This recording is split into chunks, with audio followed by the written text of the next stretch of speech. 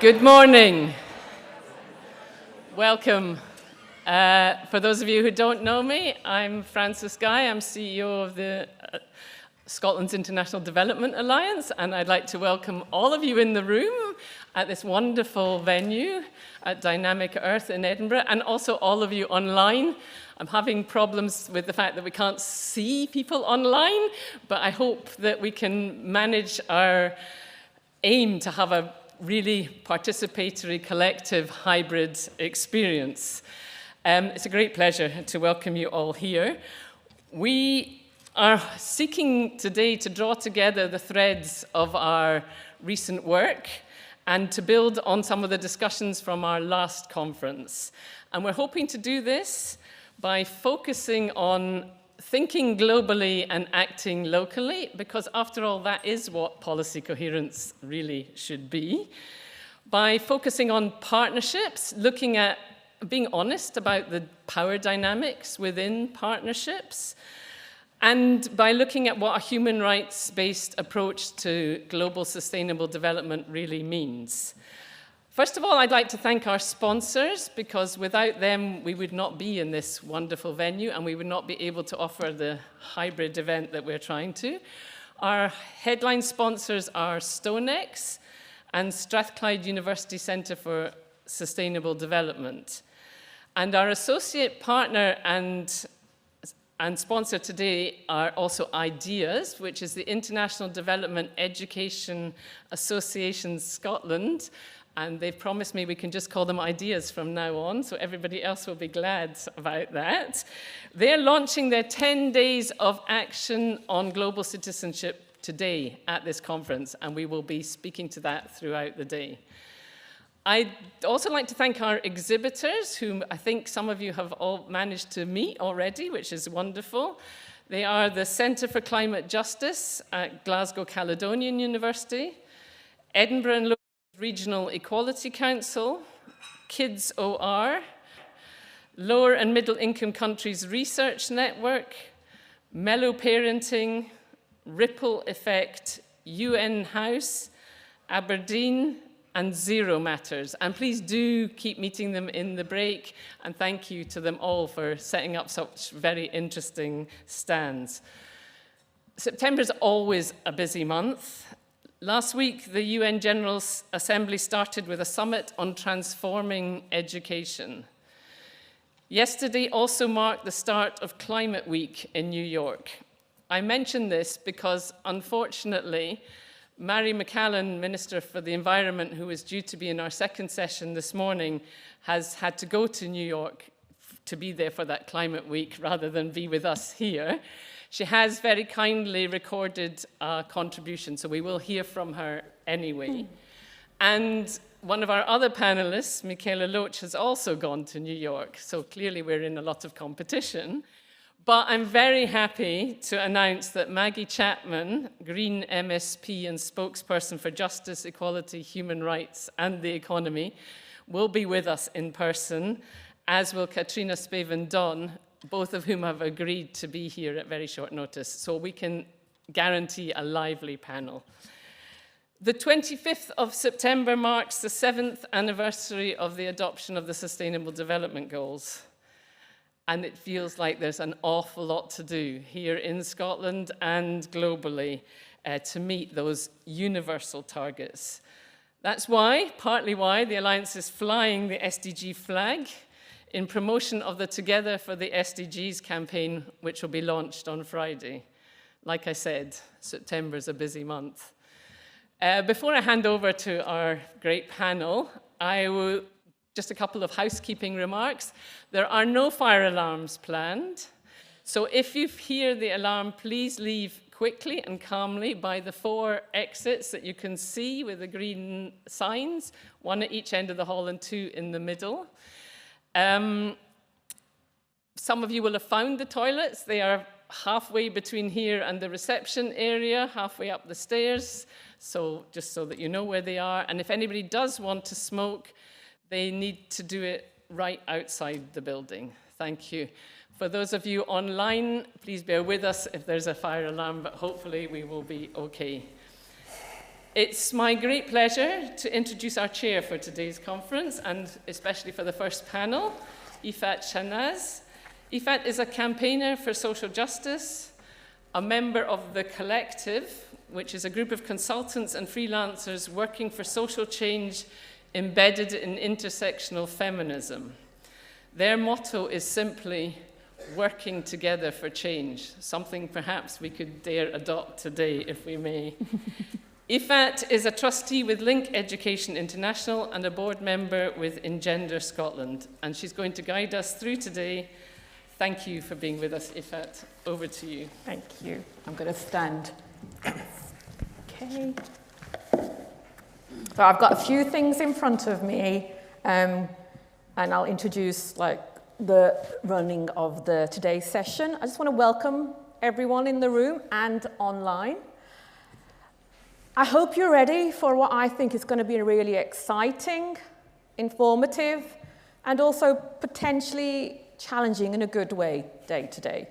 Exploring how Scotland can be a better global citizen and what that actually means in terms of the actions we can take, as well as our understanding of the impact of those actions on others elsewhere across the globe. Because I do believe we are much more of a globalized world, and our citizenship needs to be active. We're also very privileged to have us joining today speakers from the front line of climate action, speakers with economic and academic perspectives, as well as educationalists and activists. But above all, we have our active, yourselves, and audience where we have a lot to learn from as well. You know, there's a lot in this room people have done, do, and continue to do. We are keen that everyone's experiences today should be as participatory and interactive as possible. And throughout, let's be aware that we have people joining us online who are with us in their rooms across the globe. All the sessions will have time for questions and answers. We'll be using Slido for both of those in the room and online. Have people accessed? Are people on Slido? With the QR code provided or the link shared. Can you check if you're not? And while we're doing that, just a few housekeeping points to bear in mind. You will see from the program we built in a lot of time, and Francis and her team, for breaks. This is about conversations, actions, inspiration, and also sharing throughout your practice, best practice, because this is a learning conference as well. We're here to learn, we're here to be active, and we're also here to make change throughout all our areas of work. So you will see from the program absolutely time for breaks. This means that all sessions will start on time. So please respect the timing and be back in the room for the start of each sessions. The breaks will also be a chance for you to see all the exhibitors. So please make sure you do that and find out more about what they're doing as well. During the day, the International Development Education Association of Scotland will be encouraging all of us to make a pledge about what actions we will take to be a better global citizen. And there's a hashtag for that. Oh, hashtag's not there. Global conf, is it citizen or global? Yeah, Global Citizenship Scotland. So if you want to make a pledge, tweet it. I'll start doing it soon as well once I finish up in my role on the floor. I'm also alerting you now so that you can think of it while the conference is going on. And when you're inspired by a speaker, make a pledge. Let's make a pledge. Let's just take a quick look at Slido. Is that my notes? You should see a poll with a question and 4 possible answers. If you haven't answered them, could you answer them now? I'll give you about 30 seconds to do so, and then we'll show you what the results are. Can people see that? So the question is, what is your main reason for attending today's conference? That's going down. Quite interesting agenda topics. To learn more about global citizenship, so learning is key. Absolutely, networking opportunities and the expertise of speakers. I mean, as far as I'm concerned, we're all experts in what we do. So, and as as my ethos is very much around participatory and lived experience, we're all experts by experience. So, just to stress. Are people finding that easy? So is that the Slido? Still happening, done? Give it a couple of more seconds.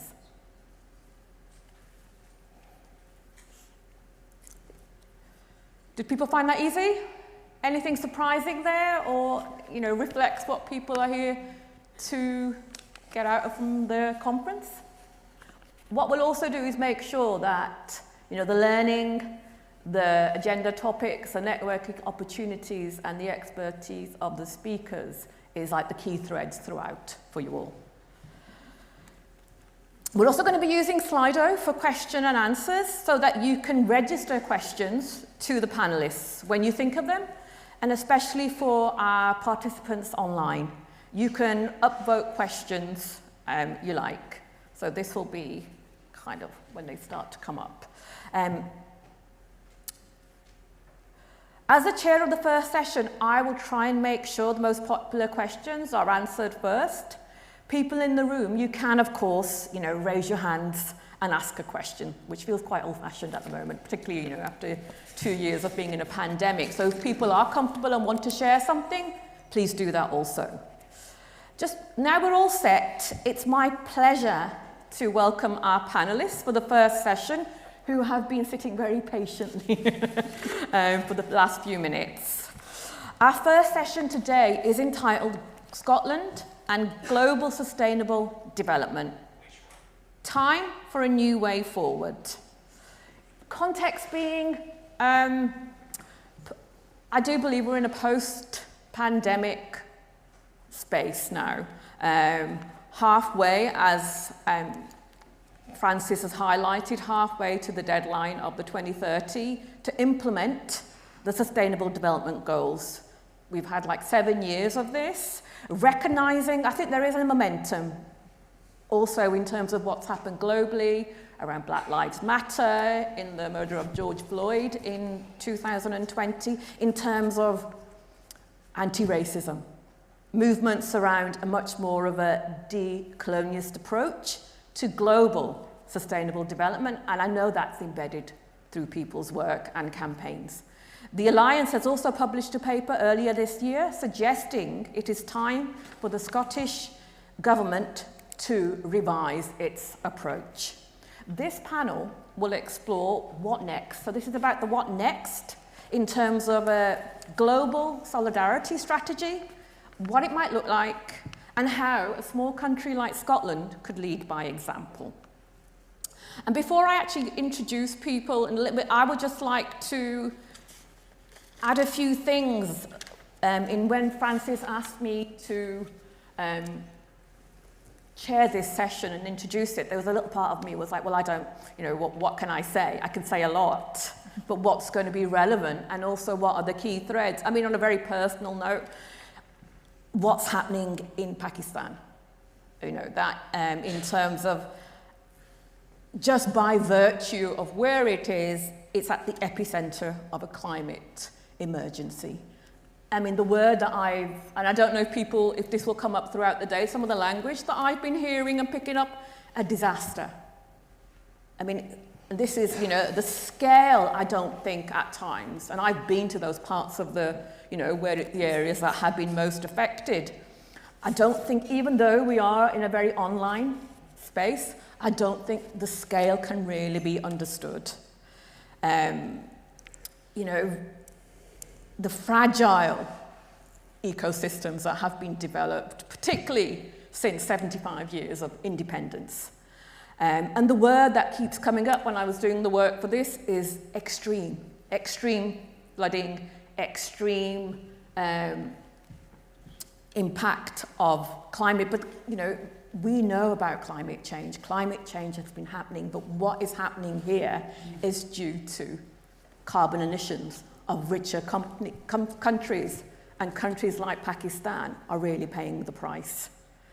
Connected to this, in terms of anti-racism movements and global solidarity movements, there's a great deal of activism, but there's also, I don't know if people are also picking this up, around a little bit of compassion, fatigue, maybe a little bit of burnout over the last couple of years.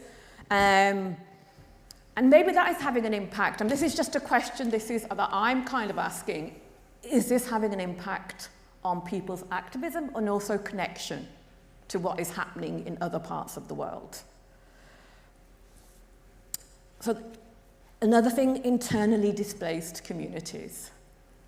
In countries that 80% of the population of Pakistan live in poverty. So the impacts will continue to be felt in terms of development, economic development, and also around freedom of movement. Because my father was a child of partition, 1947. He moved from India after decades of being in their century to Pakistan in 1947, then in 1960 to the West Midlands because people wanted his labour and there was free movement. This is really important in terms of I think we're in a post-Brexit space now in terms of what the impact that's also going to have. And then he fell in love with Scotland, Glasgow in 1977, and that's why we ended up moving here, because he thought the education system was great. But it was because of the fact that he could actually come.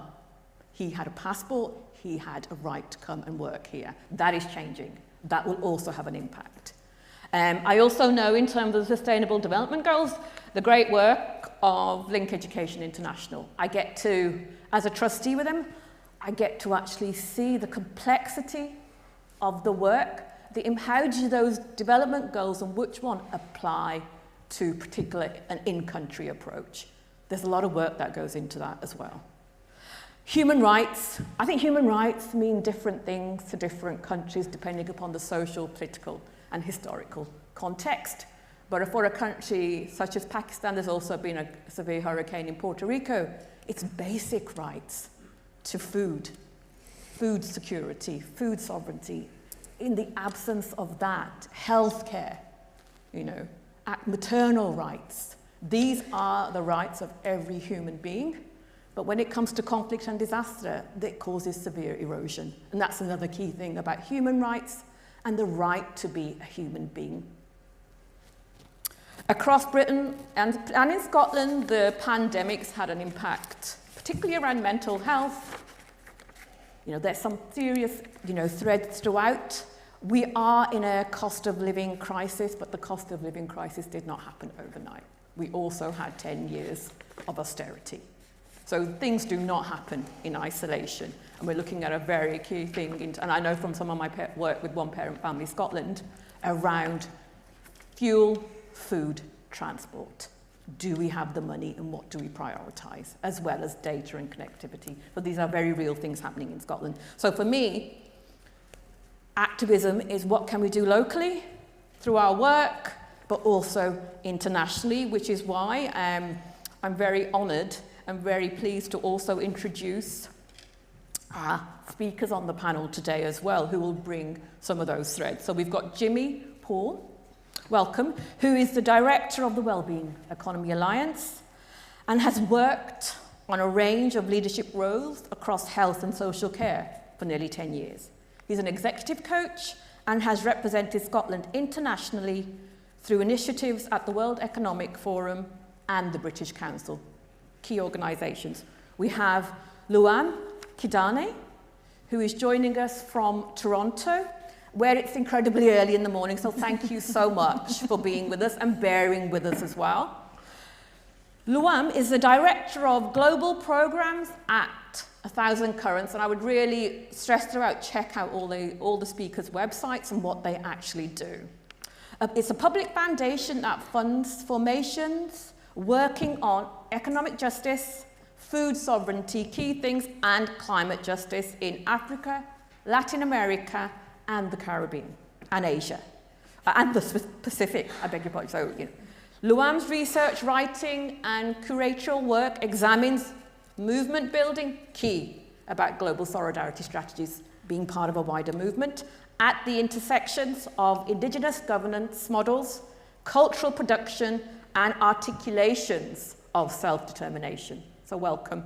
We have Tracy Morse. Dr. Tracy Morse is a senior lecturer and head of Strathclyde Centre for Sustainable Development. Having previously been based in Malawi for 20 years, she leads an interdisciplinary research team with a focus on addressing the determinants of health in low and middle income countries. And we have John Primrose, who is the head of the International Division within the Directorate of External Affairs in the Scottish Government, which includes management of Scotland's international development policy and portfolio. John has worked in Ethiopia, Nigeria, Afghanistan, Pakistan, Tanzania, Rwanda, and South Sudan. A lot of experience here. So, if it's okay, I'm going to sit down now, if that's okay. I've got my notes, and I'm going to just pose some questions to our panelists, and hopefully we'll start getting your questions through as well. So, Jimmy, if it's okay, I'd like to start with you and welcome you back to the Alliance's annual conference. It's been good to hear from you about the work of the wellbeing economy, and also particularly around promoting global sustainable development. Could you tell us something about what a wellbeing economy in Scotland would look like, and how might it link to global sustainable development? Of course. So before I do that, I just want to say it's lovely to be here again. It's lovely to have transitioned from supporting the online event last year to being here in person with you all. And it's lovely to meet the panellists who I've heard lots about. And finally, we're meeting in person. It's lovely. But for me, of course, today I'm going to talk about a wellbeing economy. Some of the threads from the last event to this one, when we were kind of still in the midst of COVID, were around the links between international development, COVID recovery, not retrenching to old behaviours, but building into the new, and collective well-being. And today I am here to talk about a wellbeing economy. So I'm going to assume no knowledge, because this is a slightly different concept to what you'll all be familiar with. A wellbeing economy is one which expressly seeks to deliver social justice on a healthy planet. And hearing Iffat talk about social justice and environmental issues globally was a really lovely introduction to actually the wellbeing economy definition. It's about a system. At the moment, we have a system that pursues growth for growth's sake. So, despite all of the perverse incentives, despite all of the collateral damage, we have seen growth year on year for 90 years since GDP was created as a measure. And actually, we've also seen widening, harsh inequality. So we know that the current system is forced to invest a lot of resource in fixing up and cleaning and trying to heal the damage that it does, whether it's in an environmental sense, dealing with floods, wildfires, or whether it's in a social sense. So a wellbeing economy would not demand so much fixing and healing and cleaning up. It would actually have an economy that does more of the heavy lifting in the first place, where we get things right first time round so that harm does not come to people or planet. Now, this needs all sectors to play their part. It needs finance to play its part. It needs the third sector, public sector, membership bodies like CEDA, and the Wellbeing Economy Alliance as well, universities, government. In order to make that feel a little less daunting, we talk about this being a 1,000-piece puzzle, but you start with the 4 corners when you have a puzzle. And we talk about the 4 Ps of purpose. What is the express purpose of the economy? Is it to grow at all costs, or is it to serve people and planet? Prevention, acting upstream in ways that prevent harm coming to planet and people. So when you were talking about one-parent family Scotland, and actually the notion of universal basic services or minimum income guarantee, these could be fantastic preventative measures that stop people falling into harm that we are seeing through the cost of living crisis is threatening many more families. Pre-distribution, getting the economy to do more of the heavy lifting, and people power, probably my favourite P.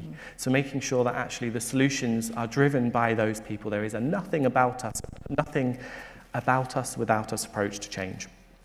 And I want to just say, we are fair weather friends of growth at Wheel Scotland, not its ever faithful followers. There are absolutely parts of Scotland, of Glasgow, of Edinburgh that need to experience growth. But what is the composition and direction of that growth? And who is benefiting as a result of that? So we need to ask those difficult questions. And we know that GDP takes the good, the bad and the ugly and calls it good. So in terms of a well-being economy challenges us to channel our inner 5-year-old and ask, but why, but why, but why? So we can't shy away from those challenging topics. And I'm really glad Iffat's already spoken about colonialism and the impact today on different countries all over the world of that. And there are speakers better versed and who understand that better than I that will allude to that. But as part of a well-being economy, you cannot shy away from those difficult and challenging topics. So why is this important to global sustainable development? Delivering well-being economies is not something that can be fully achieved in one country. It is a global concept. Environmental limits are global, trade is global, inequality is global, and we know that the IPCC have warned us that we are in a rapidly closing window for the future of humanity with the climate emergency. And we know also that more than half of carbon emissions associated with consumption in Scotland is now happening abroad. So this is very much a global issue. We need an economy which acknowledges the inequity of current systems. Now, Oxfam and the Stockholm Environment Institute in 2021 reported that the wealthiest 10% in the world contribute half of the global emissions, hastening the move towards a climate emergency. So that is challenging because at the same time, those are the people that are not in the paths of the floods that we are seeing in Pakistan and China. They are not in the midst of those heat waves, and if they are, they can very easily move. And those that aren't contributing are in the path. So there is gross inequity in those that are causing the climate emergency and those who are in the path of its damage. And David Attenborough says, someone who believes in infinite growth is either a madman or an economist. The Wellbeing Economy movement is about setting a common direction for the economy and economic policy. So it's a useful concept to promote, as Francis said in the introduction, policy coherence. In Scotland, we have really fertile ground. We've got the Community Wealth Building Bill. We've got the Future Generations Commission being built right now. We've got the Business Purpose Commission report launching saying that all businesses in Scotland need to be purpose-driven by 2030. We've got the promise. I used to work at the Independent Care Review in Scotland, which the result of that was the promise. And that says that all children must be involved in their decisions that are made about them, and also that Scotland's care system must be doing much better and we must support families upstream. So we have really fantastic, fertile ground in Scotland for this.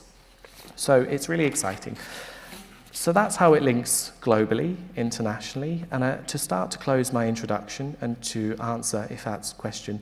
So we need a really holistic understanding of collective well-being, not just GDP growth, but actually what matters to people. And we can only do that by having national conversations and spending time with people and asking them what matters to you and how are we going to measure that. We need both a national and global outlook, acknowledging the importance of that policy coherence, the strengths we have in Scotland, but what we're seeing abroad, the happiness index in Bhutan, well-being budgeting in New Zealand, the work in Canada and the work in parts of the US around business purpose. And we need to do much more to acknowledge the role of the economy in delivering sustainability nationally and globally. To finish on a point of hope, there is a growing network of people starting to point to the economic system as something that's well overdue for change, and people are rolling up their sleeves and starting to deliver that.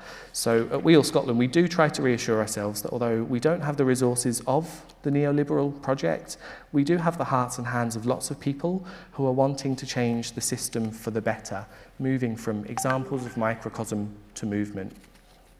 Thank you. Thank you very much.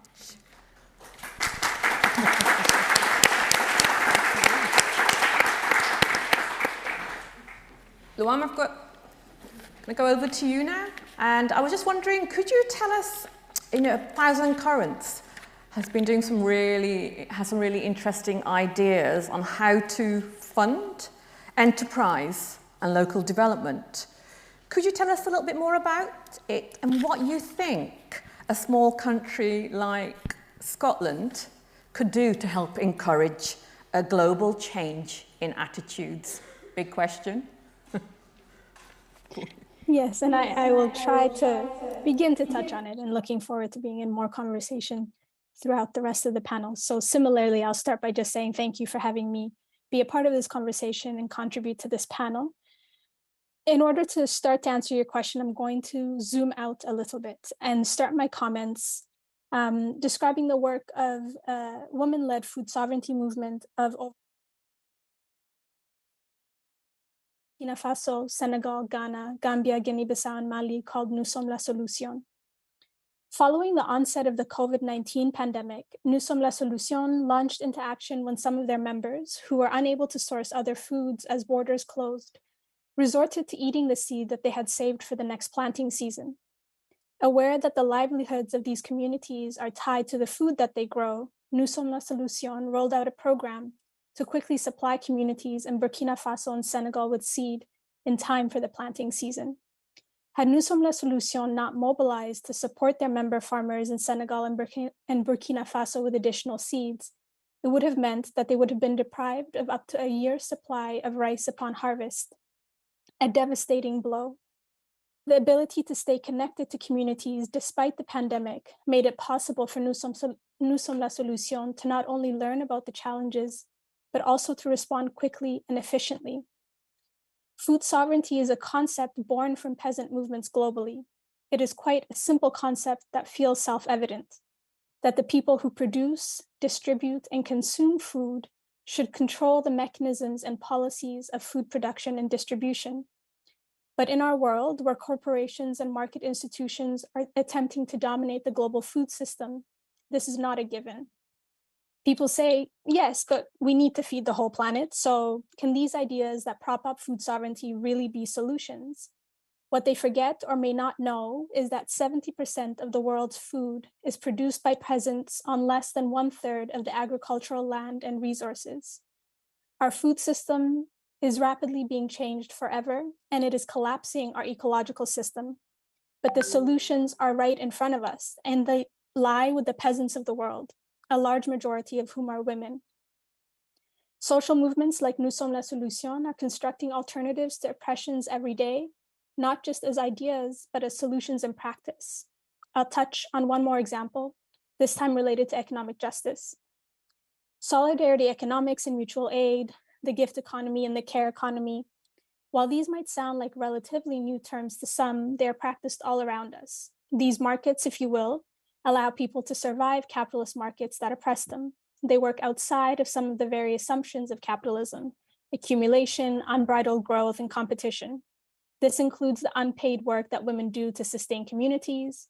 They are the taking over of factories by workers that form cooperatives to self-manage these factories, and so on. People are building networks of solidarity economies around the globe to go beyond survival in order to deepen the possibilities of economies rooted in justice, sustainability, and equity. The movement of rural landless workers of Brazil, known by the acronym MST, formed in the mid-1980s out of the shadow of a military dictatorship. The communities that formed MST were resisting displacement from their lands, increasing unemployment, and widening class stratification. In their struggle for agrarian reform, which calls for economic, social, political, and cultural reform, one of their key strategies has been to create cooperatives rooted in their communities. These cooperatives flourish in the over 7.5 million hectares of land that the movement has won through land occupations. Through a system of rhizomatic connections, these cooperatives work to ensure that their communities' needs are being met, while also building participatory and democratic economic relationships in and also between communities. Through these cooperatives, the members of MST are now one of the largest producers of organic rice in Latin America. So we're here today to talk about a different way forward to get to your question. But before we get there, philanthropy and aid, we have to be clear, exists because of a concentration of wealth made possible by the deliberate exploitation and extraction of countries across the global south, which continues today. This is not just a historical practice. Philanthropy and aid have very unaccountable practices. Power is not only wielded through this concentration of wealth, but also through giving. Sometimes the sector enables deepened inequalities or false solutions. In other cases, financial flows are diverted towards systems that movements are countering, or the conditionalities of the aid further plummet global south countries into debt. So how can we as people working in this sector make changes to our practice so that we do not perpetuate ineffective or harmful practice through our funding or through our investments? There are segments of philanthropy, however small, that are trying to shift philanthropic practice and are trying to create a more enabling environment for the systems change work that movements are advancing. For the purpose of our conversation on the way forward, I'll share a few reflections about these practices that I hope will be useful, and then I'll wrap up my comments. First, let me start by saying that when I say grassroots, I don't mean it as an indicator of size, but rather as an indicator of where power sits. Given the evidence that transformative change is driven by autonomous movements and that enduring shifts depend on movements, the bet then on where transformative power sits is with movements built by people directly impacted by oppressions who are at the forefront of building just worlds and who operate, as Frances was mentioning earlier, in local, national, regional, and global spheres. Secondly, longer-term core funding is key. Systems change is no small feat. It takes time.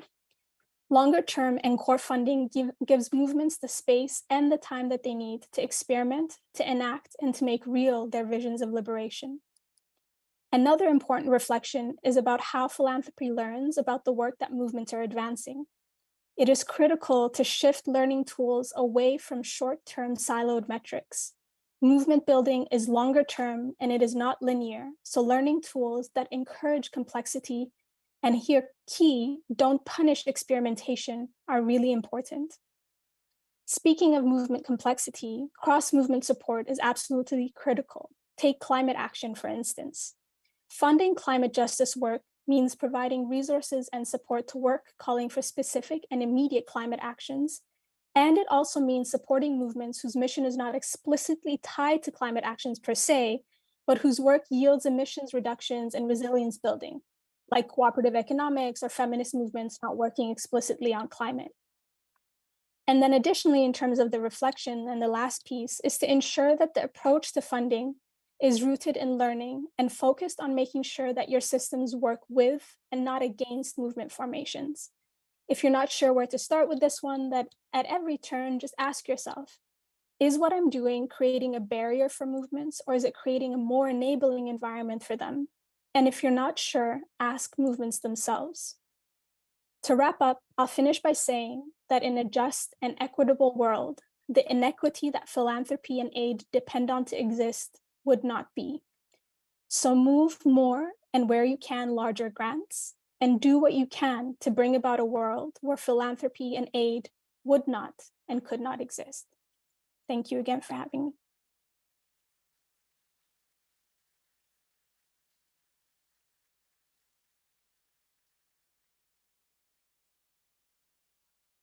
Questions, but as the chair, I'm going to just keep quiet and I'm going to go on to Scotland now. And Tracy, I'm going to start with you, if that's okay. And just about what role tertiary education can play in promoting global sustainable development. And also, can you bring us up to date on any kind of exciting proposals to integrate international human rights convention into Scots law? I'll try and do that part on behalf of someone else, the latter. So thanks very much, and it's great to be here as well, as everyone else has said, and to share the panel. I'm kind of sitting here wearing two hats today, as Iffat described earlier. One hat of the researcher who sat working in kind of international development in Malawi for 20 years, and the other hat sitting in an academic institution now in Scotland, running the Centre for Sustainable Development. I have to say, when thinking about what to say in my introduction, I was really struggling yesterday, as my husband had to put up with. But we were, looking at all the different topics and things that have been put into the description of this session. There were a lot of different areas I wanted to dig into, and I think universities cover a lot of them as well. But I've decided on three, and the first one was, what do we really mean by a global citizen? I think it's a word that we use a lot, but I think it means different things to different people. And what do we mean by, Scotland being a good global citizen as well? So at the centre, It's a term that I use all of the time, and when I use it there, I'm often thinking about how it relates to our graduates, ensuring that any graduate that comes out of the university is a good global citizen. They're aware of how their future work is going to impact on sustainable development, whether positively or negatively. They're aware of their place in the world around that, as well as Frances said earlier, that great term of thinking locally and acting locally and thinking globally, and looking at that side of things too.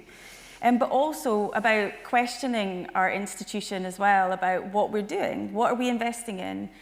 Is it promoting sustainable development? What research are we doing? Is it research that is having a positive influence on sustainable development and human rights, and peace and justice as well? And I think these are really important contributions universities can have. As with all good academics, I decided also to Google and check what it said. And actually the best definition that I came up with was one that was used by Oxfam, which was being someone who's aware of and understands the wider world and their place in it. They are a citizen of the world, and they take an active role in their community and work with others to make our planet more peaceful, sustainable and fairer, which I think talks a lot to what the first two speakers have said as well today. And that one really, I liked it because it wasn't filled with jargon as well, which was great. And I think there is a danger when we talk about global citizenship that there is a lot of jargon. And really what we don't talk about enough is what is the environment, what is the resource, what is the enabling environment we need to make sure that people can act as global citizens? What is it that we need to make sure that that's a reality? And that's something I hope that we can discuss throughout today as well.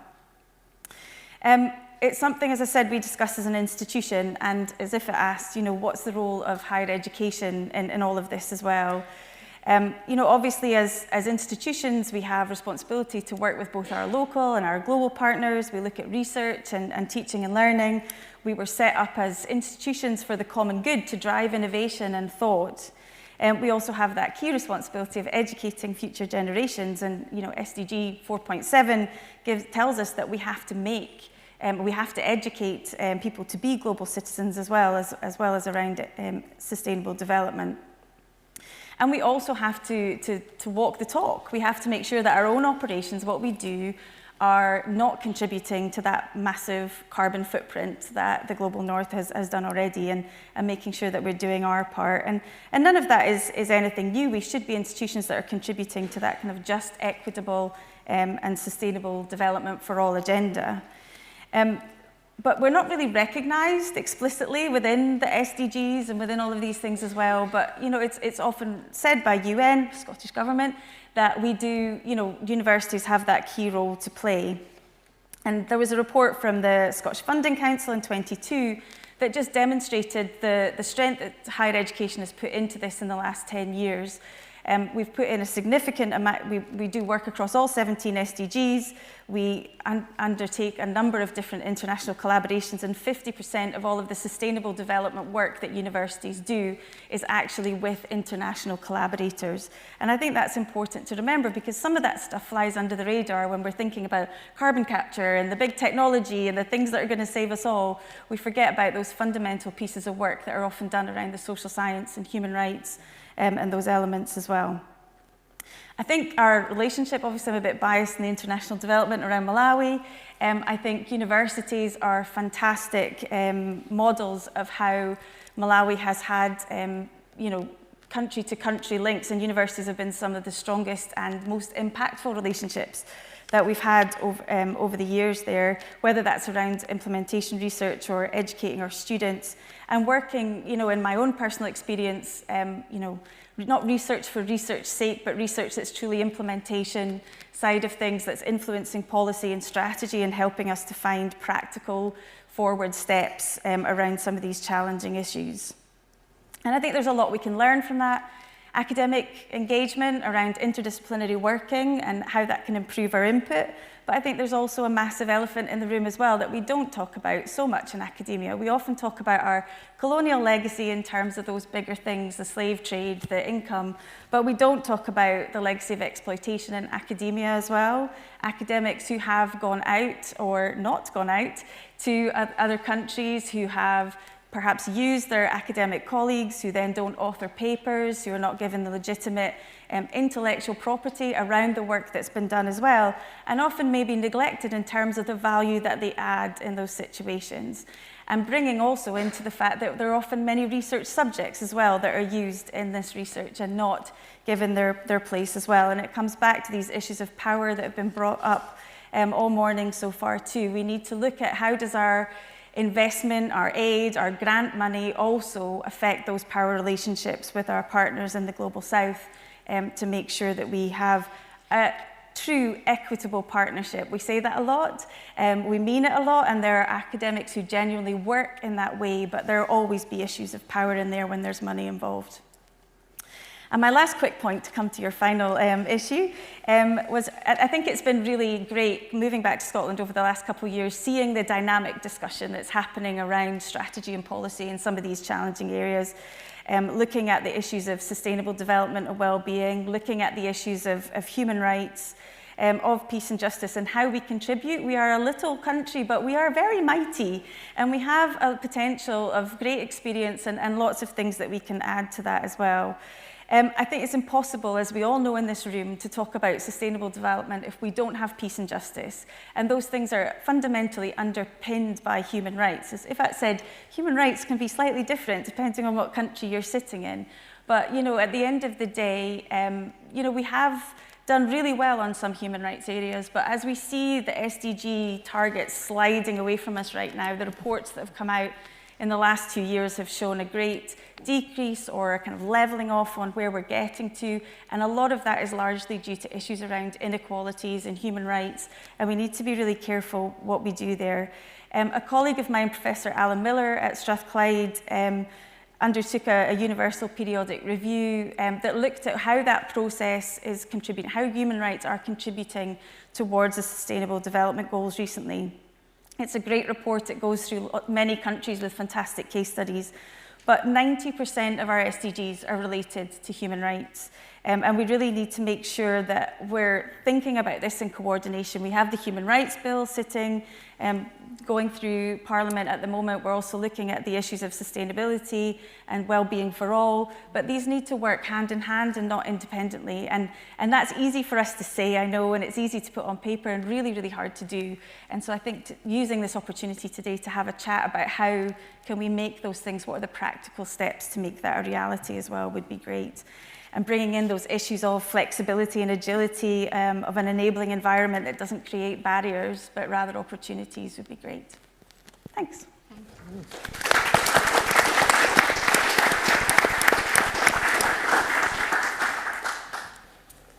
John? Just a question, I know you've been sat here very patiently. Can you bring us up to date, where possible, on existing Scottish Government plans and commitments, and how they relate to the points that have been raised where possible? Yeah, I'd be very happy to. And good morning, everybody. And again, it's great to be on such an illustrious panel with yourselves. I did want to start with a bit of thanks, actually, to the Alliance and all of your members.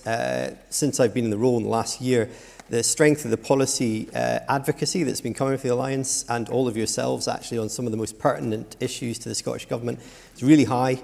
And really important, actually. So it's great to be here today and to meet you in person. I wanted to say a few things which pick up from where my previous speakers have come, and also the agenda. I completely agree about the perilous state of the SDGs, and I think you look at the situation of coming out of COVID, the vaccine inequity that was on display during that time, the climate crisis, Pakistan being just the most recent and really devastating example, and also the Russia-Ukraine, Russia's illegal invasion of Ukraine and what that's done to global energy costs as well as food.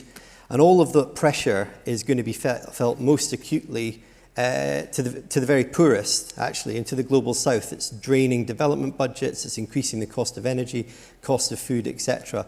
So it's all on all of us, actually, to make sure every pound or dollar completely counts and is actually going to have an impact on the most important areas. And so I wanted to pick up 3 areas where we're thinking about that as the Scottish Government as it relates to good global citizenship. The first is around shifting the power. Now, I mean, we weren't the first at all to see that, cookie cutter approaches from the global north that have been developed there in terms of problem diagnosis and also solutions transplanted onto the global south is an ineffective way of doing aid. It's an ineffective way of spending money. It's not going to result in the poverty reduction or reducing the inequality that we want to see. And actually, it needs to be very much locally based solutions driven by local priorities. And that is part of the transformation that we're trying to go through right now within the Scottish Government following the ID review of the last couple of years. We're doing that in I suppose, 3 different ways. So firstly, we agreed to allow anyone to bid for the business that we are putting out there in terms of grants and contracts. We want to encourage direct contracting and grant relationships with Global South organisations rather than seeing that as a barrier. We know that that's a journey that will be going on. We're not there overnight, and we'll welcome your feedback on the best way to do that, be that through certain partners and then to the Global South, or indeed directly to the Global South, as we do right now with the Malawi-Scotland partnership. So we want to grow that. We've also developed a Global South panel, a high-level group of Global South policymakers from our 3 partner countries, that's Malawi, Zambia, Rwanda, who will be challenging us on what is our strategy, what are we trying to deliver, what do we really mean by feminist foreign policy, what does our portfolio look like. So trying to shift that governance and that approach. We've obviously also asked our partner countries, where do you actually want us to go? What do you actually want us to do? And the feedback that's come back is, please prioritise, please be focused, and please be in specific areas that are of the most importance to us. And so we've designed a portfolio, or increasing to design a portfolio around that. I think it's also about a partnership approach. I wanted to pick up an example of one aspect of work we're doing with the University of Glasgow, the Blantyre partnership, where we're working with a laboratory in Malawi, doing significant technical strengthening to bring it up to significant global standard, and then partnering between Glasgow University and that university in Malawi to address global challenges that affect Scotland as much as they affect Malawi. That's sort of partnership approach that I think we'll be looking to take going forward, rather than a kind of recipient donor, but more of a shared global challenge approach that we want to take. The second thing I wanted to mention was about the purpose of aid. I'm really interested in what you've been saying, Jimmy, around the well-being approach and the kind of interdisciplinary nature of what we're trying to do with aid assistance, that it's not just about headcount poverty reduction, it's not just about GDP growth, but actually there's a variety of indicators that we need to be considering. If we look at the COVID crisis, what we've seen is there's inequities only growing for women and girls, for example, within the Global South. So we want to pivot that. We want to make sure that our work is really geared towards reducing inequality. We've done some of this work already with Comic Relief through something called Levelling the Field, where we've really targeted women and girls for our approach, but we want to go further on that. So we're going to be soon announcing, soon hopefully putting out to market a Women and Girls Empowerment Fund, where we really want to empower local civil society organisations within the Global South to actually create a more positive rights space for themselves, and the intersectionality of what affects women and girls across a variety of other areas. We're also looking at how to mainstream inequality issues within our whole portfolio, taking in OECD markers for gender inequity. The final point I wanted to mention was on policy, and one of the questions that was being asked was, as a relatively small but, as you say, mighty country, what can we do actually? And our portfolio is growing. I'm proud that our portfolio is growing, and was reconfirmed during the recent programme for government is going up to 15 million over the course of this Parliament. But actually, perhaps the most impactful stuff is the policy work we can do, the domestic work we can do, that we can then show an example of what we want, the sort of behaviour we want to see internationally. So, for example, the wellbeing work, the Wellbeing Government Alliance, that idea of moving beyond GDP, the different ways that we can measure progress, I think can be a great example of how we can then engage further with the Global South, and more broadly than that. The work on period poverty, for example, that Scotland's done domestically, that is a great example of what we can do further and how we can share that knowledge. I suppose in the policy space, the loss and damage commitment that the First Minister made in COP26, albeit £2 million with a multi-billion-dollar problem, actually it's very important to send that signal that we need to create a facility for that we need to recognise that language and that problem. And equally, more recently, with the Welsh First Minister around vaccine equity, making the statement of how important that is to remove intellectual property concerns around that, and advocating and allying really with the Global South. So those would be the three areas that I'd be suggesting that we're working most closely within, shifting the power, making sure our purpose of aid is kind of upside down a little bit from where we were previously, and really moving into the policy space. But I finally wanted to finish on a note of humility. We don't have the answers or all the answers of this. I think we're really on a journey, like many of us around this room, of how we can make these concepts real. And so we depend on yourselves, your ideas and your challenge, actually, and we welcome more of that as we go through the conversation. Thank you. Thank you.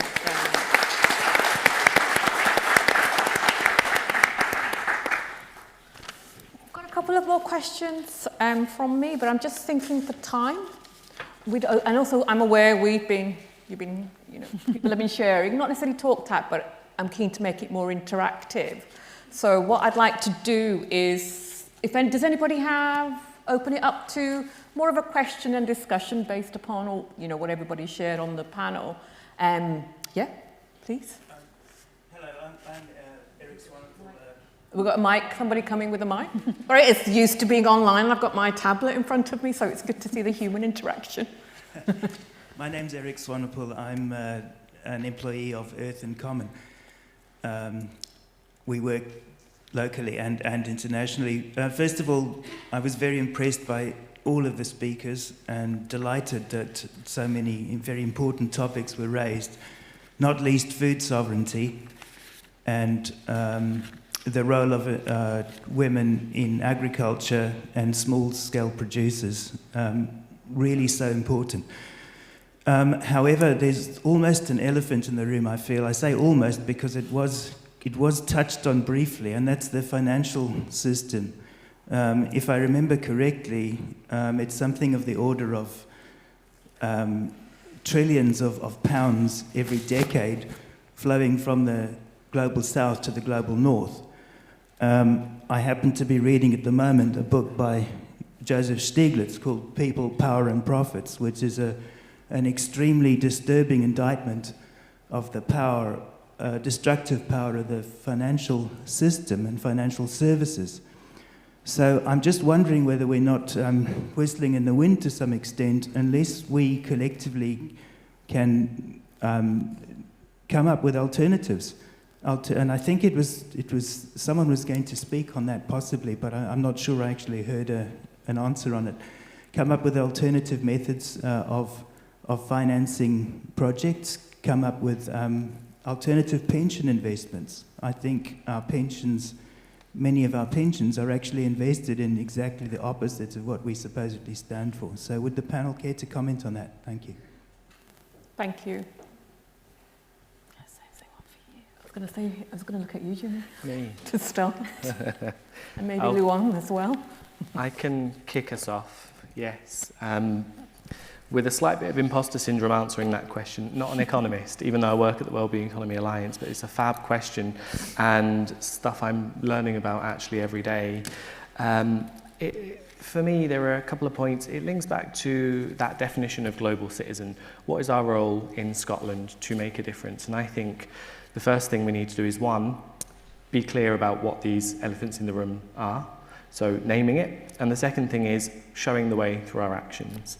And if that is saying that we will not invest in ways that enhances the fault lines in our economy that actually is so grossly unjust, not just towards those in what you call the global south and less wealthy countries, but also within Scotland, within the UK, we need to find ways and a system that can seek to change that. And actually, to John's point about what we measure is really important, and making sure that we're measuring and thinking in holistic ways. So we need to do that not just within Scotland but internationally as well. That's all I've got to say on that. I don't have much more, I'm afraid. I'm hoping other panellists might come in and shine some more light. Anybody? What can... Sorry, is somebody else? No, it's Luam once. Luam. Please. Yeah, I'm happy to jump in really quickly, also not an economist, but it's to give some numbers to that point. From data in the Honest Accounts report, which was released in 2017, that analyzed around, I think, 48 countries in Africa, what they found was that in 2015, and I don't think this has shifted much, is that under the guise of helping Africa in economic development, approximately $161 billion flowed into Africa in the forms of loans, foreign investments, and aid. But in the same breath, an estimated $202 billion was extracted from Africa, mainly in the forms of profits by foreign companies, tax dodging, and debt payments. So making Africa a net creditor of about $41 or so billion a year. And around 32.4 billion of that was being extracted by multinational companies in profits, and 67 a year in illicit financial flows. And so there are many places that I think we can start. One is around the investment piece, which was mentioned by the person who's asking the question. If you have a pension fund, or if you're within that kind of investment system, what are you investing in? And what is the coherence between what you're saying you're supporting and then the mechanisms that money is being made from? But another one is also around tax and tax justice. And this is where I think there's a lot of room within countries in the global north to look at public spending and public financing. Where is public money being put towards? And as members that are electing governments, there is room to make demands on what the mandate is of your governments and how public financing and public policy is being formed. So that's one place to start. I'm happy to. Yes, please, John. Yeah, also not an economist, but I would say a couple of different things. I mean, I completely agree with what Jimmy and Luam have said around legislation. There's clearly a debt relief question here, which has only got worse, it feels like, across the last few years, across sub-Saharan Africa, and then there needs to be measures taken on that.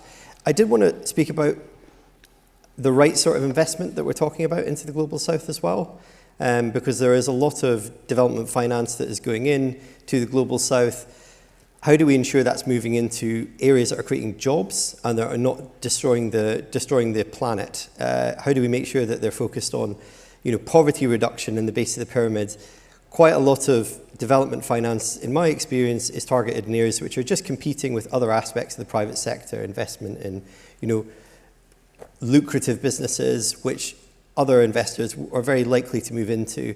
I think there's something on all of us actually to challenge DFIs, and that includes the one that sits within the UK, to say, what is your poverty indicator, what's your jobs indicator, and what is the structure of the economies that you're trying to support within those areas, rather than just necessarily potentially supplanting other private sector investment that could be on the continent.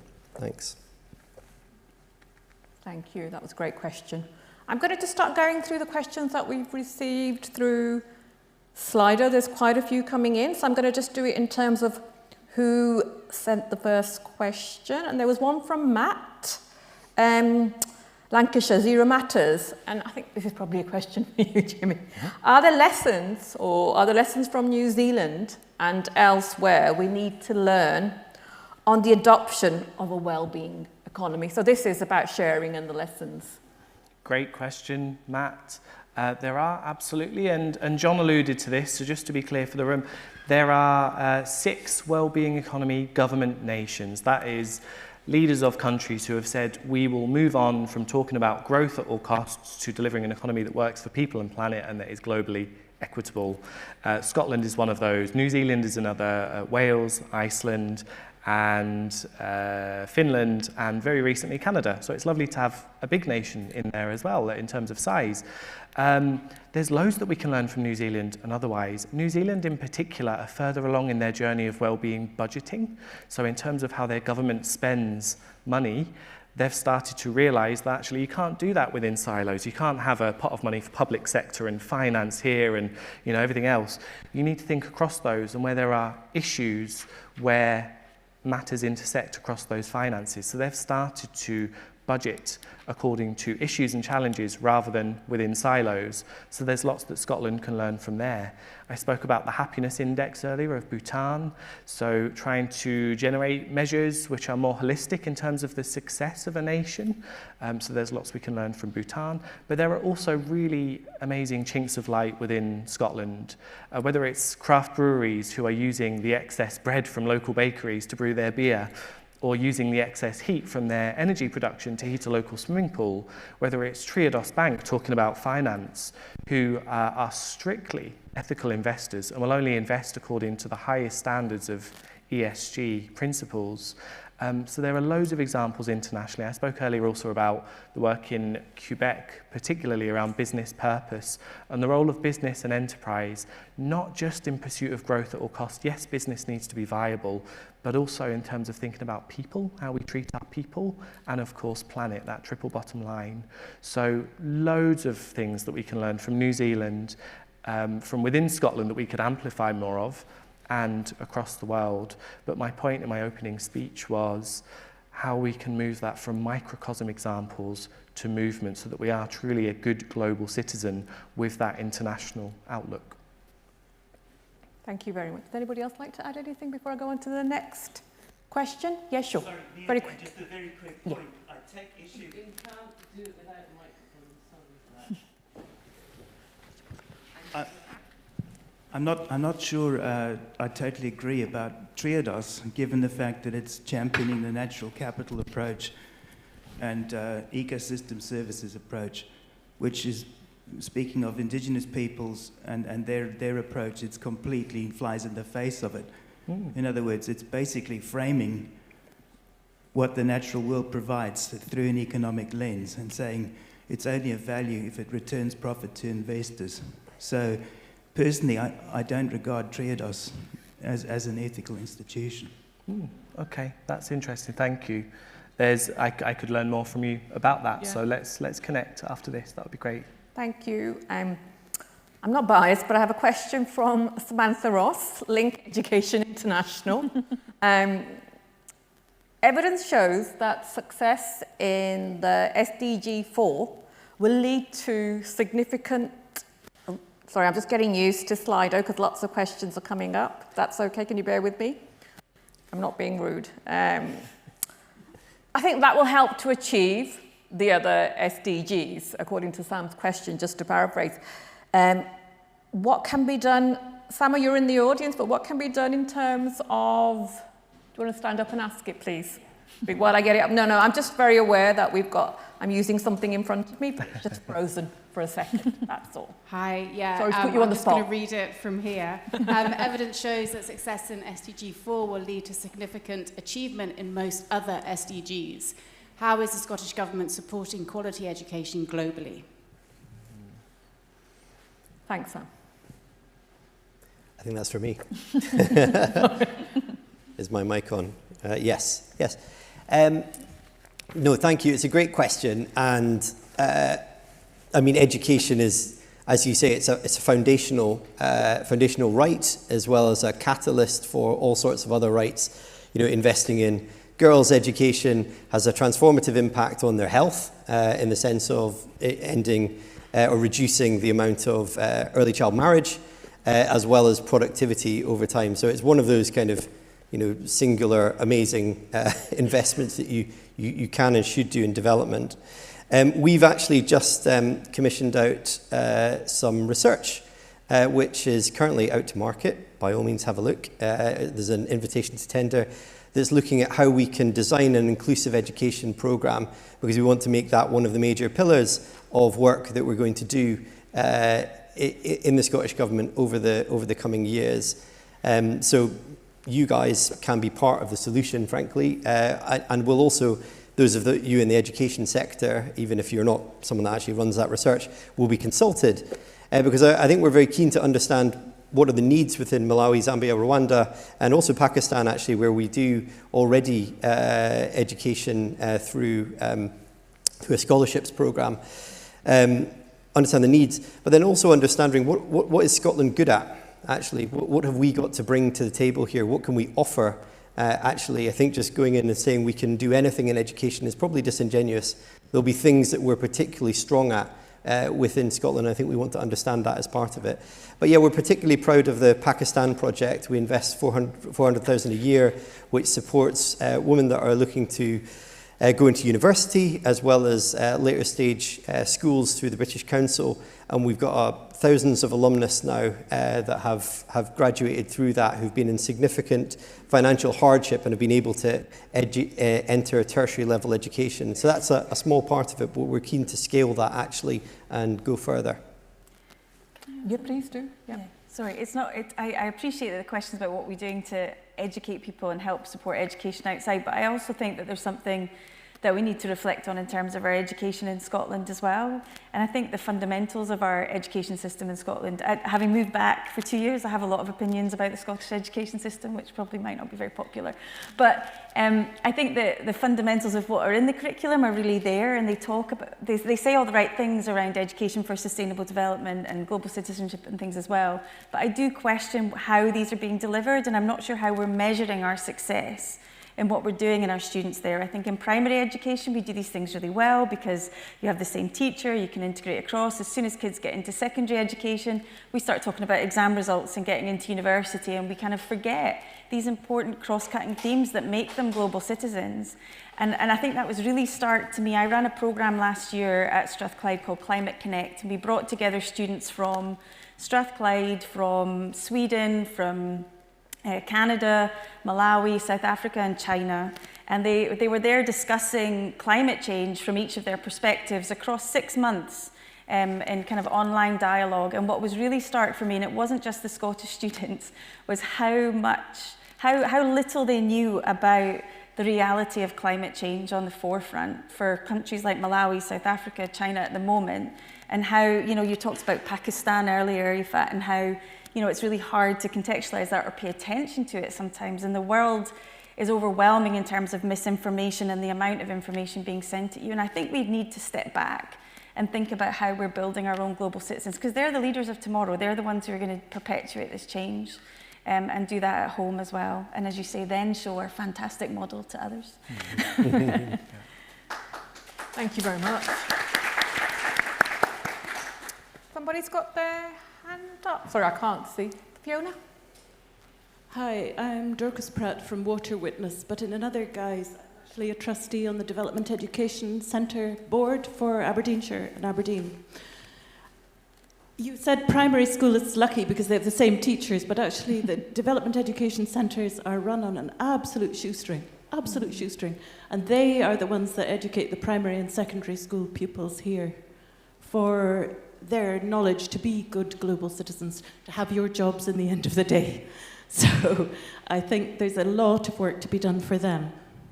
Not that I'm biased or anything, but I see how little they have and how much they rely on volunteers to do a huge amount for those teachers in order that they're prepared enough to do the work they have to do. Thank you. Can I say something? Yeah, Tracy would like just to say, and I think that is something we need to think about in terms of what are we investing in terms of education, and it goes right through to university too. I mean, I work with colleagues in Sweden Sweden has a fantastic policy where, at the moment as a university, we're accountable for our carbon emissions, for example, to the government. We have to show we're reducing our carbon footprint, but there's no pressure on us, no legislative requirement on us to show that we're teaching or we're putting in place our education for sustainable development and these other things into our curricula. And in a cost of living crisis, when universities are also in a crisis around financing and how we function, and with all the other competing pressures, it can be really hard to be that voice saying, hang on a minute, guys, think about the future, this is really important. And I think a bit of reflection on the investment on education and ESD right from the basis through to higher education is really important. Thank you very much. Just going to go on to the next question from Paul. With an open invitation, sorry, it's just off my screen. With an open invitation to tender, How do you ensure, let me stand up, better, that's better. How do you ensure equitable awarding of contracts between local and international entities and interests? I think that's a question for me again. Yeah. Look, it's a really good question. I think we need, so we've put out a small tender for some research work. We've encouraged anyone to apply for it. I think the bigger prize is probably in the larger contractual relationships or grants that we end up issuing, and how we might be able to do that, and how we bake in the Global South into that process. We're going through a process right now, actually, of working out how to give a direct accountable grant to an entity in the Global South. Scottish Government systems, if I'm perfectly honest, aren't fully set up for that, as you might understand, because actually Scottish Government systems generally work within Scotland. So we're going through a journey on that. I think it's probably going to be a bit like we start at a certain percentage and then aim to work up over 1 to 5 years, rather than starting wholesale in one position. I think it may well involve using partners who can then work with Global South entities on issues around compliance or measurement or capacity strengthening, and then eventually graduate to full-time permanent relationships. But I don't think there's a silver bullet for this, and if anyone has it, please tell us, because I'm not finding it from other development agencies either. We're trying to be creative in terms of how we approach this challenge, and we haven't as yet put any major bits of investment out to either Global South or the Global North since we've decided to do this new policy. So we welcome your challenge as we go through this process, but I think it will be a genuine process rather than an immediate answer. Does anybody have any questions or anything else? Please. Do you want this? Can you just wait for the mic? Thanks. Andy, thanks very much, Jim McKenzie, Scotland. With regard to the co-op, setting up, and in fact the co-op business, that is more sustainable and also more democratic. Just wonder how the panel would feel about the expansion of co-ops, how we can encourage governments in the West and developing world to set up more co-ops, how that can be sustainable. It's a democratic, in fact, form of business, sustainable, and also it helps the health and safety as well of the workers who actually are actually doing the work. It's important here for the workers' health and safety. Thank you. Yep, Jimmy. That's a really, really good point. And I think one of the myths that people think about the Wellbeing Economy Alliance movement is that we're anti-business. We're not. We're pro-business, we're pro-social business. And cooperatives and a cooperative model is one of those that we will say has huge benefits. Luam spoke earlier about grassroots in terms of its quality and not just in terms of its size. Where does it come from? And the ethos of cooperatives is very much grassroots. So I think there's huge benefit in scaling that up, not just with a focus internationally, but within Scotland as well. And I spoke earlier about the triple bottom line of people, profit, and planet. And cooperatives tend to have that very readily at the heart because of the nature of how they're designed. So, yeah, big fan of cooperatives and would support that wholeheartedly. Thank you very much. It's a really good question. Is there anybody else before I go on to the next? Somebody right at the back, I can see you. Thank you very much. I'm Olayinka Quadri. I represent Global Justice Now.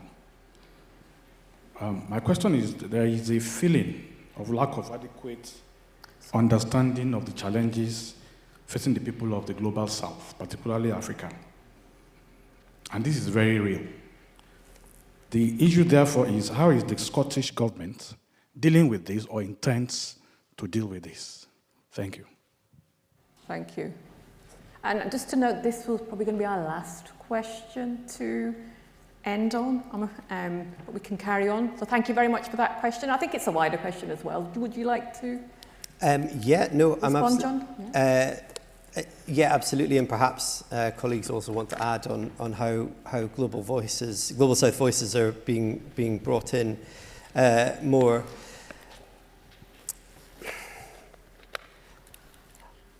I mean, I think I think it's a reality, isn't it, that has only been felt more acutely through the COVID crisis, that the solutions for the global problems that are facing Global South will have to come from the Global South, actually. You know, the availability of vaccines that happened in the teeth of the crisis, the availability of actual adaptation finance or loss and damage finance that needs to come from the Global North, and the fact that it's not. All of these things suggest that the Global South needs to have the voice to say, well, this is actually what we need, but then very much the means to deal with that, the means to actually channel their own resources. We used to speak quite a lot about aid effectiveness. I don't know if anyone remembers that, this idea that it was about country-level ownership, country-level responsibility, country-level systems. I feel like we've drifted away from that somehow as an international community. And I think Scotland, in a small way, would like to be doing more in that space. So how do we get it on board with the country priorities? How do we make them in charge of where resources are being deployed? But then also, how do we think about the civil society, which I suppose was slightly missing from the aid effectiveness agenda, civil society that are going to genuinely challenge the state to do more effective policy making, actually represent the interests of the poorest the most. So I think the question's absolutely on the nose. How do we get that accountability in the right space? And I think it's going to be around representation, it's going to be around diversity in terms of decision making and implementation, including in staffing of all of us actually, as well as the governance of what we're doing on the aid side, and it's going to be on the delivery as well. But yeah, I'm keen to continue the dialogue more and hear from you how you think we can hear better from the Global South. Thanks. Luan, I'd really be keen to hear from you as well, and any kind of reflections on what's been raised today as well, and particularly I think around that question around decolonisation, around movement building. So it would be really good to get your reflections before I conclude this panel. I think a lot has been said already, but I mean, in response to that last question, it's consultation and being in conversation with people from the Global South. And I think to wrap up, for me, as somebody who's working within philanthropy and who's also interested in questions of freedom and self-determination and autonomy, the thing that's really clear to me is that philanthropy and aid can, like I said, at best, create an enabling environment for the work that movements are doing around systems change and advancing systems change. There's a groundswell building from Sudan to Brazil. People's movements are going to create a different world, and philanthropy and aid has a decision on what side of that struggle are we going to be on. And so I'll end it by saying there's Spu Zikode, who's the president of Abakhlali Basmanjalo, a shack dwellers movement in South Africa. At a People's BRICS meeting that was held in Brasilia, he said, "There is no doubt that our diverse struggles are all facing common global forces and interests that often gain from the impoverishment and dispossession of others. Just as the economic monster is globalizing, we must unite and build a global resistance. Lula must know that he will always have a home in our land occupations, whether they are in Sao Paulo or Durban. Bolsonaro must know that he will face resistance in the streets from Brasilia to Pretoria." Much and yeah.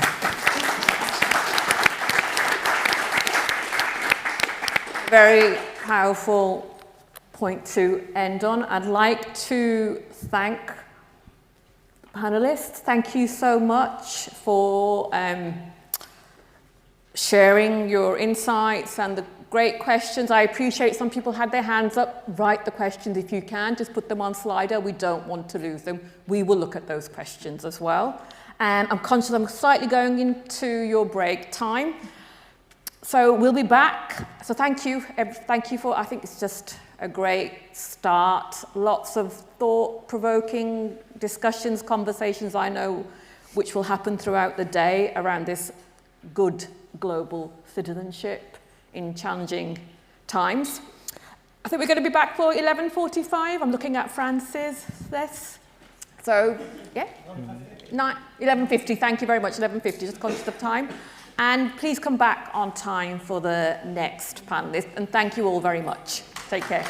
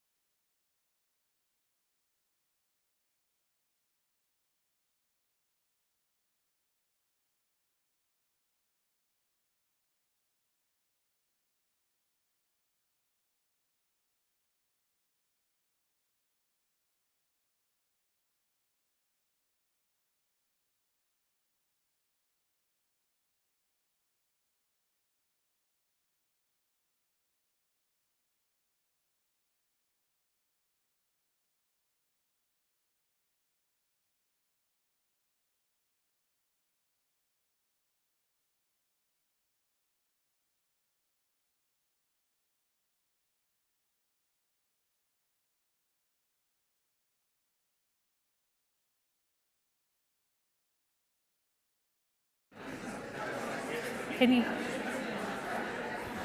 Thank you, and a very good morning. If you could just take your seats, and we'll begin in 1 minute. Thank you.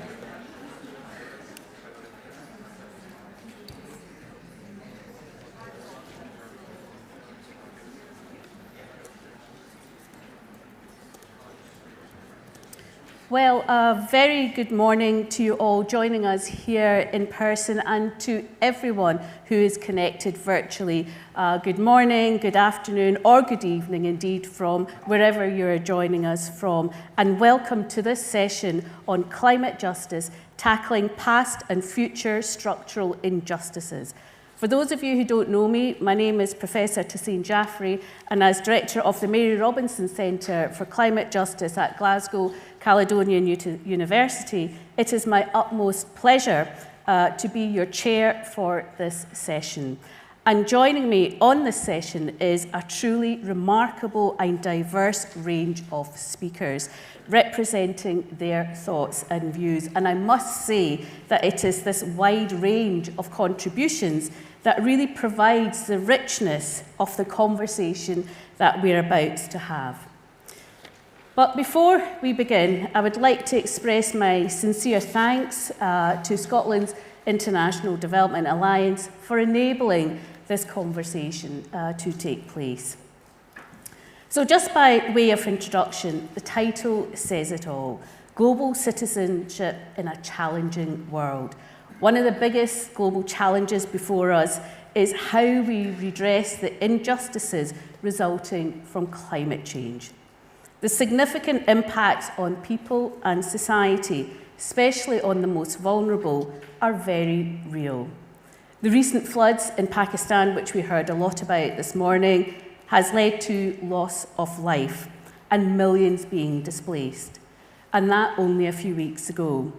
And only just yesterday, a super typhoon made landfall in southern Japan, leading to devastation and extensive impacts on lives and livelihoods. And according to the Intergovernmental Panel on Climate Change, the intensity of tropical cyclones is likely to increase on a global scale. And in the Horn of Africa, right now, millions of people are facing hunger and starvation due to severe drought. This is the here and this is the now. But what is clearly emerging, though, are issues around three areas: loss and damage, with particular reference to climate finance, climate reparations, and debt relief. Scotland has shown leadership in pledging loss and damage financing with a commitment of £2 million this Parliament. So we have set out in this session to explore how this pledge for loss and damage financing is being delivered in practice. We will consider what more Scotland can do to encourage other nations to set up and follow this commitment, as well as to discuss ways in which we can show our leadership to acknowledge, amend and show solidarity with those most affected by climate change. And all this particularly in the run-up to COP27, which is being badged as the Africa COP. So these issues will be pivotal, they'll be front and centre, and they'll be at the top of the agenda at those negotiations in November. So without further ado, I would like to introduce the first of our two speakers, Elizabeth Watuti, who is a Kenyan climate activist, and Mary McCallan, MSP Minister for Environment at the Scottish Government, to give their opening addresses, both of which have been kindly pre-recorded. So could we please have the first address from Elizabeth? My name is Elizabeth Wathuti. I am an environmentalist and a climate activist from Kenya. The loss and damage that is already being experienced by communities on the front lines of the climate crisis is worsening with every delay in action. And it's the people who have done the least to contribute to the climate crisis that are right now suffering its worst impacts. and decency demands that finance be mobilized urgently to help them.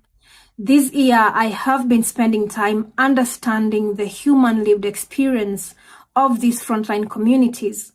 Recently, I visited Wajir County, which is about a day's drive northeast of my home in Nairobi, Kenya. What I witnessed there was a deeply shocking example of the suffering that the interconnected climate, nature, and food crises are bringing to bear right now across the African continent. 4 consecutive failed rainy seasons have led to terrifying levels of food and water insecurity across the region.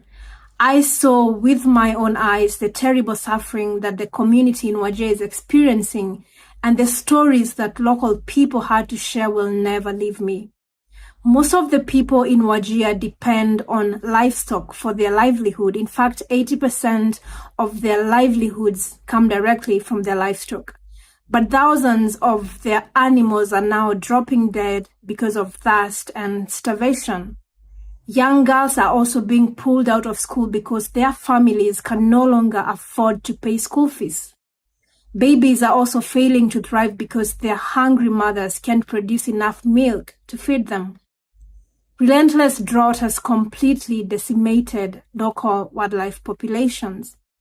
And I witnessed all this during the time that I spent with the people of Wajir County.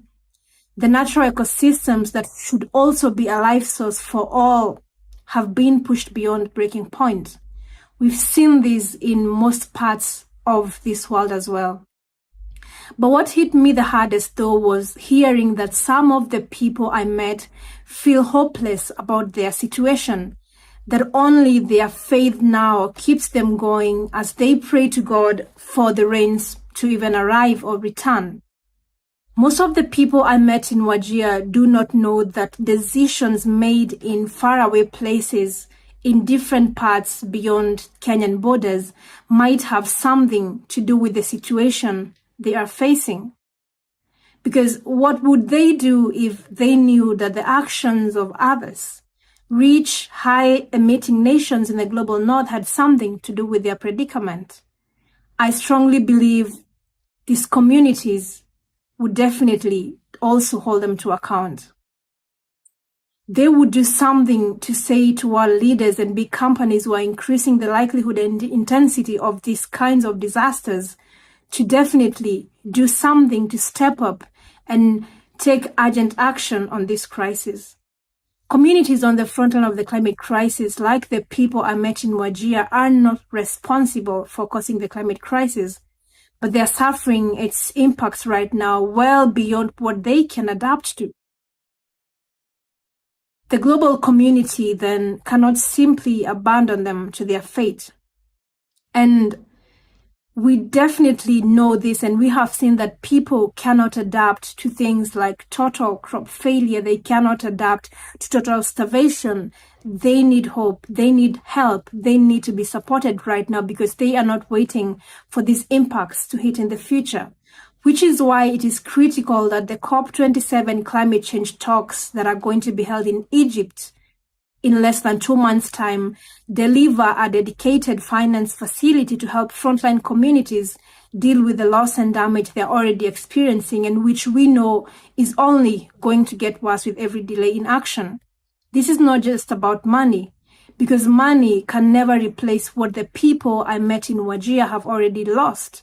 This is about justice. This is about building trust and solidarity. This is about international solidarity and cooperation. This is what the global community needs if we are to solve the nature and climate crisis together. And in these same words, I wrote a letter to both the COP26 and COP27 presidencies demanding for climate justice as well as loss and damage finance, especially in the upcoming COP27. And my call to everyone who is listening to me right now is to also go online and sign this letter so that you can add your voice to mine, because loss and damage finance is necessary right now, where communities on the front line of the climate crisis are facing these impacts. and every person can contribute. Every person can definitely use their voices and their levels of power and the capacity with which they have to remind the world leaders that we need an outcome that has the present needs of the African continent. We need an outcome that supports the present needs of frontline communities, and we definitely cannot continue to delay action. We need climate justice, and we need climate justice right now. Thank you. Begin by saying thank you to the Alliance for inviting me to this most I'd just like to express my thanks to Elizabeth. It's a shame she's not able to join us, but some very heartfelt words that I'm sure that we'll touch on just shortly. Particularly, this is not about money, but this is about climate justice. So to our second of our pre-recorded speakers, to Mary McCallan. I'd like to begin by saying thank you to the Alliance for inviting me to this most timely event to explore global citizenship in a challenging world. I am truly disappointed not to be with you today to hear from the diversity of voices across the international development sector in Scotland, and to be able to engage in discussions on how we address some of the most pressing challenges that we face. A last-minute change of plans has taken me to New York Climate Week to take part in the Under 2 Coalition's General Assembly, which I hope you'll agree is most important work. Because this year we have once again witnessed the catastrophic impacts that the climate crisis is wreaking on communities across the world. There have been wildfires in California, widespread droughts across the Horn of Africa, and devastating floods in Pakistan that have displaced over 33 million people from their homes.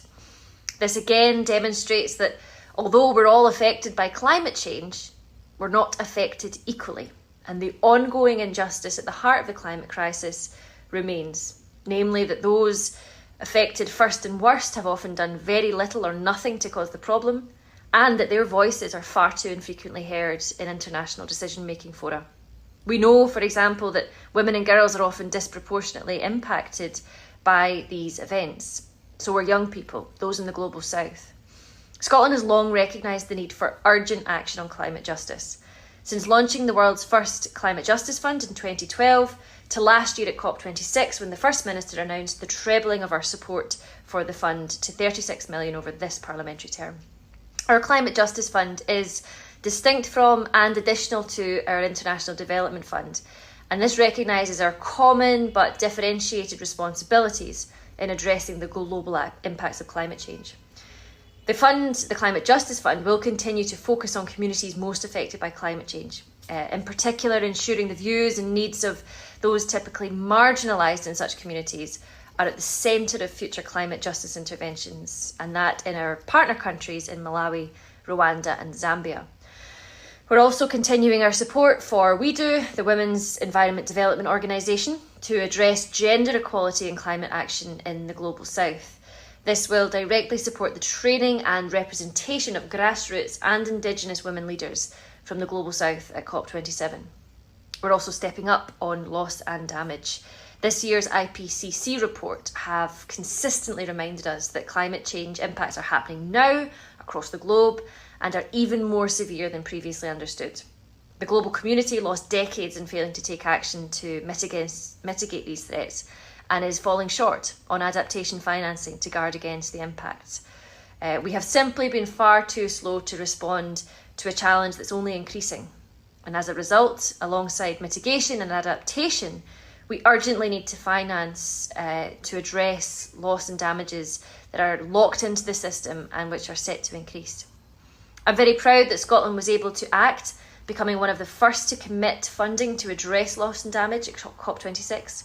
Although a small amount of money in global terms, our aim is that our £2 million that we committed in Glasgow will have a catalytic impact, encouraging other nations and non-state actors to follow where we have led. And we're already using this £2 million to support communities, to address losses and damages in Bangladesh, the Pacific Islands and Malawi through our partners, the Climate Justice Resilience Fund and SCIAF. And in the past weeks, we have provided an additional £500,000 outside of that £2 million loss and damage fund for the humanitarian effort set up to address the flooding in Pakistan. We're also commissioning new research to assess the capacity of existing structures to operationalise loss and damage finance and to develop frameworks for locally led needs assessment of climate-induced loss and damage.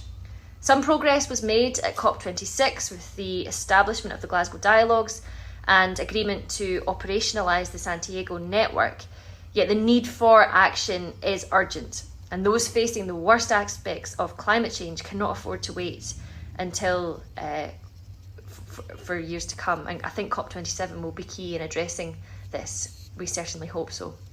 Next month, we will host an international conference on loss and damage in Edinburgh. We'll welcome key stakeholders from government, the private sector and civic society to take forward this discussion. And our hope is that the forum will provide a space to share learning from the progress that's been made this year, give a platform to best practice and to agree some fundamental principles. I invite you to join us in this vital discussion. Finally, I would like to recognise the important role of the Alliance in galvanising civil society here in Scotland and abroad to support advocacy efforts, foster collaboration and build capacity of our international development community. I want to thank you again, and I want to wish you every success as you take forward these important discussions. I'd like to close by once again apologising for not being able to be with you today, but I trust you will have very fruitful discussions, and I will look forward to hearing more about what you discuss over the course of today. Thank you very much.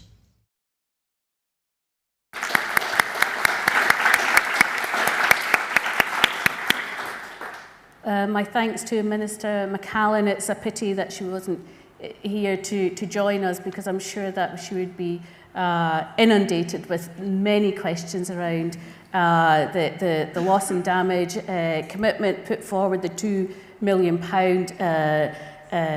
funding to see how it's being spent out, but also in the run-up to COP, and without there being a loss and damage finance facility to talk us through how we can galvanise more support to get others to follow suit. But I'm sure we'll come on to that just shortly.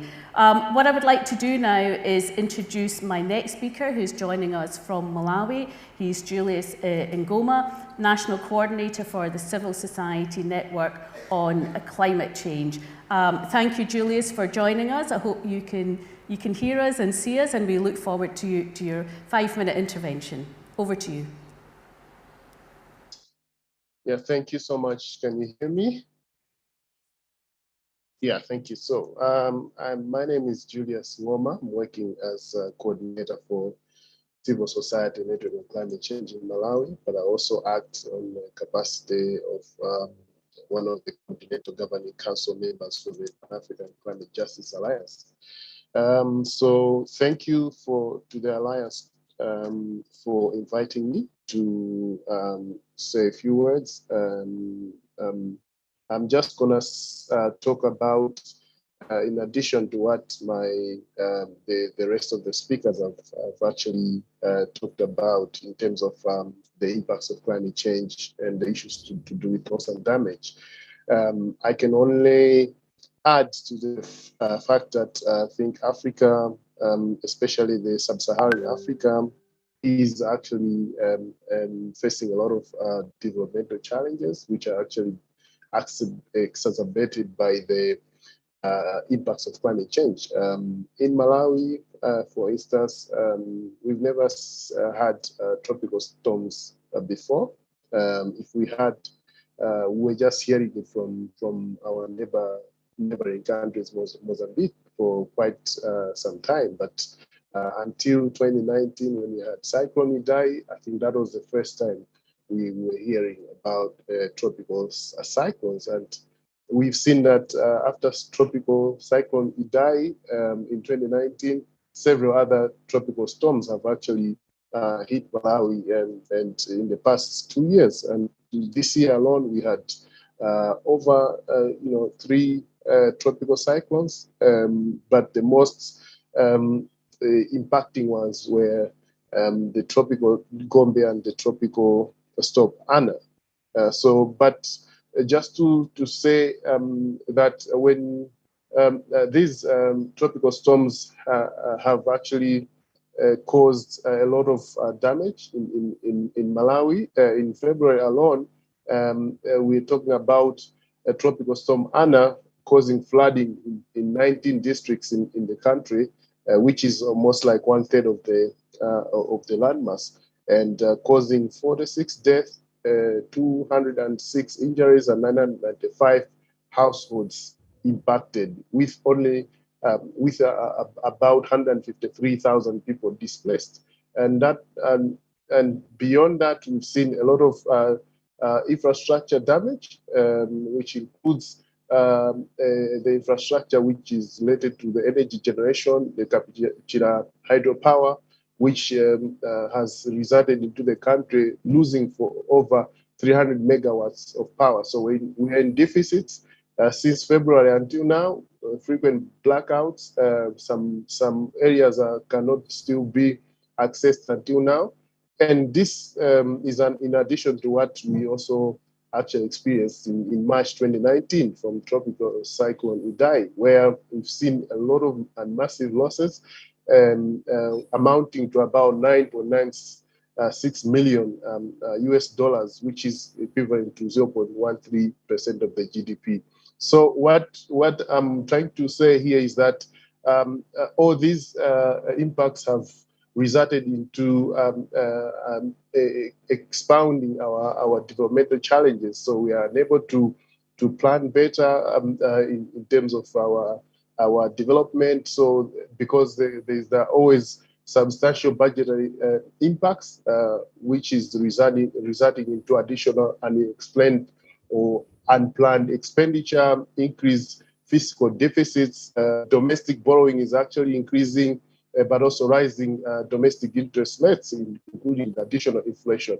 So these, in addition to the massive economic losses and damages that we can even give you so many cases that we've documented over the last one year, there are also non-economic losses and damages which have not been accounted for until now. So we also have massive violations of climate and environmental rights, which include the right to life, because we've lost a lot of lives due to so many, to all these challenges. The right to clean and healthy environment is something that we're talking about right now, including water and sanitation. We've seen a lot of diseases coming up. And also right now, the government is talking about a lean season where we are going to be having hunger in the next 5 years. So the government is trying to put in place measures on how they can now start to go back to the southern region of Malawi to support those people that will go hungry because of they did not get any productivity by the end of the year. So as I'm finalizing, I just wanted to appreciate that throughout the years, a Scottish government has been able to support Malawi in so many in different ways to solve climate-related challenges, but also other developmental challenges.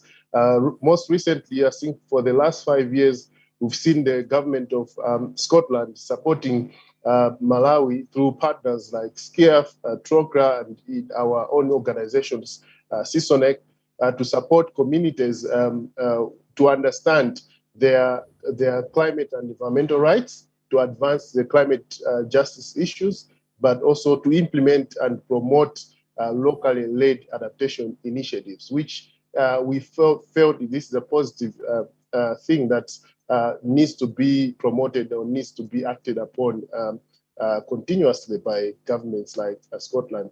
But we've also seen, as the minister also indicated, that Scottish government has been supporting CISONEC, TROCRA, and SCIAF and other partners in Malawi to implement a project on loss and damage action research, which is designed to learn by doing and to help communities impacted by climate change to inform global practice on loss and damage. And we actually expect that this massive amount of work that is being coming from the support from the Scottish government should also help the Scottish government to actually have a bigger impact at COP27 on the issue of loss and damage, ensuring that the Scottish government is a leader in terms of pushing other countries to commit resources to loss and damage. This could be also a push for more work on understanding of loss and damage and its quantification. As I indicated, although we are able to learn about what losses are there economically, but there's a big gap in terms of understanding what non-economic losses and damages are in terms of quantification. But also, we would actually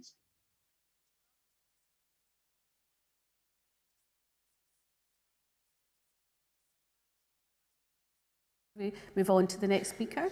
Yeah, no problem. I was just finishing. So we just wanted to also the Scottish government to lead in the discussion on loss and damage financing. I think there are already calls from the previous speakers, but also to continue providing that financial and technical support to communities facing loss and damage, including supporting the non-economic losses and damages. So this is what I wanted to say. I want to thank you for giving me this opportunity. Thank you. Yes, for your remarks.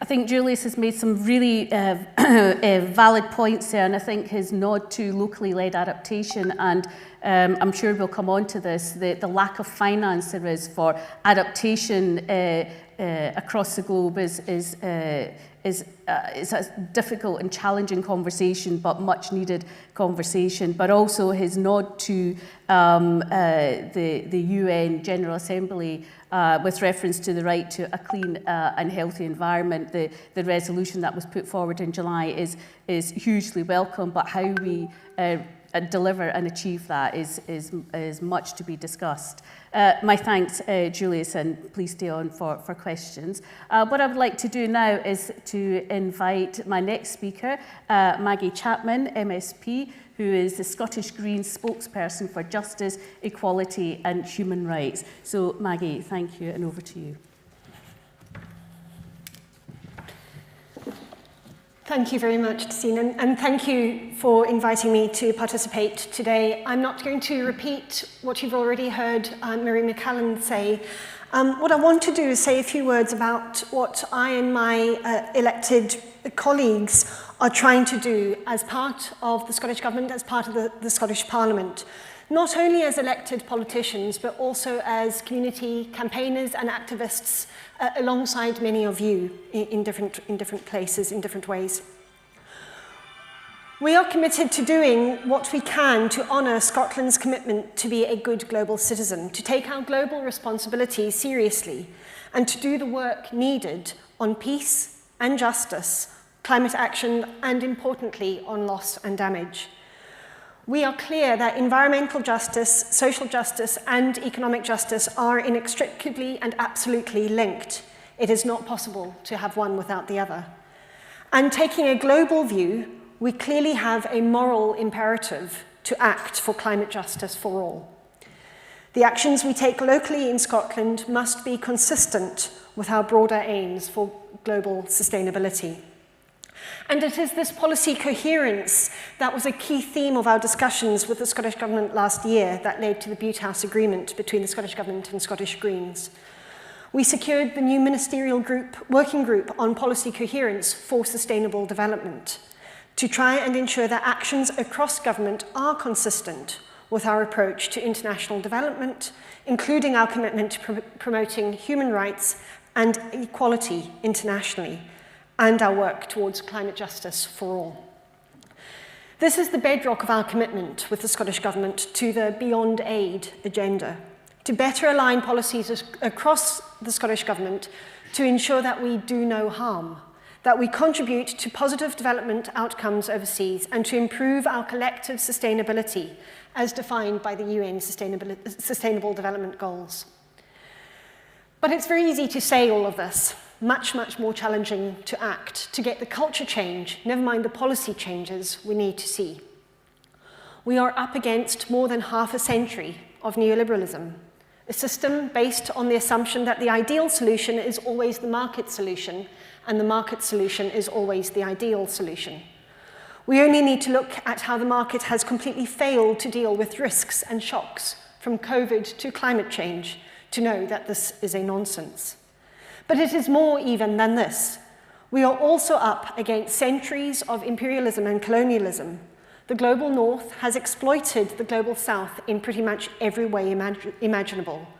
And the result is the wealth of the global north is substantially based on activities that have detrimental and deleterious effects on the global south, emitting carbon, exploitative resource use, and so on. And the implicit assumption that our way of life here is non-negotiable, for which I think is code for we don't want to have to pay the real price for this way of life. You've heard from others already this morning about the inequalities and injustices of our economic system, of capitalism, that capitalism creates, and what the potential alternatives or solutions are, a focus on well-being. It is vital that we do what we can to open up the spaces for discussion about what our economy is actually for, supporting people and making lives better now and for future generations too. And we have many tools at our disposal to help with this, as well as a wealth of data and information. But we, and governments beyond these shores, do not always have the capacity or the skills to deal with the complex processes and data that we have. And I think this is where the politics and democracy, if you like, comes in. We have to align all of the tools available to the state in order to create a critical mass for society to approach and tackle problems. This means replacing the market as the key decision maker with democratic tools as the key decision maker for our society. This requires a broadening and deepening of the democracy that we have. We must be absolutely democratic in allowing citizens to participate in the way in which the future is determined. And we've seen some democratic innovation in the forms of the Scottish Climate Assembly, the Citizens' Assembly for the Climate in France, and so on. But these need to go much further. They need to be more closely linked to decision-making structures and decision-making locally. They need to be put in place where they can help determine the overarching social and economic strategy of our society from the community up, not from government down. And we need to be supporting democratic engagement at every local level across the globe too, not just in Scotland. Rejuvenating local democracy can help equip communities to manage adaptation and mitigation of climate change. So we have our work cut out for us. Much of how governments operate in siloed departments must change. The climate challenge is interdisciplinary, interdepartmental, so our response to it must also be. Indeed, we cannot deal with issues such as the global commons, which is really what we're talking about here, the things that are common to all of us, wherever we are on the planet, with the structures and processes that have got us into the mess we are now.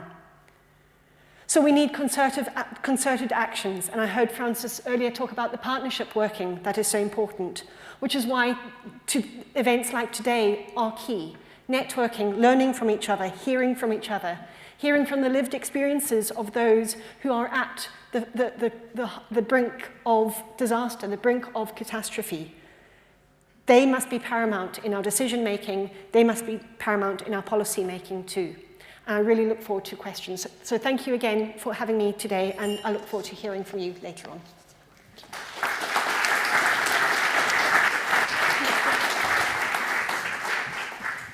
Thank you, Maggie, for your reflections, and it's heartwarming to hear about our moral obligations to tackle climate change and our role and our responsibilities here in Scotland. And let's look forward to the solutions on how we achieve that. And I think that's probably where the direction of conversations need to head towards, is how do we start to deliver the much needed practical solutions on the ground, particularly for those who are the most vulnerable. My next guest is Sejal Patel. She's joining us online. She's an environmental economist with experience in public policy analysis from the International Institute of Environment and Development. Sejal, if you can see us and hear us, a very good afternoon, actually, and over to you for your 5-minute thoughts. Thank you, and hi, everyone. And thanks again for inviting me to be part of this panel. I'm going to talk about climate just debt restructuring. So I'm going to start by talking about the links between the debt, climate, and nature crisis before discussing debt management for climate and nature as a solution that can address the triple crisis coherently. So debt has already been an increasing concern for many developing countries over the last decade, but the global pandemic has rapidly exacerbated the situation. Countries needed to redirect financing to health and welfare spending, economies have shrunk, and mounting fiscal space pressures have led to increasingly higher sovereign debt levels. The current global surge in food and energy prices represents another major external fiscal shock that's happened in quick succession. The IMF is estimating that more than 60% of low-income developing countries are either already in or at high risk of debt distress. And for more than half of the countries in sub-Saharan Africa, debt service repayments swallow up more than a quarter of all government revenue. So that leaves little to no fiscal space remaining for addressing climate, nature, poverty, and inequality, or other pressing issues. At the time of the pandemic, the G20 introduced a debt service suspension initiative, which was helpful for countries as an emergency response, but it did nothing to address the sustainability of the debt burdens. At the same time, and as we're all familiar with, we're also facing a global climate crisis. The impacts of climate change are already being experienced, as we're hearing, and particularly by those that have the least ability to cope with the impacts and who have also contributed to the least historically to the problem. Adaptation costs are predicted to rise to $300 billion a year by 2030. And at the same time, we have international climate finance mobilization that's failing to reach the already inadequate $100 billion a year commitment. So there's a significant funding gap. And we're also facing a period of unprecedented destruction of nature, which is having equally dangerous impacts. And actions to support the sustainable use of the services of nature and biodiversity have been falling majorly short. So this all leads to this idea of a triple crisis. So both natural disasters and slow onset events of climate change are leading to potentially huge losses and damage costs. And that leads to an erosion of GDP, fiscal space, and increased debt levels. High debt levels then take up fiscal space and therefore impede countries' abilities to invest in adaptation, mitigation, and resilience building activities. Then in turn, not investing in climate actions lead to persistently high vulnerability to climate change impacts. And that leads to increases in debt levels as both natural disasters and slow onset events hit. So there is this type of negative multiplier effect between high debt levels and negative climate and nature impacts. So if you look at it in these terms, these three issues of climate change, destruction of nature, and indebtedness are highly linked. And it becomes very clear that we need solutions that address all three of these crises in an integrated way. So that's where this key emerging approach that's bringing together all three of these crises, debt management for climate and nature, could be very useful. So debt management for climate and nature is an approach that seeks to exchange debt stocks in a debtor country for climate and nature action. So that could be through an agreement with the creditor country who forgives the debt on the condition that the debtor country will invest the freed up finance in agreed climate and nature commitments. Or it could be that the debtor country restructures their debt through some other means to free up the financing for climate and nature action. So in effect, what we have is the money that was going from the government budget to service the loan is then being redirected to pay for climate and nature activities in that country. And that's more effective than the debtor country paying debt service to the creditors, and then separately receiving climate finance from creditor countries. Because what it means is that the finance doesn't need to leave and re-enter the country. It is channeled through the government budget systems already, and the structure of the debt service payments sets up a regular stream of flows for climate action. There have been some examples of debt management linked to climate nature in the past, but these efforts have been piecemeal, and the conditions have not always been just for the debtor countries. So the approach we're putting forward can take lessons from the past, and what we're suggesting is the development of a systematic approach to standardized terms, and most notably by integrating this into the international architecture in the same way that the Paris Club has standardized MOUs for the G20 Club debt restructurings. The biggest barrier to this so far has been developed countries who are refusing to touch the subject of debt. It has huge political sensitivities, but given the shortfall of climate finance mobilization and the upcoming climate and biodiversity COPs this year, there'll be increasing pressure from the debtor countries for supporting these types of just approaches to address the increasingly urgent triple crisis. I'll leave it there, but thank you.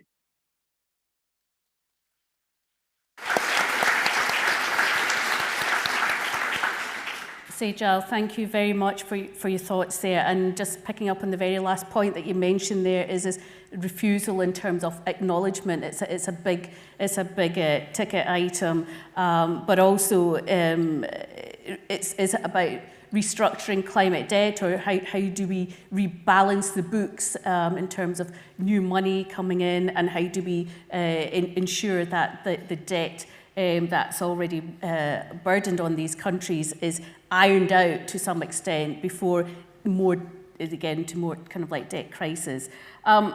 Sajel, thank you very much. Please do stay online for questions. And my final speaker this afternoon is Katrina Spaven-Dawn. She is an environmental and gender justice activist from UN House, Scotland's Climate and Gender team. So very warm welcome, Katrina, and the floor is yours. Thanks, Tessie. I'm really delighted to be here. Thank you to the Alliance for the invitation. Thank you, Tessie, for the introduction. I'm delighted to be representing UN House Scotland.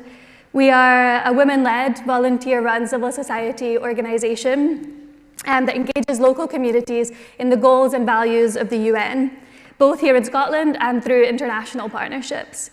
By acting as a bridge between civil society, the Scottish Parliament and the UN, we stimulate conversations and collaborations through various teams such as human trafficking, nuclear disarmament, humanitarian approaches to human rights, and climate and gender. Our podcast series in the Climate and Gender team, connecting women's voices on climate justice, perspectives from Scotland and around the world, has brought women together to share community solutions to the climate crisis, from building healthy food systems in Quito, Ecuador, and Dumfries, Scotland, to getting youth involved in Scottish peatland restoration and circular economies in Nigeria. In an upcoming podcast episode, we will bring together feminist activists from Abya Yala, Latin America, to discuss community feminism and what Maya Xinca activist Lorena Carnal terms the body territory, el cuerpo territorio, linking extractivism and patriarchal culture as two systemic injustices that simultaneously wreak violence on the land and on women's bodies. Indigenous land defense and the struggle for women to live free from violence are intricately connected, not least in Guatemala, where women manage less than 10% of the land, have higher rates of malnutrition and food insecurity than their male counterparts, and are more likely to experience gender-based violence and femicide than almost anywhere else on the planet. As ecofeminist Vandana Shiva says, economic reform based on the idea of limitless growth in a limited world can only be maintained if the powerful grab the resources of the vulnerable. The resource grab that is essential for growth creates a culture of rape of the earth, of local self-reliant economies, of women. Even in the face of so many challenges, however, there are solutions. Of local self-reliant economies, of women, women with and in power, perhaps with one notable recent exception. Communities that, by relocalizing, are able to sustain healthy relationships with the land, with neighbors, with plant and animal kin. So we can decentralize. We can create autonomous, holistic systems rather than systems based on imperialism and isolation. We saw this in practice at COP26 last year in Glasgow, with Scottish and international civil society mobilizing for climate justice, participating in the People's Summit, in the movement assemblies, in the official zones. Since last year's COP, I've been in Guatemala co-developing an agroecology and environmental education project in the Maya Ixil community, aimed at addressing these structural inequalities around women's rights, climate justice, land tenure. Earlier this year, I met a group of young Indigenous Maya Kekchi women leaders running sex education and seed-saving workshops with Kekchi girls. In Guatemala, one of the world's top 10 climate hotspots, Hurricane Eta and Iota destroyed crops and livelihoods at the height of the pandemic in 2020. We've heard from Julius about the cyclones in Malawi, so we're seeing this, obviously, across the world. In Guatemala, this worsened chronic malnutrition suffered by half of children in Guatemala. And I'm sure many of you saw the recent publication of the Oxfam report that nearly 18 million people in these top 10 climate hotspots are on the brink of starvation. The Oxfam director says, climate change is no longer a ticking time bomb, it is exploding in front of our eyes. In Chisec, in the Maya Kekchi highlands of Guatemala, it's been 2 years since the hurricanes hit, and many families' crops are still underwater. But in the face of worsening climate shocks, local leaders are building community resilience with acclimatized native seeds and the strengthening of both traditional cultural heritage and agricultural practices, while tackling the intersecting crises of climate change and patriarchy. At COP26 last year, a Peruvian activist and member of the Decoloniality and Self-Government Network said, "The struggle of indigenous peoples and ecosystem protection are one, but there are also local urban organizations across the world who have decided to take the leap to reduce their emissions. It's about localizing power in all contexts." We must put an end to neoliberal extractivism and colonial logics of production. To do so, we can learn from growers' networks in Glasgow, from community seed banks in Edinburgh, from women's vegetable gardens in Guatemala, when we root our common struggles in the ground and in the dynamic space of cooperation that comes from activism and civil society, we are more able to connect, to engage, to collaborate and create community, such as today. We can and we must learn from past wisdoms and present actions to inform future health, happiness, and justice.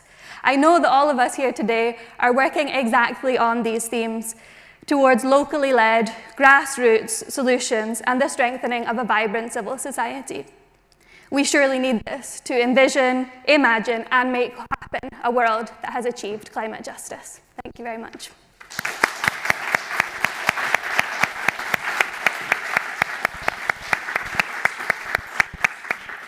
Oh, Katrina, that was extremely powerful. But I think that the points that you raised there, not just in terms of the solutions are feminist, if I could take the words from Mary Robinson, but the issues that you raised there remind us of not just the injustices from our past, but also looking forward to how we transition to a net zero and a clean green economy without exploiting those who are already on the front line of the climate crisis. So that concludes all of our speaker interventions. I have many questions that I would like to ask, and as chair I can do that, but I'm actually not going to. So what I'm going to do is go straight to questions from you, our audience. And what I would like to do is take 3 questions. So I'll take 2 from the audience here, and I will take 1 question from Slido, and I'll direct them to each of our speakers. So if I could have 2 questions, if you could show your hands. If you wouldn't mind saying who you are and where you're from, and if you can keep your question pretty concise, I'd much appreciate that. Thank you.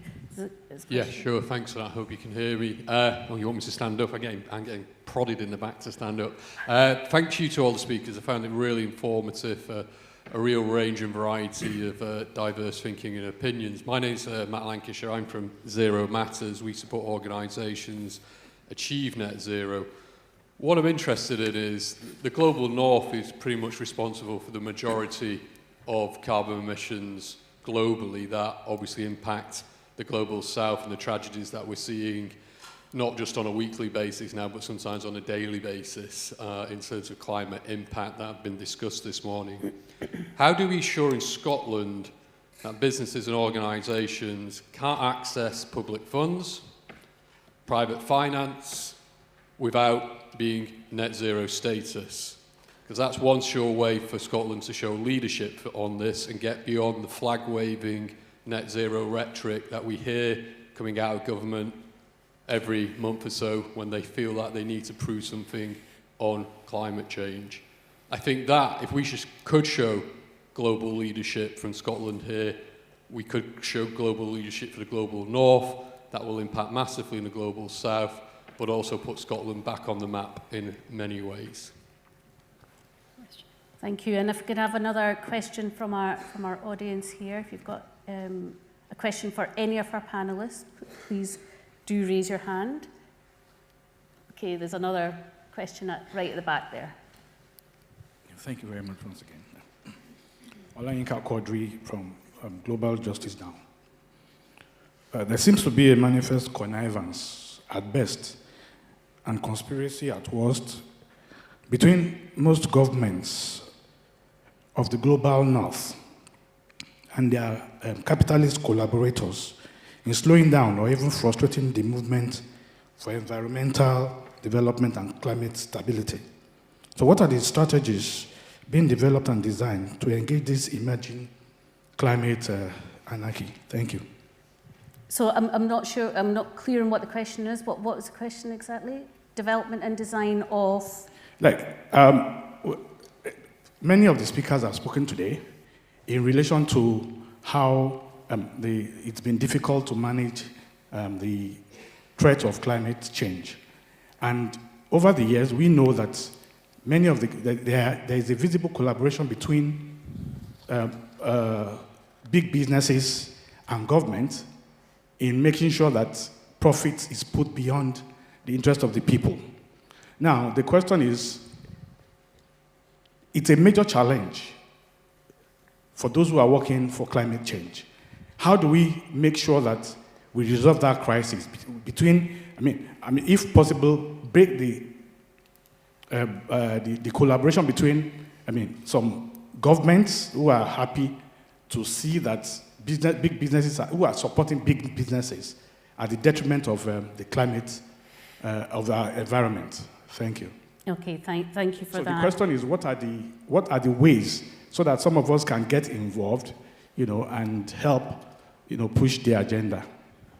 Okay, thank you for that. And the question that I'm going to take from our online audience, we seem to be okay at thinking through global environmental impact, but what more can we do to measure socioeconomic sustainable development goal spillovers in Scotland? So I'm wondering, Katrina, if I could direct that question to you, what more can we do to measure socioeconomic impacts and the design and development of big business and collaboration?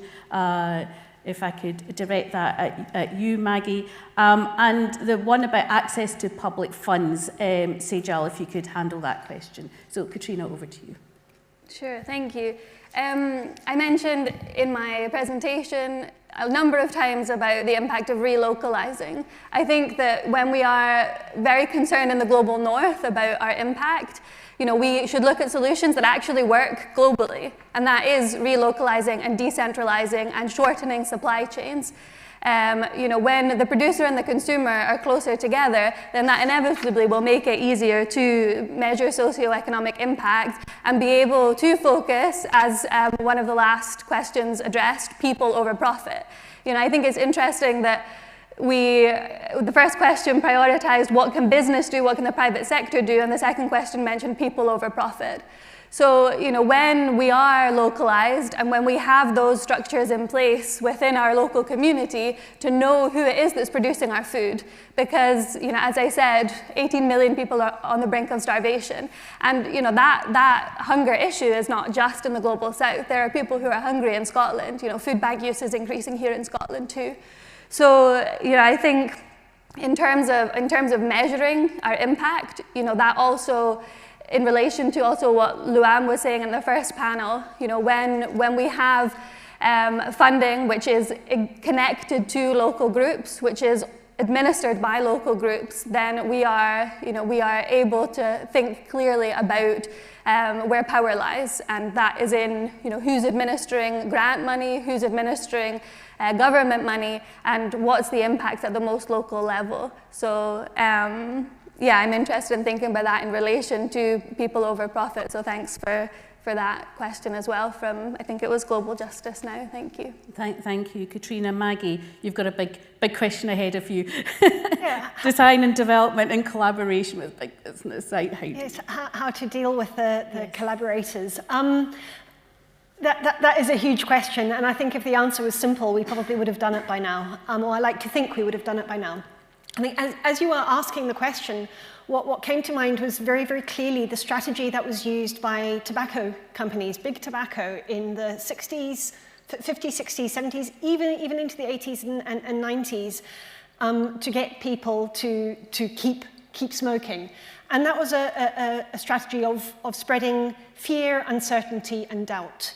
Not only around what was going on, the people who were anti-smoking were scaremongering, there wasn't actual scientific proof, all of that kind of thing. We see exactly the same thing happening with big oil and gas since the 1970s. Exxon and others have known since the 70s that they were killing the earth, and they've chosen to do nothing. Not only that, they've chosen to do more than nothing. They've acted against that by saying, no, it's not a problem. Or then when climate change is seen as maybe it is real, it is happening, but it's a good thing, right?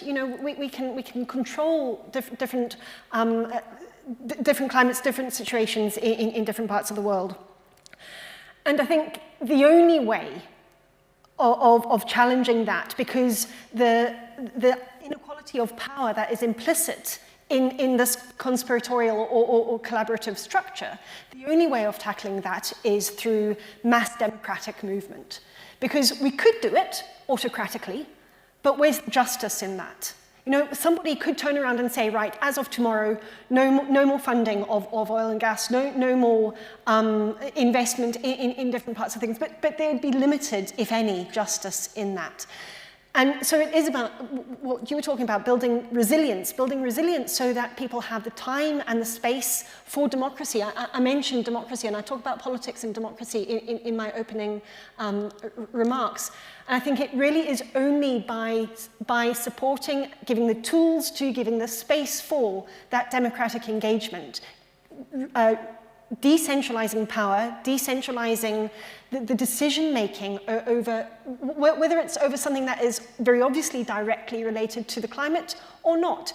If it's good for the challenge we face against climate change, it's going to be good for a whole range of other inequalities that are a product of the patriarchy, of many other systemic structures that we have.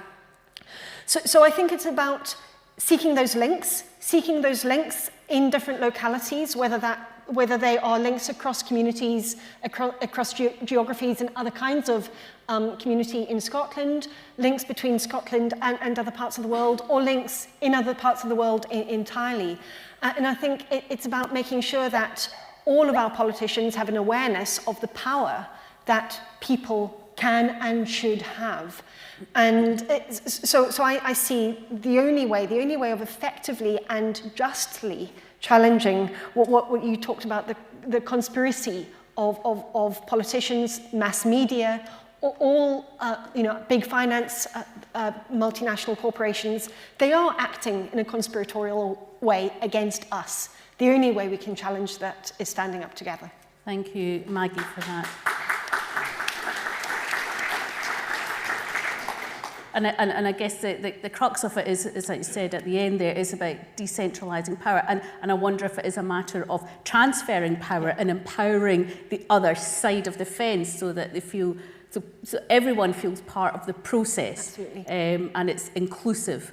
And that really speaks to procedural justices, which we all strive to achieve. Sejal, I'm wondering if I could bring you in to talk us through a little bit on the access to public funds. And this is not just about greenwashing, whitewashing and flag waving. Sejal, I wonder if you could come in and give some short remarks on that question.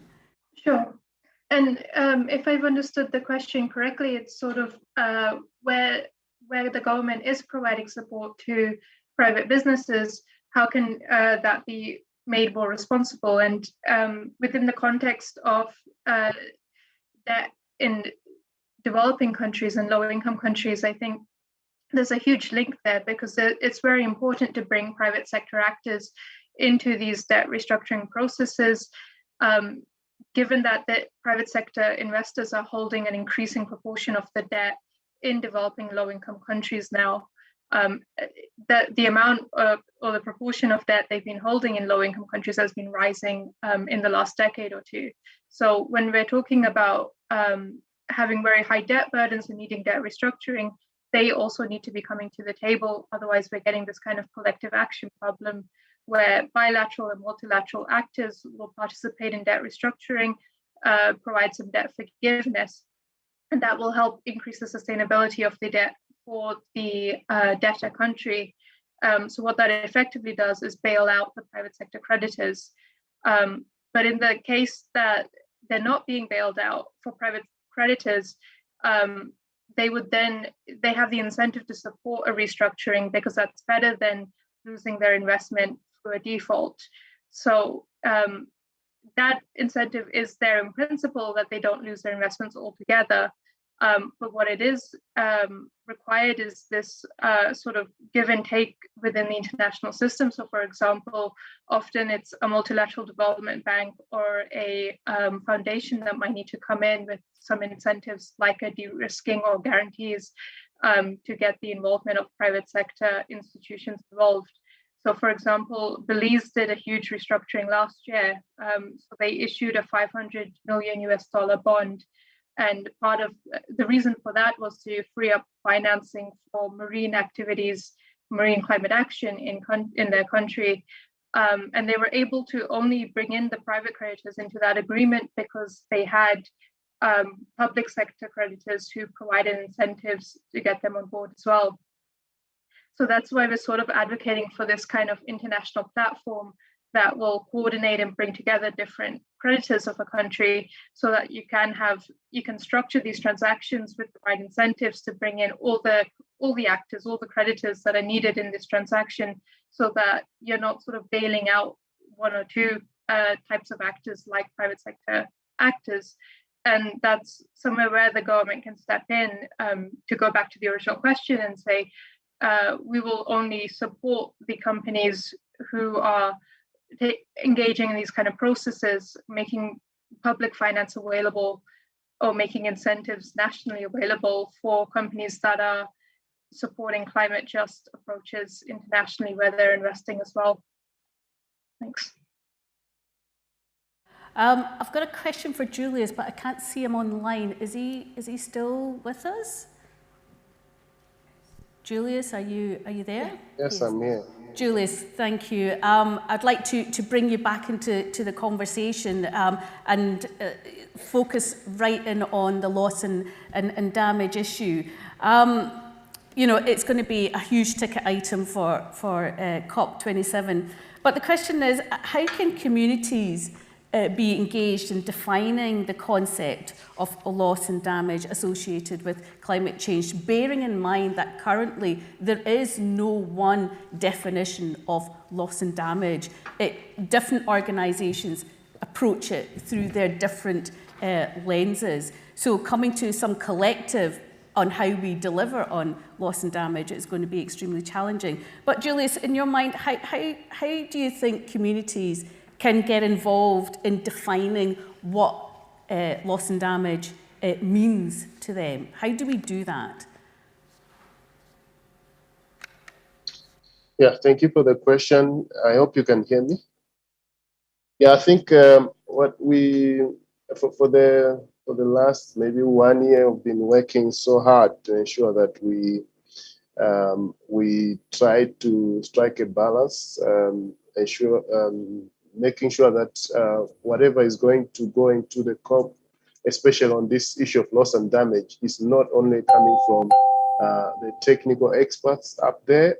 I think I've attended 1 or 2 dialogues, the Glasgow dialogues on loss and damage, where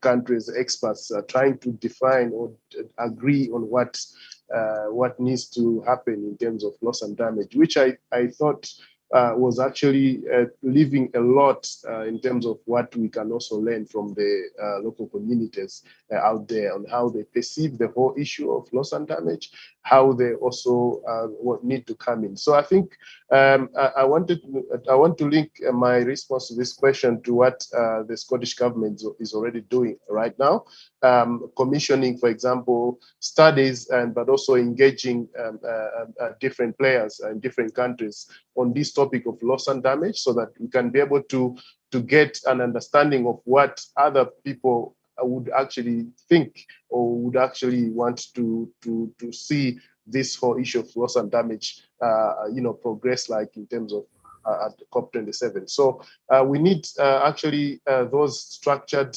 dialogues and engagements to go at different levels of the stakeholders, to even be grounded to the communities, so that they are able to tell their stories on their lived experiences on loss and damage, how they've been able to for example, manage the losses and damages at their own local context within their local conditions, and also document more of the case studies that can tell that story, that whenever these experts are meeting somewhere and agreeing on the elements of loss and damage, they should be able to learn from what the other communities are doing. We've been able to actually have in April this year have a conference on loss and damage, where we invited local communities to tell their stories. We've done this in Africa, in different countries, maybe 3 countries now, where we're able to document what they are saying as global communities on loss and damage. And this can be a very good feedback, or actually input into whatever discussion is happening right now on the climate, the loss and damage dialogues, but also feed into that platform at COP27, where we can learn more on what the communities are already doing in terms of this topic. So I feel like using that approach, we are well and good. I think we cannot actually have a very we can't have that gap that we have right now in terms of defining loss and damage, which is actually detached from what they look. Thank you, Julius, for that, and I'm looking forward to hearing and learning more about that, and I'm sure that we in Scotland can learn a lot from what you have done as well. So I would like to have some more questions from our audience here. If I can have 2 hands, there's a lady here, and if there's another question, if I can take that. Hi, I'm Dorcas Pratt from Water Witness. We're doing quite a lot of interesting work in accountability. So looking with communities at their accountability mechanisms in water. Now, there are accountability mechanisms that exist for other things, and sometimes they're the same that exist for many things.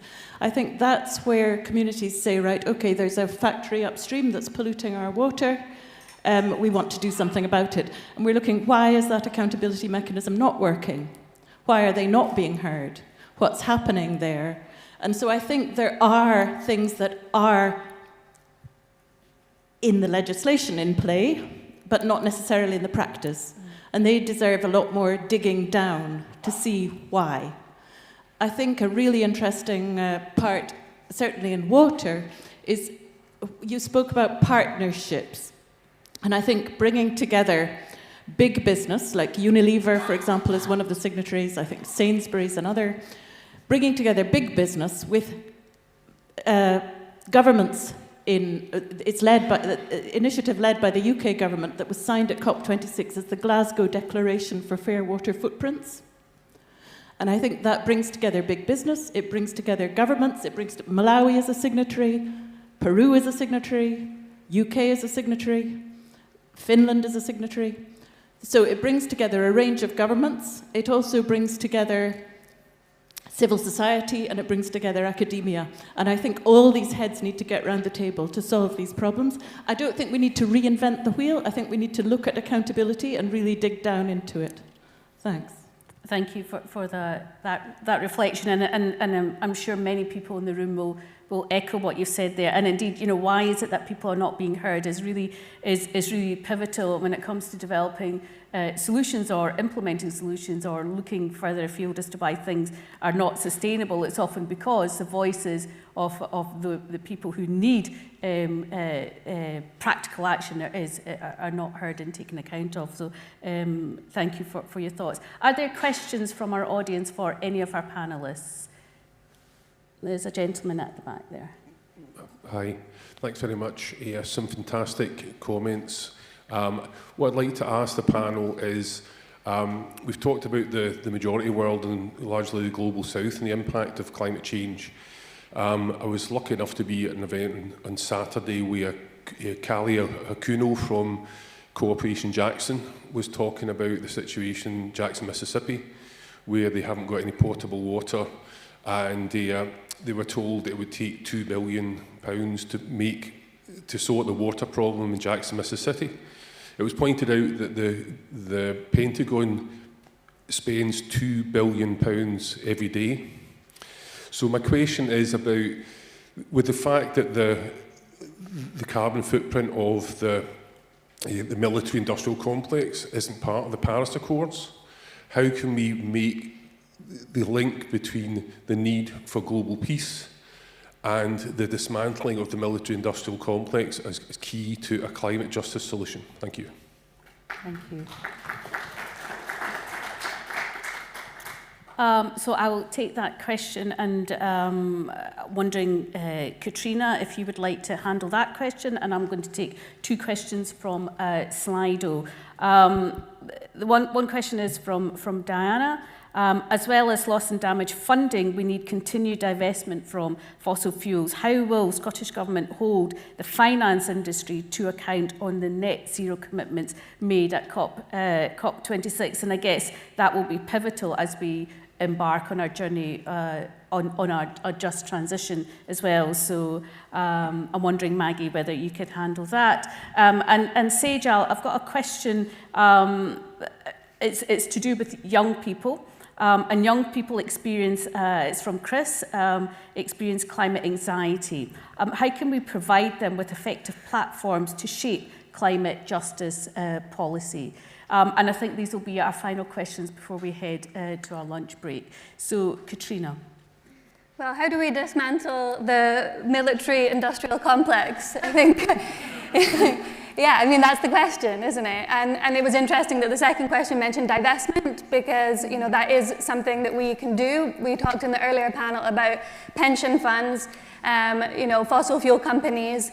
And I think when we consider the fact that the fossil fuel companies' profits over 18 days could cover the $49 billion UN humanitarian appeal for a year, you know, we know that we're up against something which is hard to break. You know, those extractivist and colonialist logics and racist logics of the ways in which the climate crisis plays out in practice and the ways in which communities are impacted by that on the ground. We need to work out how we can band together, how we can have strategies of solidarity that have an impact, that have the critical mass, as Maggie's talked about. And it's not, you know, it's not just about calling it out, is it? It's about, you know, are we out on the streets, and where are we putting our money? I think that we have seen that protest is a galvanizing force, but we have also seen that corporate power is extremely hard to break down. So when we divest and when we come together in more local, decentralized ways, then I think that that is surely the first step, at least, to thinking about how do we break down corporate power and a complex and a system to create systems change, to move away from the focus on business, on private enterprise, and think about, how do we support the public? How do we support the grassroots? How do we support communities? I think there is no, as somebody said earlier, there's no silver bullet, but we are doing it in spaces like this. We are doing it when we have strategies to come together and also call out racism and colonialism and ways in which neocolonialism is harboring this power of corporate power. So those are, I think when we talk about divestment, I will also just say when we think about fossil fuel companies, we know that in order to keep our warming below 1.5, we also need to stop extractivism, and that includes North Sea oil fields. So there's many things we can do with our funds, with our money, and thinking about divestment both at home and abroad, I think is very important. Thank you. Thank you. Maggie, the question on finance. Thanks for that. You're welcome. I think a few things to think about, and I think part of my answer actually speaks to the question about accountability and why accountability loops don't work. It would be easy for me to sit here and say that a lot of the regulatory or legislative competence around managing, limiting, controlling the financial industry is beyond the scope of the Scottish Parliament. Those powers are largely reserved. But that doesn't mean to say that there are not a whole range of other things that we can do, and I think this speaks to how we design the relationships, how we design the partnerships. You talked about potentially a very positive partnership as long as the accountability is built in. One of the challenges I think we have is the imbalance of the imbalance of how loud different voices are. And the voices of the finance industry, the voices of the oil and gas industry are very, very loud, and they have very, very direct routes straight to the top of government. The only way we counter that is by shouting louder. The only way is by all of us coming together and saying, actually, this isn't good enough. We care about this. We want you to do something else. We have, at the moment, I think, an opportunity for us to at least make a start in that shift, both for oil and gas and for finance and big business. There's something, for me, there's something about making what they do seem toxic to more people. We know it's toxic. We know it's killing us. We know it's destroying livelihoods, whether it's the military-industrial complex, the finance industry, oil and gas. It is killing us in no uncertain terms. But we need to make sure that that message is communicated in a way that's understandable to more people. Days like this are really, really good, but they aren't reaching the hundreds and thousands of people out there in Scotland, the rest of the UK and beyond that we need to be reaching. It's about having those conversations with trusted individuals in communities, people who people in communities will listen to, and getting the momentum of voices behind that to be able to shout as loudly, if not louder, than the lobbyists, the media, and others who have that direct route into government can have. And I think just to give you an example of how we can maybe, or how we can learn how to do this better, we've had within the last 18 months within the Scottish Parliament a discussion around how we embed conditionality into public sector contracts, public finance contracts. And the automatic response is, oh, but we'll be open to legal challenge on this. And I think we need to get braver and say, okay, bring it on. If this matters to us, we should be able to defend this. We should be able to fight this. And not just be cowed into small c conservative inaction, because that's the easier thing to do. And the only way that governments, Scottish government, UK government, governments around the world will not be cowed is if people like you and the community members from where you come are shouting louder than the lobbyists, the media, big business, big finance.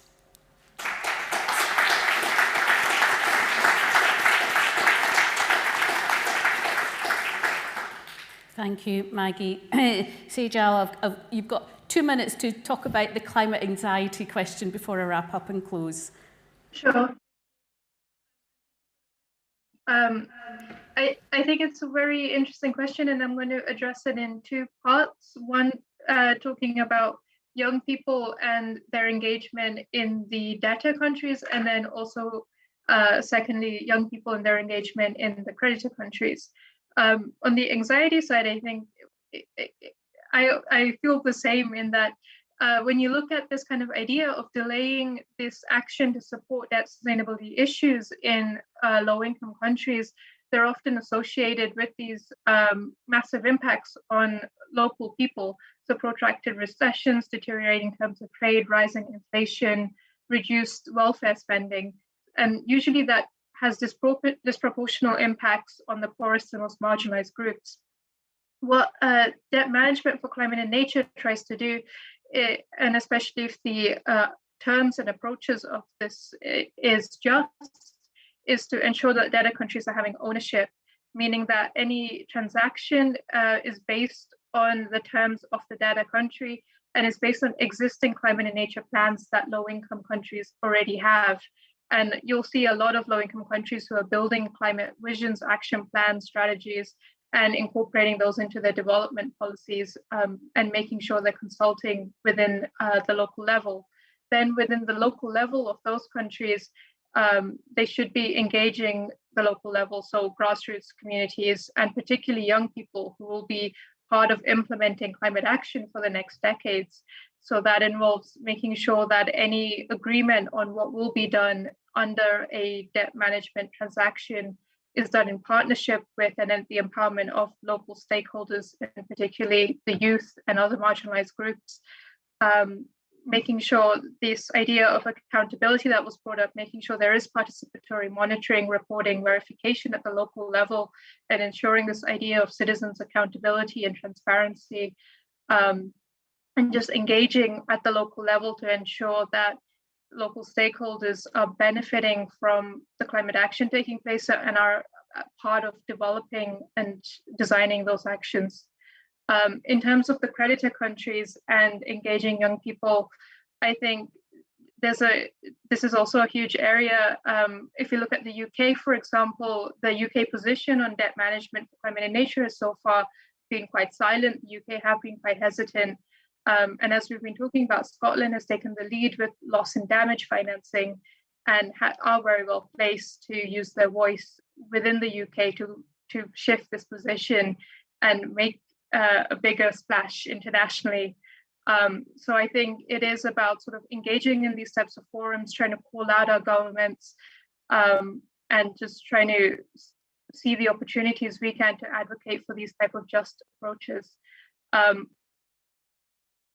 Your comments. It's a difficult question as well, but it leaves me the job of trying to close the session this morning, and I've got a minute and a half to do it. And how do I begin to even summarise the richness in the conversation that we've had? You know, at the end of the day, 80% of carbon emissions come from the world's largest and the world's richest economies. And we know by 2050, the economic cost of loss and damage in developing countries is estimated to be between $1 and $1.8 trillion. And this does not include non-economic loss of life, to culture and to land and to history. What we have before us, though, is the Glasgow Dialogue on loss and damage, but we do not currently have a finance facility on loss and damage, and it remains to be seen what will be delivered at COP27. At the end of the day, we're hearing a lot about locally led adaptation, and for that you need finance, and climate finance is so pivotal in getting solutions and support for those on the front line of the climate crisis. However, the bulk of climate finance currently goes to mitigation projects, and most of that ends up in the hands of government, private sector, and in terms of grants and loans, just adding to the mounting kind of like debt crisis. Adaptation projects as such do not yield revenues, and so they're not likely to attract grants from funders. It's very difficult to do so. But under what's currently a 1.5 degree scenario, the adaptation costs are estimated to be between 1.8 billion annually from 2020 to 2030. It's a colossal amount of money, but what we do have before us is also a new collective quantified goal on climate finance from 2025. So again, remains to be seen what comes of that.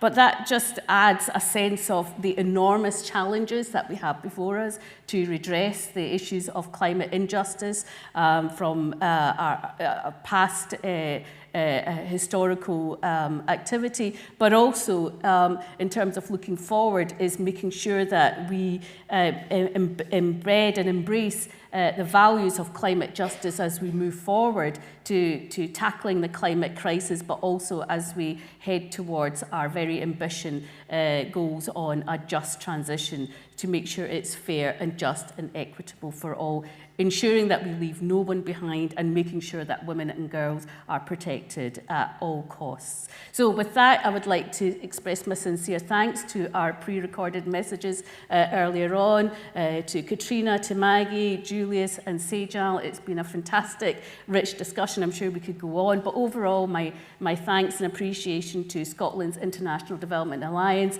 to Francis and to Louise, who have helped put all this together and shape this conversation. So my thanks to you all, and I guess we can head for lunch. Thank you. Thank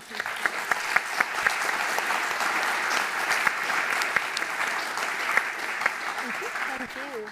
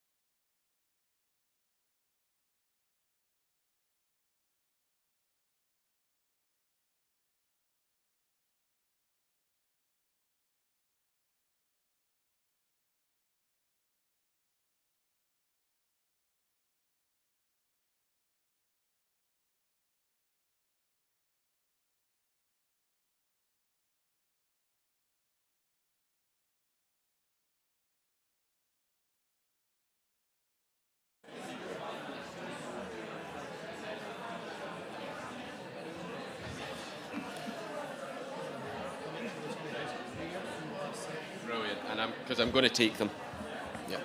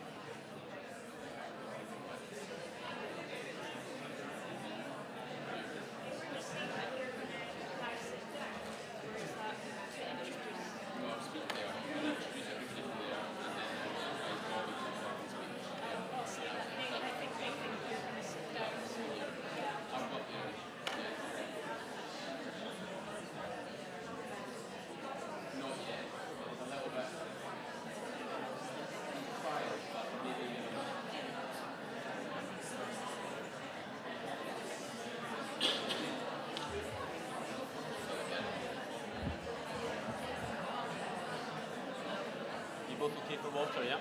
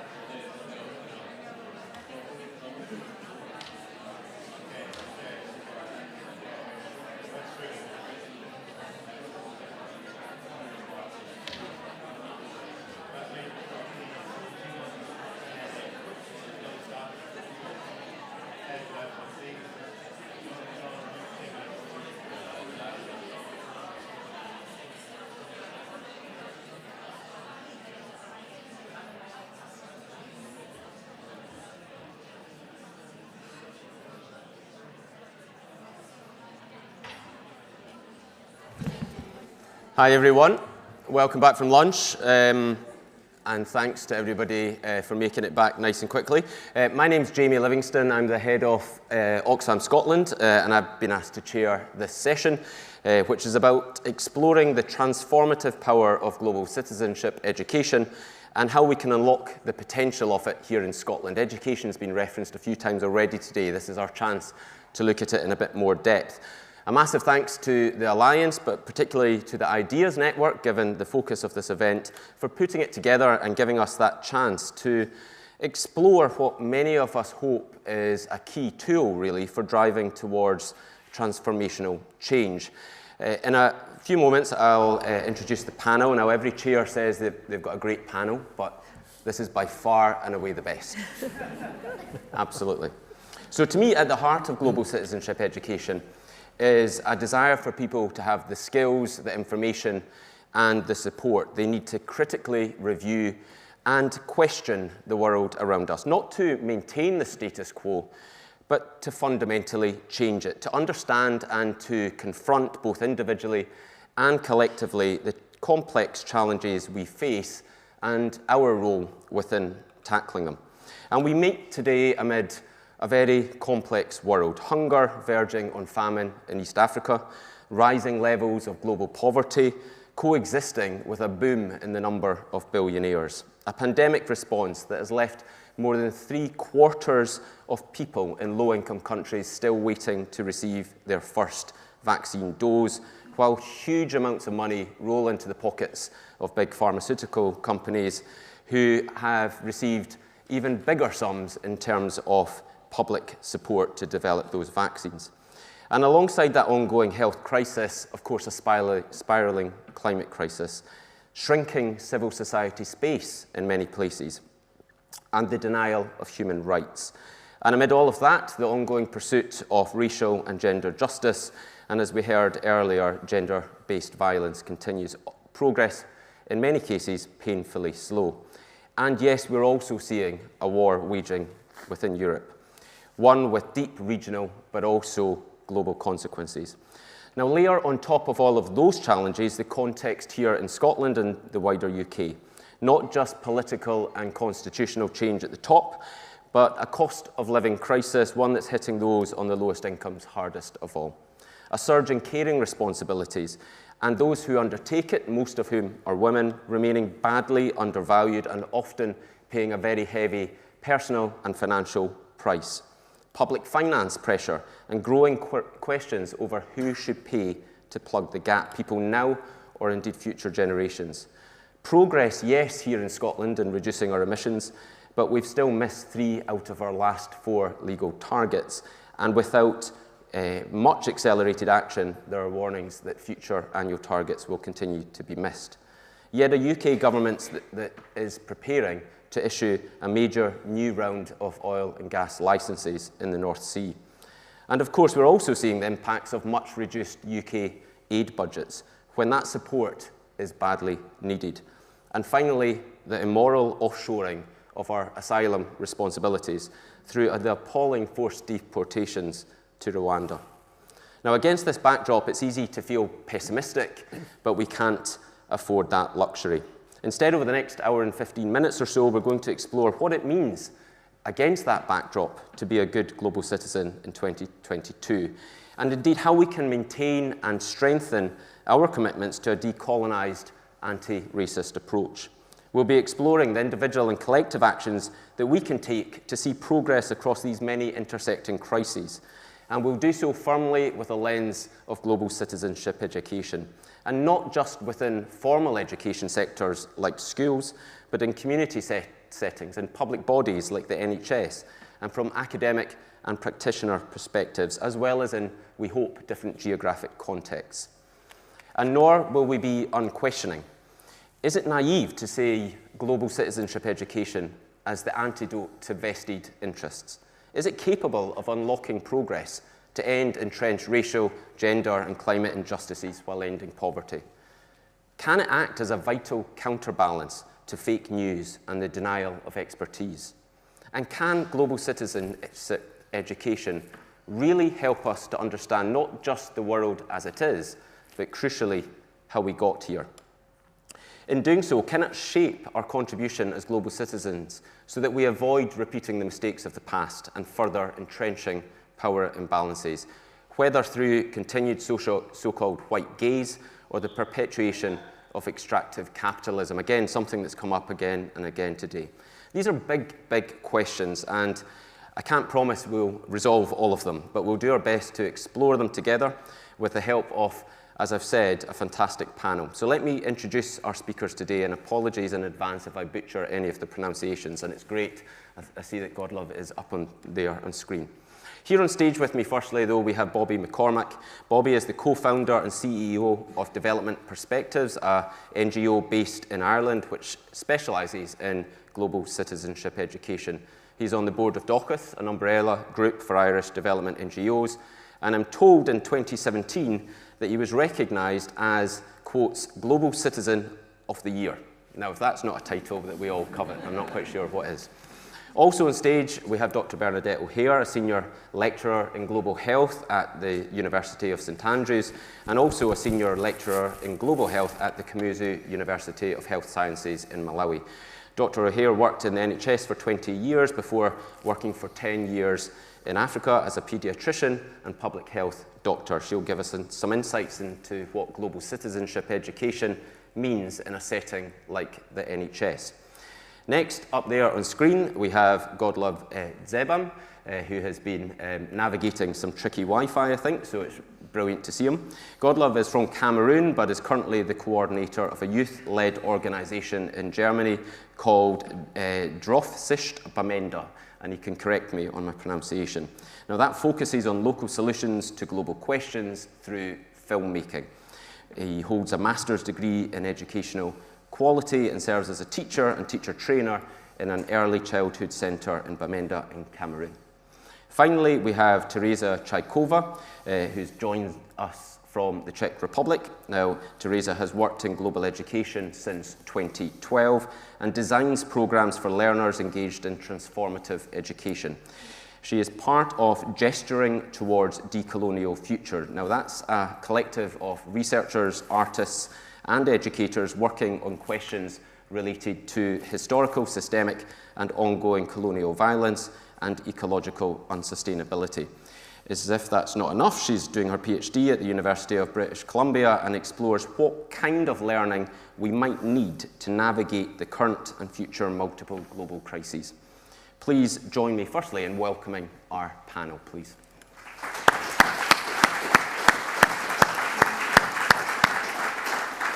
And so a brief word on our format. We'll firstly hear 5-minute contributions from each of the speakers, and I know they're going to help me keep to time.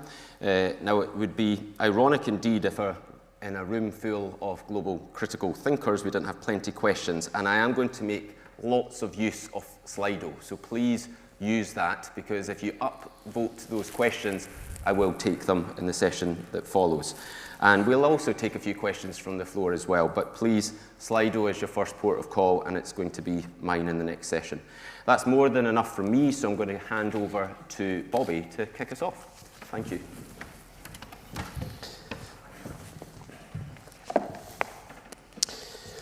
So thank you, Jamie. I think everything has already been said, so I'll just take 2 minutes. Delighted to be here. Thank you very much for the invitation. It's such a fantastic venue. I'd love if we had something like this in Ireland. Sadly, we don't. But I will be taking plenty of photographs. Even at the break, the catering, tunnocks. Like, that's just quality right there. Yeah. I mean, I'm not here to talk an awful lot about development perspectives. You can figure out who we are online, but I would like to speak to you a little bit about my experience of global citizenship education. I am conscious of the fact that I'm not an expert in the Scottish context, so maybe some of the remarks you'll have to forgive are more from an Irish practitioner, but with some experience of having worked and lived in Liberia, Tanzania, Vietnam, and different parts of Europe. So I do hope some of what I mentioned resonates with you. I'd like to just maybe go through maybe 4 general points, and as Jamie has said, then leave some of the meat of that to the conversation, if that's okay. The first thing I would like to mention is around lifelong and life-wide learning. I think when referring to global citizenship education, far too often we're led to believe it's beginning or ending in school, and that can't be the case. Certainly in my kind of context, adult and community education is key. And I will come back to that, but I think it's really important from a policy point of view to see how often lifelong learning is referenced. Yet even at different stages of this morning, we're talking about education, but we're referring to it in a way that it's got to do with school. And I think that's a little bit of a blind spot that we need to overcome, or is it? Because I think that that's often a strategy of policymakers. Because I think too often they try to depoliticize global citizenship education, and one great way of doing it is keeping it for young people and children. Because God forbid we talk about things that are challenging with people who can vote. Yeah. So I think that that's an important kind of reflection. The other point about adult and community education is that it's actually the majority of learners. So again, too often we're dealing with minorities and structures rather than people who may wish to sign up for things. So that's an important, I think, point. Not, of course, to disregard the role that young people play, not at all.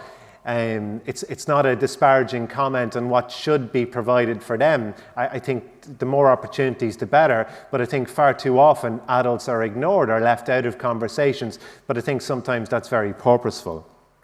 I also think, and this could be challenging for some teachers in the room, but I'm not going to apologize too much, because I think it's something for us to consider, is that often schools are very functional places, that they maintain the status quo. They make sure inequality is perpetuated. They make sure that the system of colonialism, of racism, in a way is solidified. Of course, that's not every school, and absolutely far from every teacher. But I think too often our education system is not providing necessarily the answers that we seek. In fact, I would say that we need to sometimes operate outside of those systems, more at the edges of things, and bring people with us. And let's hope maybe our education system changes a little bit more. I don't think we're going to see radical social change really coming from a system that has given birth in a way to many of the systems that we see around the world. When we talk about the transformational aspect of GCE, I think it's an interesting one, because I think it's important to say that not all GCE, not all global citizenship education is done well. And so we need to kind of like hold up mirrors to our own practice and say, well, we need to be pursuing and practicing quality global citizenship education. And for me, certainly that can be transformative. And can be is really important, because I don't think necessarily it always should be. Let me explain why I would make such a remark. I suppose it's coming from a place that if we are learner-centered, that we need to be really cognizant of where people are coming from. And some people may not yet be ready for transformative change. If we are respectful of where people are coming from, then maybe we need to not go in with an agenda, but actually go in willing to listen, and willing to provide opportunities that people can co-shape and co-create. That it's not something that I'm telling them they need to get from it, but it's something that they go through a process of and maybe unfold for themselves, that absolutely, yes, transformative change is needed. And I, of course, would believe that transformative change is needed, and I do believe that GCE can provide it. However, I think for it to be transformative, it needs to be emotionally engaging. And I'm not too sure if all of the time our educational practitioners are able to deal with that emotional engagement.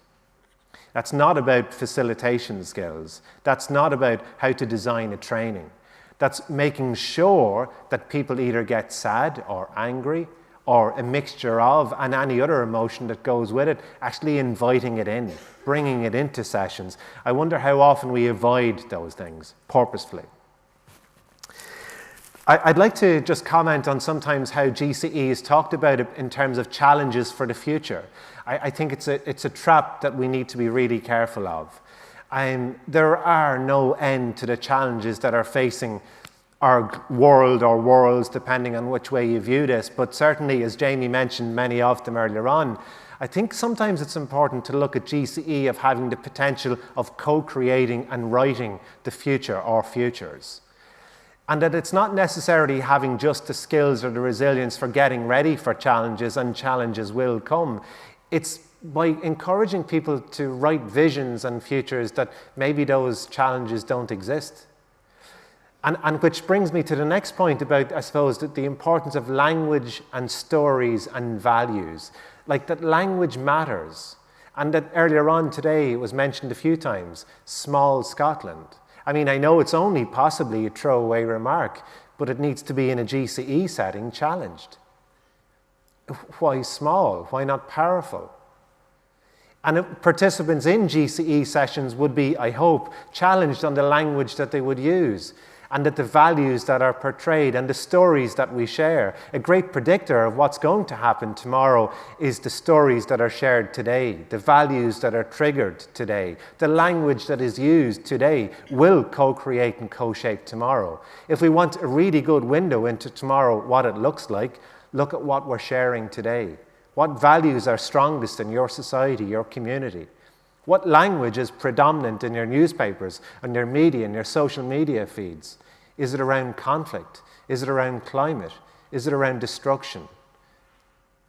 Arguably, that's not necessarily a good sign, but of course, going back to a previous point, let's maybe take some more ownership of that and try to create spaces where we co-create and co-make the future. Last point, just before handing over, is in relation to the support of GCE. Jamie made some great points about what can global citizenship education do. I think too often, and this again may be a challenge to a different group of people in the room, that too many development agencies, for me, don't invest half enough in GCE. In Ireland, only 3% of ODA is the aim for the GCE sector. We're operating on less than a third of that. I think if we are really interested in creating sustainable, just, equal futures, that needs to change. We're operating with people who don't always agree with us, and I think in order for international development agencies to develop more support, I really think they need to take seriously the idea of supporting GCE. More from me later. Thank you.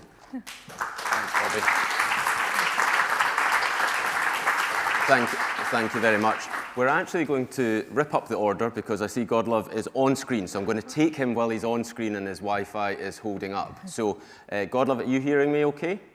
You are? Then if I can hand to you for 5-minute contributions, and please, if you drift in and out, don't worry, we'll try to double back to you. Over to you, Godlove. Thank you very much. I hope you can get me. Okay, that's wonderful. Greetings from Rwanda. I got here today this morning and still to talk in line with education. And looking at global citizenship in a challenging world with the context of sub-Saharan Africa, I will start by looking at the context of Cameroon, which education is mostly in the hands of the government, and education is teacher-centered and not learner-centered. And so most of the time, education is designed to meet learners' output, not to reflect so much about the future.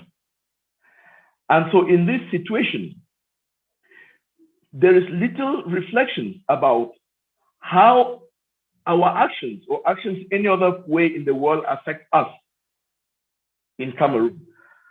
However, with the coming of COVID, with the emergence of COVID-19 and also the Ukraine and Russian crisis, there is now a deeper reflection about global citizenship education. And the context of Cameroon and sub-Saharan Africa is still shaped in a way that aspects of teacher change of perspective is not yet visible. And unfortunately, it's the reality. We have conflicts in Cameroon, for instance, which doesn't permit learning, formal learning or informal learning to take place. And so in most of the cases, people learn from every day on the street because the warring parties do not permit schools to function. And so this becomes very challenging to track, to follow up reflections, especially when it comes to global issues. Because currently there is a question that things have been happening around Africa, around Cameroon, but yet the world seems not to care. The world doesn't care about us. And then there is a Russian-Ukraine crisis, and food prices immediately go up. There is increase in everything. So people now start reflecting. It therefore means other things in the world are affecting us. And so there is a deeper need now in Cameroon and in sub-Saharan African context to get young people who are the future of tomorrow to start reflecting on their own action. How do they contribute to issues of climate justice? How do they contribute to governance? How do they contribute to community development. Maybe Teresa will talk about it in her presentation, because in the so-called what we call house of modernity, there is the global south, and there is the north of the global south and the south of the global south in terms of income. In the north of the global south, which is made up of politicians, of military personnel, and maybe warlords in terms of income, they do not care so much about reflecting their action on the population. However, there is a consciousness that we are pushing now for individuals, for structures, to start reflecting how do we contribute to change. And coming now as a teacher trainer, we are coming up with psychopedagogy. And with psychopedagogy is supporting learners who, of course, are global citizens, to look at how they can learn in context of, in a crisis context. The crisis in Cameroon, started in 2016, and children who were born now are 6 years old, so they are of the early childhood age.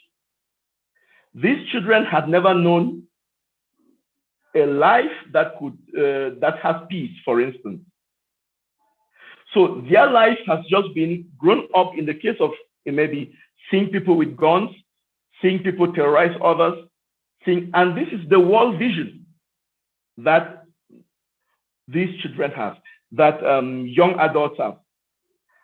And now, how do we bring in a psychopedagogy that supports these learners to be aware that they could also maybe learn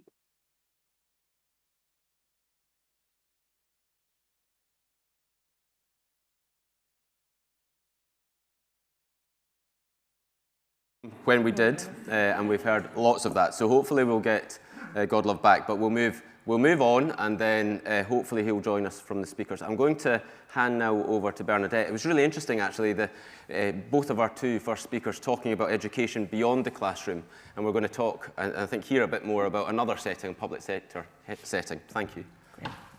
Thank you very much, Jamie. Good afternoon, everyone. So I'm just going to give a little bit of background about why I became interested in global citizenship education. And as Jamie mentioned, I worked as a paediatrician, both in higher and in lower income countries. And what this opportunity gives you is, gives you the opportunity to compare and contrast and the enormous difference between child health outcomes in both those settings. And as someone mentioned this morning, I think, and as all of us in this room do all the time, I'm sure, we ask, why is this? You know, why do these children survive and these children not survive? And as we often find in hospitals, things were done, you know, reasonably well in hospitals, but the problem lay outside the hospital, in the community, in the determinants of health. And when you start to think about, well, why did this child come in with diarrhea? Because they were drinking dirty water. They were using unsafely managed sanitation. So they come in, they get diarrhea, and they may or may not survive. And that starts to ask these questions. Why is the world the way it is? Why does every child not have their right to the determinants of health? And then we start to think about the multiple overlapping crises. When you go from the child to the global level, how do you sort of get from that child to the global level, to the boardrooms where the big decisions are made? And the pathway that could influence most people's health and well-being is through their governments. If governments have enough to redistribute, to have enough revenue, also to represent their people. But what we often find in low-income countries is the governments don't have enough. And as we've heard beautifully laid out this morning, governments are losing a lot of their revenue in lower-income countries through debt, through tax abuse, through now managing the impacts of climate change, much less adapting to climate change before it happens. And that's on the back of lots of people didn't even have their access to their fundamental economic and social rights to begin with. And now what they have has been eroded by climate change. So we know the problems, and as someone has mentioned already, the war in Ukraine, but we also know these are people-made problems, most of them. They're people-made and they can be people-unmade. And this is where global citizenship education could play a massive role. We know there's gaps in our global economic governance. For example, we know there's sovereign debt, there's no central body to manage it. There is no body at the UN, for example, to monitor and evaluate tax avoidance. So there are big gaps and we need to try and change those. And as someone mentioned this morning, the lobbyists' voice is very, very loud because they're paid very, very well. And so what we need global citizenship education for is to bring our voices so they're as loud as those lobbyists, but without the pay. So that's what I think global citizenship education could do. I loved hearing Bobby talk about we meeting learners where they are and trying to bring them to the stage where they feel motivated and as passionate as those of us who've been in this field for a while. When I returned to the UK, I was lucky enough to work in the Scottish Government Global Health Coordination Unit. And at that stage, we were mapping people's partnerships overseas and writing guidelines on how to do partnership as well as you can, do no harm, and sort of do it by the very best principles according to, for example, the THET principles. And it was during that time that we met lots and lots of people who were saying, I don't want to travel overseas. Maybe they were worried about climate change, or I can't travel overseas, but I want to make an impact from here. And we quickly became aware, of course, that we weren't global citizenship education experts, but we were lucky enough and fortunate enough to work with experts. Scott Deck helped with us, met us where we were, and developed a fabulous suite of resources suitable for anyone working in the NHS, not just health professionals, but anywhere. And just in the view of time, we have some of the resources here if you'd like to see them. But it's to help people to really sort of think carefully, both as an individual, but also within the institution. So for example, on Quest, we have cards for every SDG, and on the first card, which is no poverty, it says the NHS is one of the largest organisations in the world. Do the purchasing choices of NHS Scotland play a role in systems that perpetuate inequality? So you can imagine as a group in, for example, at the level of a district health board who are interested in this subject, sitting together to discuss these issues and how enlightening that would be for many people. So thank you so much. Thank you.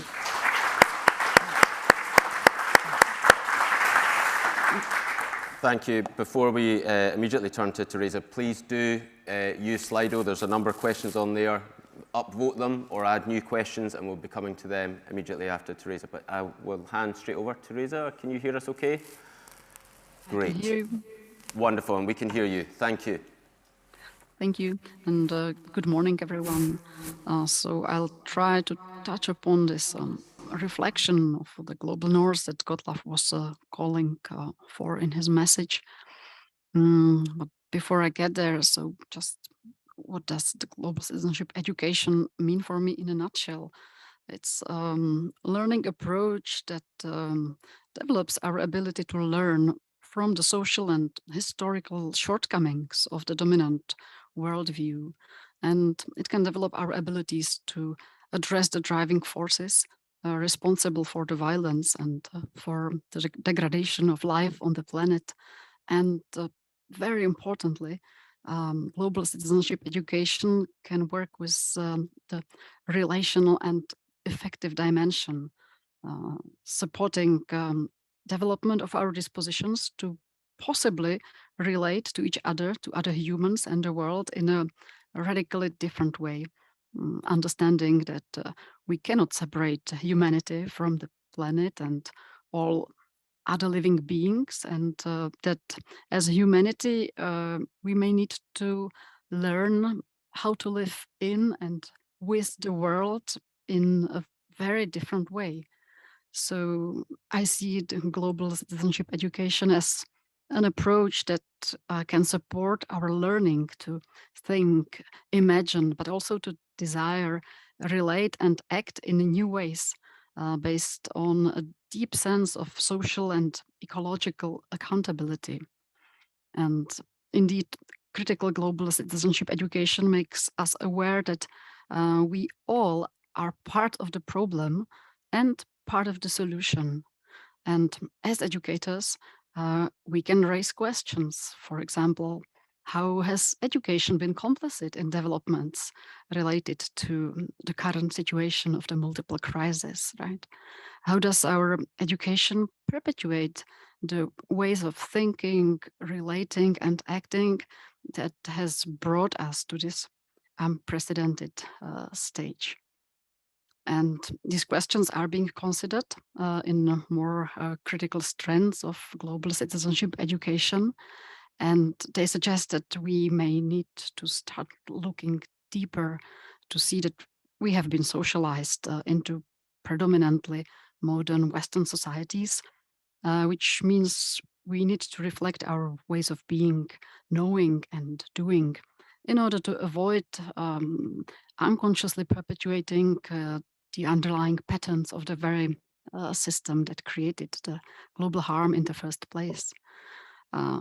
As we try to figure out how can education and global education support a shift towards reconfiguration of the systems we rely on based on this deep social and ecological accountability.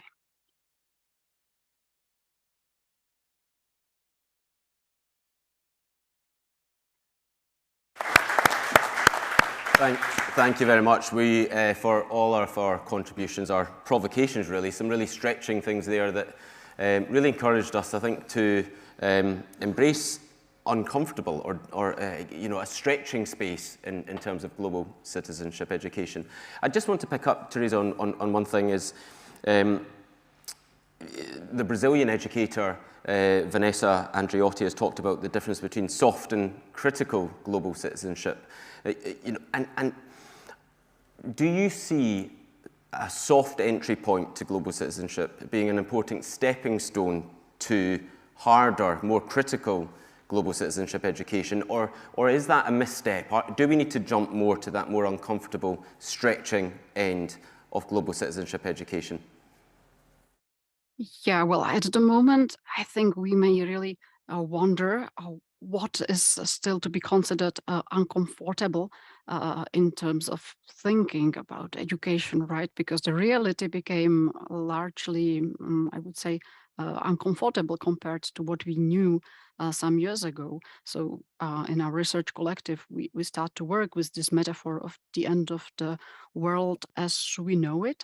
As something that became more present in lives of many of our communities, right? And when I just imagine this soft approach to global citizenship education, we often call it a cosmetic reform. That means that we are wholeheartedly satisfied with the system how it is, and we just believe that a little, like maybe methodological change or some sort of shift towards more sustainability might make it better. But if we find ourselves at the place where we are really starting to doubt whether the current dominant system is in fact serving the humanity and the planet, then I think this critical standpoint, I think, is a good starting point. It allows us also to include a diversity of voices that have been critical towards our, let's say, dominant paradigm for long. And now that really might be an important moment to build something like an ecology of knowledge, consisting from actually many different ways of knowing, not only the Western, in a way, hegemonic way of knowing that has been in many ways dictating the developments in the past. But I would say that the critical perspective on global citizenship education can allow us maybe to really start even from there. Dive straight into Slido, and a question from Samantha Ross from Link Education International.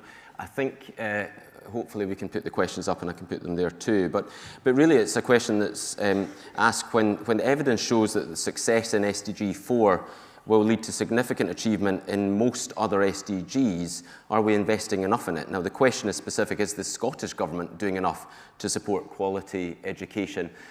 We don't have the Scottish Government representative up on the stage, which I'm mindful of, but Bobby, do you want to give us a sense of whether you think we are seeing enough investment? You referenced quality of education, global citizenship education mattering as much as the volume. Are we investing enough in it? I think the simple response is no, and not by a long way. I'm conscious that, you know, in Ireland today we have a new week, SDG week. How fantastic is that? But we don't have an implementation plan for the SDGs. So I think there's a classic example of symbolism meets, you know, nothing really substantial. And I think that the SDGs are a great framework.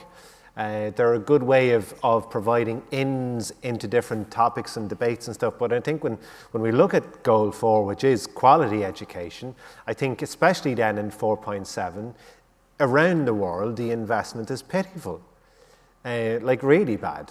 I don't know how negative to go on that scale, but like it's just a case that like if we think that the problems that we have is going to cost us, we're constantly equating the investment versus the return. It goes back to Teresa's point about even some of the language is just caught up in this paradigm of business and marketing and accountability, rather than, you know, weighing up whether or not the future is worth investing in. And for me, I think the maths of it is clear. Like I recently saw a lovely stat, and going back to my friend Tunnock out there at the break, I love chocolate. But if you count up in the European Union the amount of money that's spent on human rights, poverty alleviation, climate justice, it doesn't equate to the amount of money spent on chocolate. It says everything you need to know. And is it, to pick up on something you were saying, it almost came across that you said there was a reticence to sort of seize the complexity and ask the challenging questions. Mm. Is it that the current approach to global citizenship education is too cautious? Yeah, I would say very conservative, not digging politically, but I think it's a case that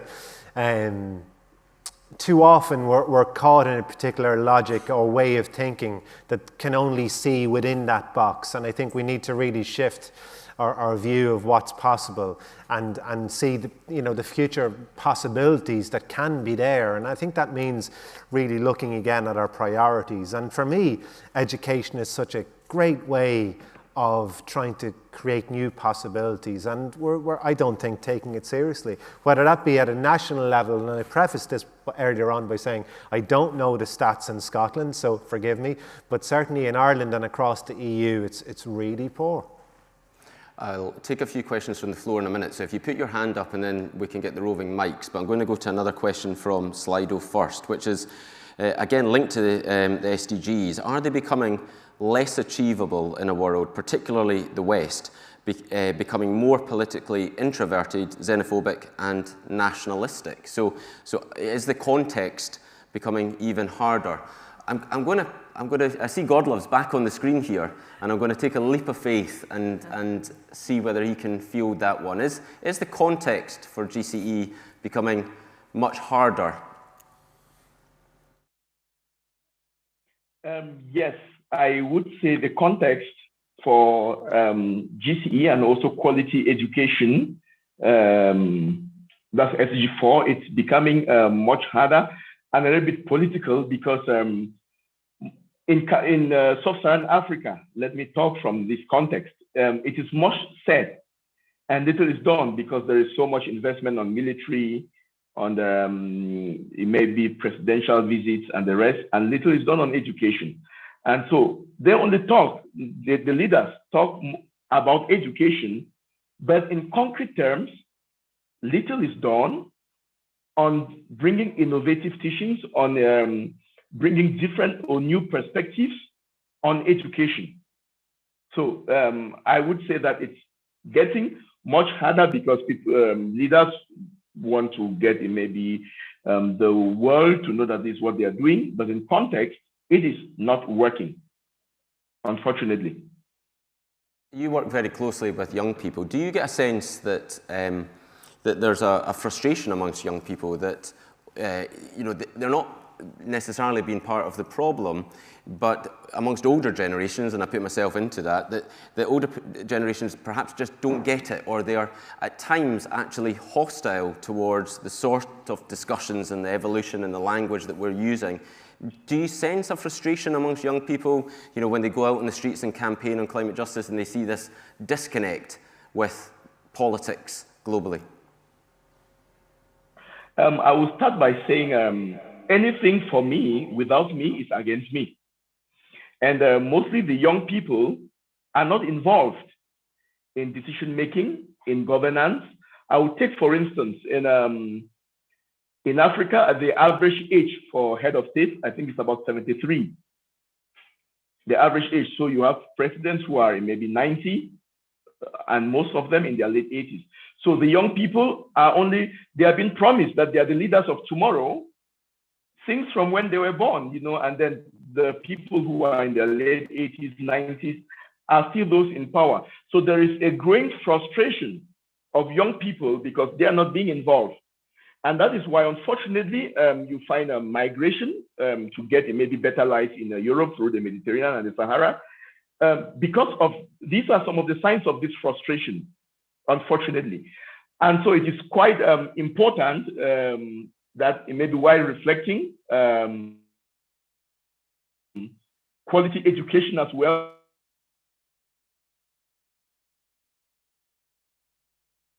Be patient with me. I'm going to come to the floor for a couple of questions. So have we got anybody who wants to put their hand in the air and ask questions? So we've got one here and then the gentleman there as well. So over here first.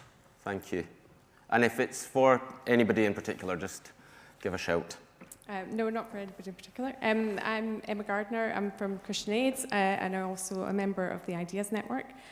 Firstly, I wanted to say thank you to the panel because it's absolutely brilliant to be part of a session which is talking about education beyond the classroom and the kind of importance of global citizenship education being community level and civil society level. And so my kind of question is around policy coherence, which we've kind of talked quite a lot about today. It's come up in various sessions. And Ideas as a network can see the importance of policy coherence and bringing through education across policy making to achieve the implementation of the SDGs. We worked on a European funded project.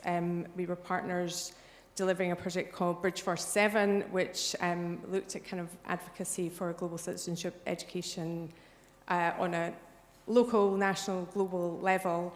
And one of the projects that we ran in Scotland was to work with the National Performance Framework team, Oxfam Scotland, the Alliance, to create a resource for policymakers, a kind of toolkit to help them use critical thinking methodologies to think about policy coherence. So my question is, what suggestions would the panel have for ensuring that policy coherence remains a priority for both the government in Scotland and partners overseas? Thank you very much. We'll double back in a moment, but I'm going to take the gentleman's question there as well and then come to the panel. Thanks. Thank you. Thank you very much. My name is Kalonde Kasingale. I'm a registrar in public health with NHS, but I'm also working for Scottish Government doing a placement. My one is not so much a question, more of a comment. And you know, this has been a very interesting conference, and I'm both, you know, very, you know, enthusiastic about what I've heard, but also disheartened in terms of, I think it's almost that real, like the feeling sometimes that although many of us, if not all of us, are trying to do good in this field, but it just kind of highlights that in many aspects, some of the things that we're doing are a drop in the ocean. And even if we're talking about education, it's about how we frame some of these things, because I think even just the very nature of education has certain connotations. We're trying to educate people. We heard earlier on into this morning's session about how actually, if we're talking about aid and philanthropy and everything else, but the money that's coming out from these very countries is a lot more. So for me, the education should be focused on how do we change those power dynamics. My area of expertise is around public health, and a lot of it, what it teaches us in terms of public health is that actually where we make the biggest difference is upstream, it's not downstream. It's not pulling people while they're drowning. How do we make sure people are not drowning in the first place? So it's about changing our thinking around these things. Even in terms of some of the things that we're thinking about in Scotland, for example, whether it's Scotland or the UK, how do we ensure that actually when talking about taking people out of poverty, we make it easier, not just giving people aid, but making it easier for people to trade, so it's on an equal pathing, rather than actually, for us it's easy to trade with Zambia, Malawi, and other countries, but for them it's almost impossible. It's those kind of things when we're talking about educating. Part of the issue as well is that, I'm from Zambia myself, but I've lived in Scotland for many years, and I can see from both perspectives. Another challenge is that even when we're coming from our point of view, we tend to think that, let's go and educate the people in Africa, for example. You have people coming from, as undergraduates, thinking, okay, as a medical student, I can go and educate people about HIV. They're far more advanced in terms of what they've been doing and some of these things than we are. We've got a lot to learn. And even when we're talking about some of these funds and so on, actually we need to make those things in terms of what makes the biggest differences. A lot of these funds are restricted to just about, let's go and educate people. Actually, some of the time they don't want the education. So let's have a conversation. I'll just finish off by making the point that even in this room, when we speak, we think about, okay, educating with Africa and so on. If we're having the same conversation about Scotland and Sweden, Scotland and New Zealand, Australia, it's a completely different conversation. It's about learning from each other rather than educating people from different parts of the world. Thank you very much.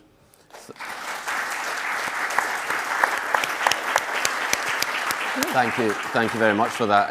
And actually, many of your points double across in terms of the focus on preventative spend. Scotland's had a big focus on the Christie Commission, etc., in years gone by, but we've not really, even domestically, seen the big shift from fixing the problem to solving things upstream. But Bernadette, I wonder if I could come to you, because you mentioned around asking questions about what are the kind of structural drivers of the health, the ill health that you saw coming into your clinic, and I guess picking up Emma's point is that notion of policy coherence for development, about joining the dots and seeing the win-wins between investment in multiple areas, but not seeing them as siloed areas, actually seeing the benefits or the overlaps between health investment, education investment, challenging poverty. I wonder if you can have a bash at that question. Thank you very much. Two great points. I'll address the second one first. I think when I think of global citizenship education, I tend to think of it in higher income countries because, as you have said, a lot of the losses, a lot of the problems we're experiencing are people-made. And they are made by people mostly in higher income countries, and they're affecting people in lower income countries. So, for example, climate change, we've heard this morning about the emissions. We've heard, touched upon, I think somebody mentioned about the elephant in the room, tax avoidance. The vulnerabilities that allow that are created by higher income countries.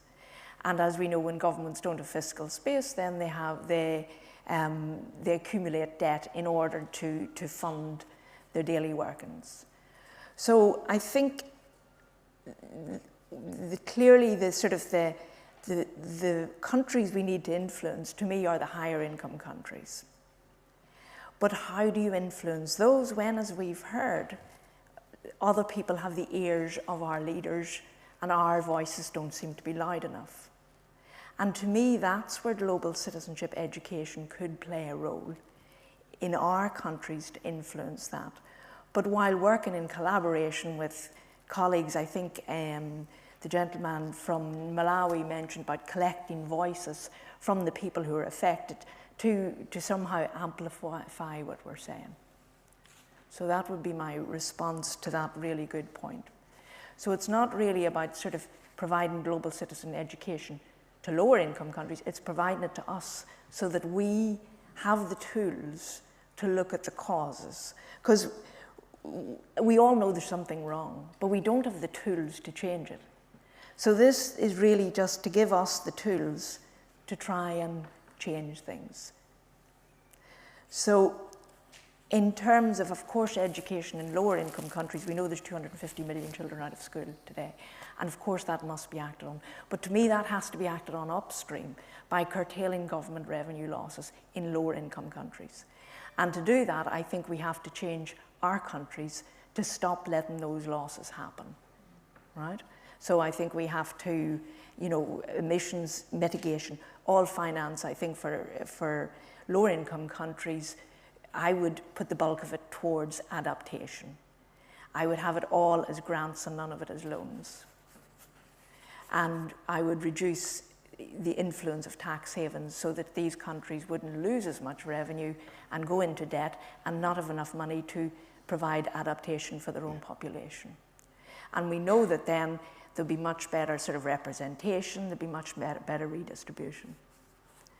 So to go back to the question here on policy, on who to educate, I mean, the higher up the pyramid you go, so the policymakers would be great to educate, but all of us are good to push up on those people. They're the people, the decision makers, but we do as citizens have room to influence them, and we'll only influence them if number one, we're educated, we have the tools to ask the right questions.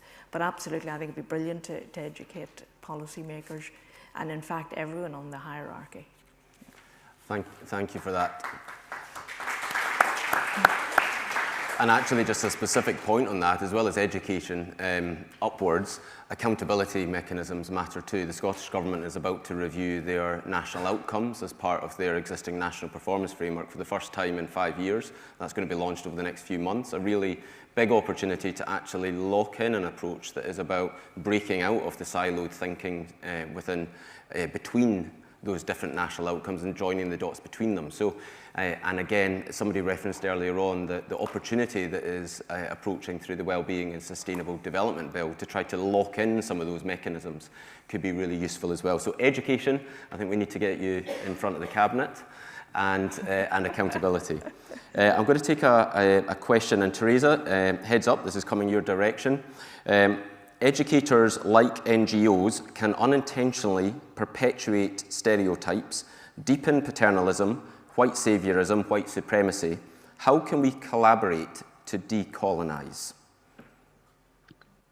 Thank you for the question. So, well, I could directly recommend an educational tool developed by Professor Vanessa Andreotti, and I guess you know this one. It's called Heads Up, and it is basically a list of very common patterns that surface in the interactions between those from majority groups and those from coming from marginalized groups. It's basically the pedagogical intention is really calling us to expand the legacy of possibilities that we inherited from our socialization, again, in these modern Western societies, that gives us a great chance that we are even unconsciously perpetuating the harmful patterns of the coloniality, the colonial ways of relating to others and to the living world. So if I can recommend a Heads Up checklist, it's very useful, it's quite practical, it helps you to identify what would paternalism mean in your engagement, when is it that we can be ahistorical in the ways how we are approaching certain topics, and what other very common traps are there for well-intended groups that can be prevented. Answer to the question, which is great. Bobby, I wonder if you can take this one. Again from Slido. Have other nations harnessed global citizenship education through community learning and development using diaspora communities that we could learn from here in Scotland, or indeed in your own context over the water? Yeah, so again, a great question. It's often shared. I think it's a funny story that like there's approximately 70 million Irish people globally, or at least it's a way of describing that group because they're all eligible to come home for Christmas. Whether or not they do is another thing, but it gives you an idea of the Irish diaspora. And I have to say, credit where credit is due. I think that the one part of the Irish government, the Department of Foreign Affairs, through its Irish Aid programme, recognises the power of adult and community education, and not just in Ireland, and so has done quite a good job, still room for improvement, but still done a good job on reaching out through its embassies and realising, to go back to the point of the GCE, I think should be universal, that it should be for everyone, and that opportunities should be lifelong, life-wide in its broadest sense. So I think that that's a good example, I think, of trying to at least do the best they can. And if I may, just on that comment of just do the best I can, if I can go back to a previous comment, and I've forgotten your name, apologies, it was just in relation to the powerlessness or the danger of that happening. And I think it's really important in GCE to be mindful of this, that we can get paralysed by the enormity of the challenges that we deal with. And I think it's really important to kind of remember that adage from the hummingbird, the beautiful story of the hummingbird, which Wangari Maathai shares so wonderfully. I'm doing the best I can. I think it goes back to, I think, one of the Slido questions about youth anxiety, about climate change. We have a responsibility, especially with younger generations, not to put on a huge amount of pressure to them to fix things. And I think that I'm doing the best I can is something that's really important. And connecting to that is this sense of power, that I don't think language about politicians being up there is very helpful. I think we need to reclaim some of this language and realise that, you know, our greatest fear is not that we're inadequate, but powerful beyond measure.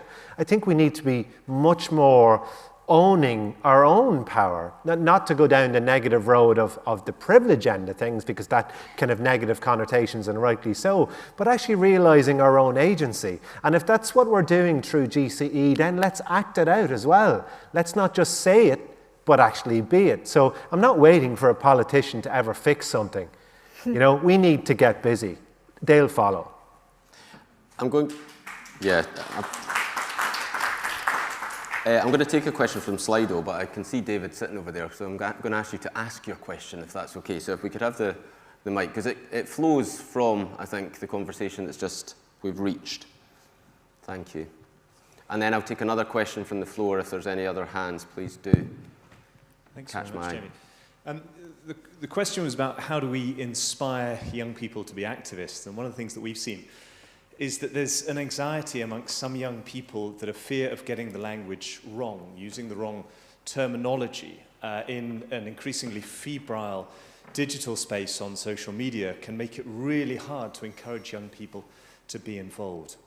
So what can we do to support young people to get involved? Absolutely, to get the language right, but not to allow the fear of a misstep on social media to actually think, I don't want to take part, and to take a back seat when we want them to take a front seat.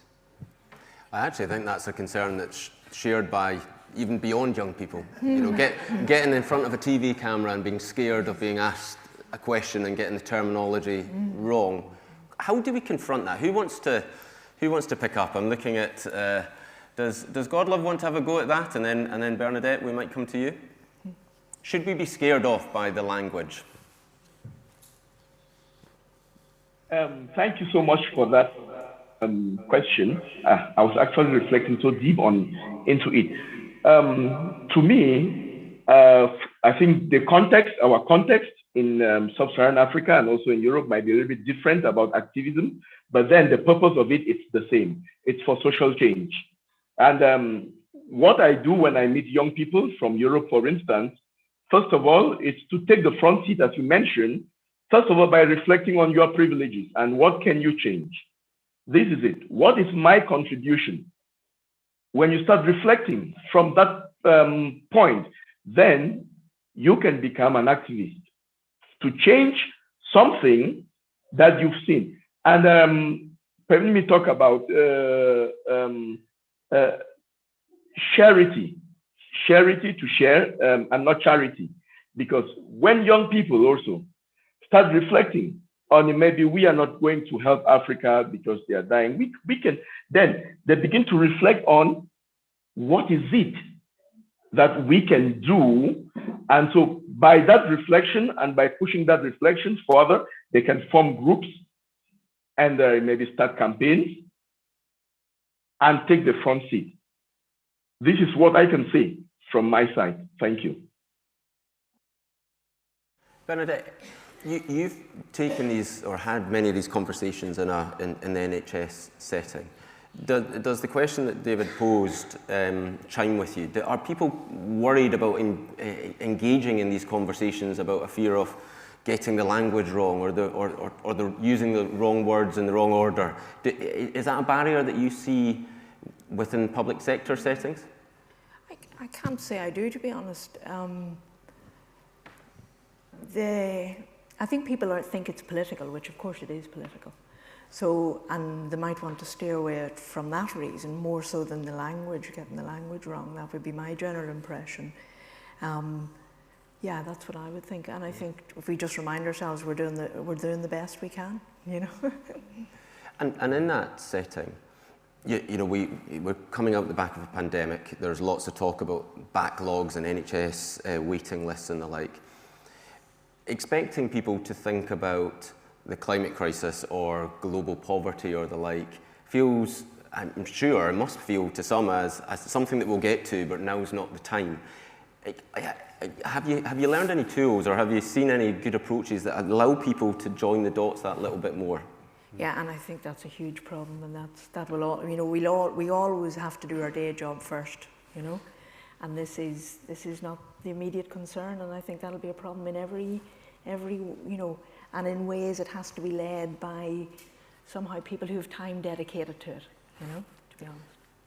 Just on that, and maybe just to get nerdy just for a second, is that like there's two like things that I think are really important technically to be aware of in terms of learning. So one is Lisa Feldman, you know, cognitive linguist, has looked very much at body budgeting and I suppose how overwhelmed you can be by these types of issues, and that it's a real physical phenomena, that you can only take so much before you actually have to switch off and move away, and rightly so, because your own health will begin to suffer. And even indeed at a very head level, you know, we've all got an information filter called a reticular activating system. So it's a very kind of specific job, and its role is to act as a filter and to only let in information that is of value or a threat to you.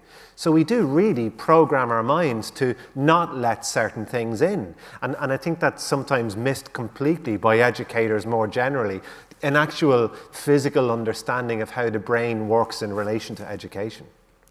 While you're talking, a question on Slido. What specific steps, if any, do you think the Scottish Government should be taking to promote GCE as an integral part of its international development programme? You mentioned the 3% target within Ireland in terms of spend. Should the Scottish Government be doing more in terms of skewing its development spend towards education? I mean, I think that's a minimal. Personally, that's just a personal belief. I think GCE should be embedded in every single development project, full stop. I'd see it as a fundamental core part of development, going back to this idea of locally led development. I mean, when you think of it from a community development point of view, who came up with the idea that it should be anything other than locally led? Like, it needs to be owned by the people participating. So I think it's really bizarre to think that it's not. For me, GCE needs to be embedded, not just in a financial sense, but in actual value sense, right across every single development project. With the exception of one or two, but the only exception, I think, should be that those working on it have a deep understanding of it. Great. We've got 5 or 6 minutes, but I want to take another question from the floor. If there's any hands, right at the very back. Thank you.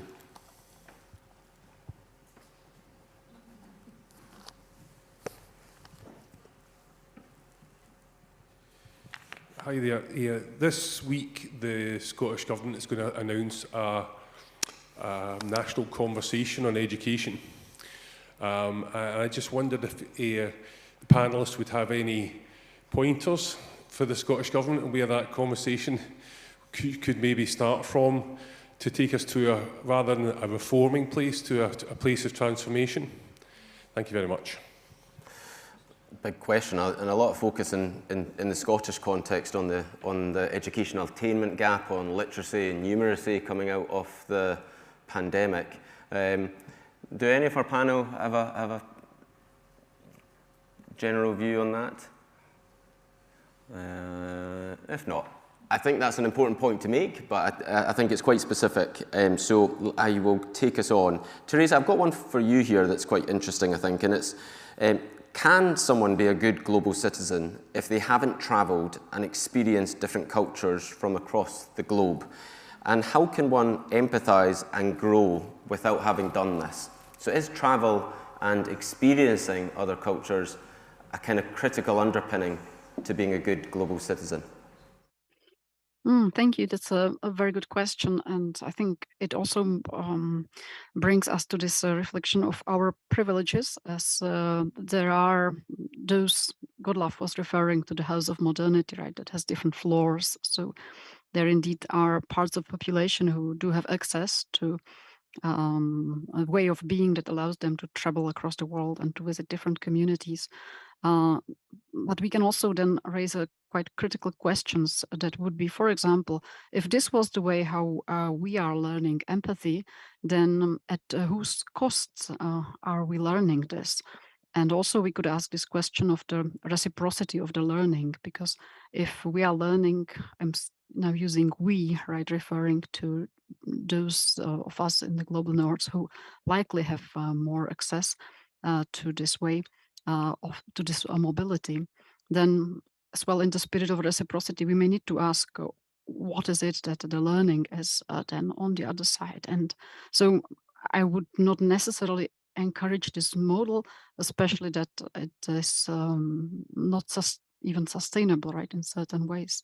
And I believe that we can develop very, I would say, interesting pedagogical methodologies that can really allow us to deeply analyze and understand our own conditioning, being part of the global north, and based on the analysis and also based on more affective and relational work, we may be able to figure out what is it that we are missing in our culture, what is it that's been invisibilized in our understanding of how relationships and the, let's say, unequal relationships between different parts of the world are working. So probably my quick answer would be really gearing us towards this pedagogical creativity that can be still used, I think, in very many ways. We have a couple of minutes left, and I just want to wrap up with a rapid question to each of you, and it's the one that's often asked at the very end. You know, we can feel quite powerless in all of this, and you know, what is the single thing that Scotland could do, that audience can do, that you think would help improve public understanding of the role of global citizenship, the ways in which local communities can act to be fairer and more sustainable? Is there a single thing Scotland could do? Is there a single thing that you would point and encourage? You know, we've got 150 people in the room. That's a lot of actions. What would you encourage people to, if you were to say one thing? And I'm going to go around you all for a very short answer, if that's okay. So I'm going to start with Godlove. You've not had a lot of time to think about this, but give it your best shot. Yes, what I will encourage people to do in Scotland is if you have partners in Africa or in other parts of the world, there are indigenous knowledge which we should build on, so we can think globally from the Scottish perspective and act in context of these different partners, especially in education. And we develop a psychopedagogical tool that is involving the realities of your partners who are maybe in other parts of the world. Thank you very much. Thank you, Godlove. Teresa? Yeah? If you're one thing that you would like people in the audience to go away and do, or Scotland to do, to promote global citizenship education? Right. Well, I mean, you can, for example, use this event that everybody is paying attention to these days, which is the Earth Overshoot Day. And this is a day that marks a moment in a calendar when your country has used up what can be understood as its fair share of natural resources that can be regenerated within a year. And I checked earlier that for UK, it looks like it's May 19th. So, we could maybe raise these questions. Should our communities not be contributing to an ecological depth? We need our education system to shift from the perpetuation of the current idea of metropolitan consumerist individualism. And this way we can open up questions and reflections on the role of education in times of social and ecological crisis. And I believe that GCE is very well positioned to contribute to thinking about the kind of learning that we may need to help us imagine a social and ecological transformation centered around human dignity and ethical solidarity and community well-being. Bernadette. Thank you. I think the best way would be for Scotland to have an open forum or a platform to look at the country's policies and the overspill effect they have on other countries, both in terms of environmental and economic, and involve the public and invite public to submit from their vast experience, from academia, what is their opinions, and then that would be an education process in of itself. And then when the findings are available, present it to whoever makes decisions and they could go with it or not, but the public would have been involved with the process. Indeed. Thank you. Bobby. I spent some time a couple of years ago with a wonderful man from East Africa, Elias Marandat. He used to be a lecturer in development studies in Ireland, but he was working in the Maasai community just outside Arusha, and he gave the example that you oftentimes would have schools of projects that would come, but they'd normally fit into one of three categories. So my answer to the question is his third suggestion, is that he said that oftentimes some agencies come and they try to keep people the way they are. So they hang on to the romantic notions of what life is like here. The second group would come and they would try to change. They would say, you need to do X, Y, or Z. And the third group, and I think in GCE, I think it's the starting point for most good quality GCE, it's ask. So it's no suggestion, it's just ask. I don't think I can do much better in wrapping up than that. And if I talk for any longer, you will have less of a break. So I'm going to be quiet now, but I'd just like to ask you all to thank the panel and then to return here for, unless the timings have changed and somebody can give me a shout if necessary, but 4:05 for the final session of the day. But if you can join me, please, in thanking all the panelists in the room and online.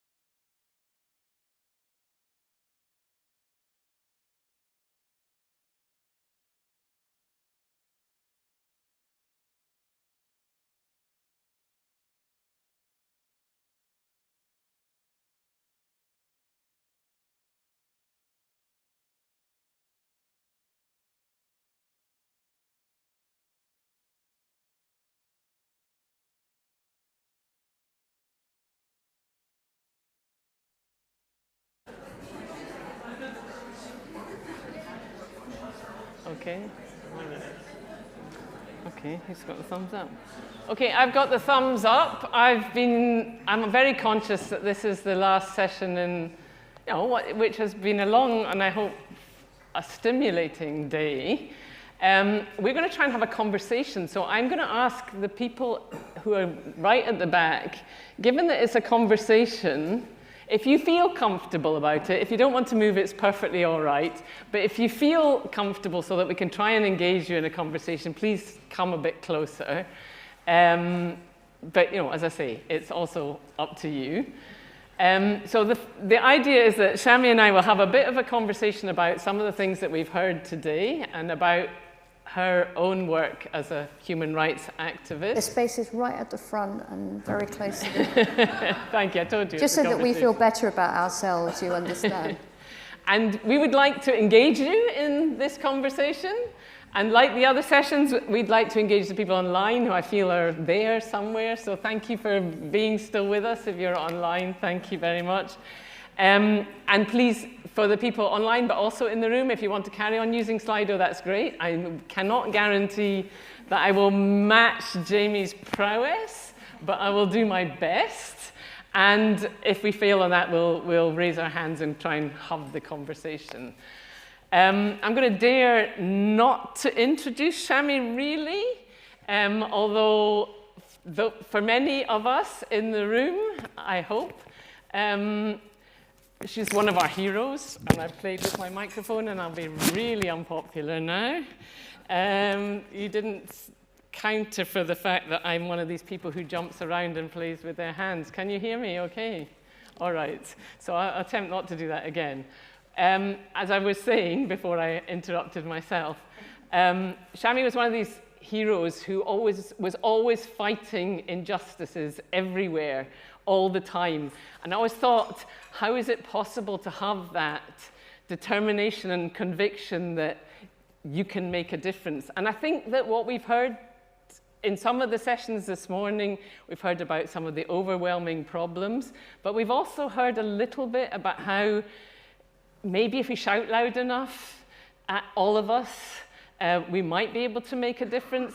So for me, one of the themes that's run through this a bit has been about democracy and voice in terms of the global injustices as well, in terms of who has that voice. And I was very struck by something that Godlove said in the last session: everything for me without me is against me. And I think that applies across the board, actually, across the world, across everything. If people are speaking for you without listening to you or letting you speak for yourself, then they are not representing you or your interests.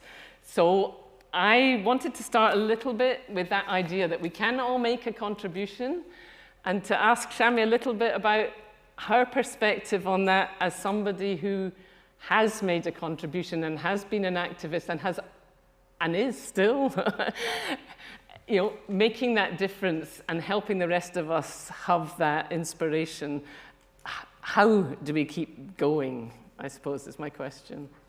Well, thank you, Francis. And it's an absolute privilege to be here with you all. I'm sorry I couldn't be here all day, but I did find that last session inspirational, actually.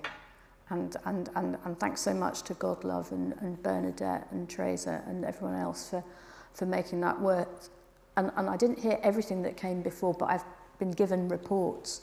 But I think there was a lot there to pull together in terms of practical ways to get things done. And as an activist, and I consider myself an activist still, just being in the House of Lords doesn't stop you being an activist. Hopefully it is one additional platform, not necessarily the most world-changing one, but sometimes it's an important platform. But it's got to be about making a difference, otherwise there's no point. I used to say to my colleagues back in the day at Liberty, we can sit with people we agree with and drink our favourite free trade organic brew, and we can listen to the Today programme, and we can read The Guardian or Tribune or whatever our favourite publication is, but we do that on our own time, because that's not campaigning. So campaigning is something else, and campaigning is about how we make a difference, including by changing other minds and other structures, and not using our own comfortable jargon and not just talking to ourselves. So it seems to me that why God love is so right, not just God love, but the other voices in that last session, why they're so right is, and by the way, I loved Bernadette's answer to the gentleman. There was a gentleman who was sitting near me towards the back. He said, you know, I'm a bit uncomfortable with all this global citizenship education, because I don't think the global south should be educated, and I thought that was a really, really pertinent point he made. But I also thought, if I may say so, that Bernadette's answer was exquisite, which is, no, it's ourselves we need to educate. So that's the global citizenship education. It's ourselves we need to educate, but it's also ourselves we need to organise.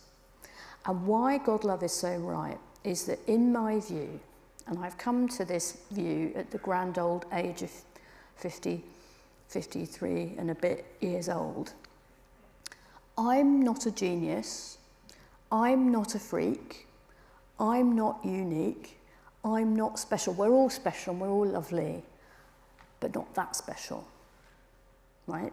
And if I believe certain things very, very strongly, for reasons of learning, reading, experience, if I believe certain things, values, facts, whatever it is, challenges, if I believe that that is the case so strongly, the chances are that there are a lot of people who agree with me.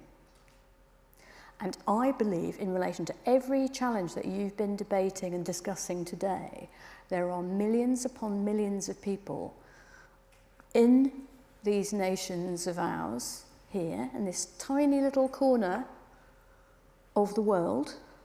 Yes, it was once an empire, but it's a tiny little corner of the world. Millions of people here and all over the planet who agree with us that the status quo is neither fair nor sustainable. And so if we can only work together to organise, to make a greater impact in terms of global governance, but in terms of democratising these voices and coming together, then we will just be we will just be so much more powerful. And what we need to do is, yes, we come together like this, and I suspect this is a conference of like-minded people, and there's no problem with that, because sometimes people do need to come together to strategise and be with each other. But the crucial thing is what we do thereafter, which it seems to me is working in every current unit of organisation, whether it's our current NGOs, our current democratic structures, our current political parties, our trade unions, whatever it is, around campaigns that engage people power in numbers. Because numbers are on our side and wealth and power is not. And I'll just finish with this. I think it was in the early 1900s, Keir Hardie, who you remember was the first leader of the British Labour Party, wrote a book called From Serfdom to Socialism. And at the time, he talked about how in the United States, which at that time was, in his view, the most developed version of capitalism, this is like the early 1900s, so much wealth was in the hands of the top 5% of people.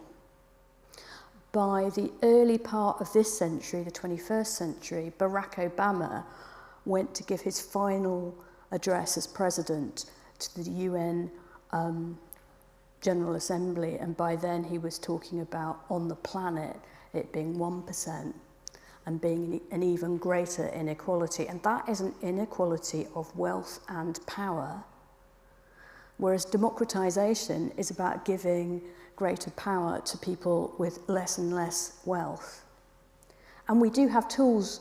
We have the internet, And some people have spoken. There was a gentleman in the tweed jacket over there who was talking about, you know, the dark side of social media and how it can sometimes be a difficult culture and people.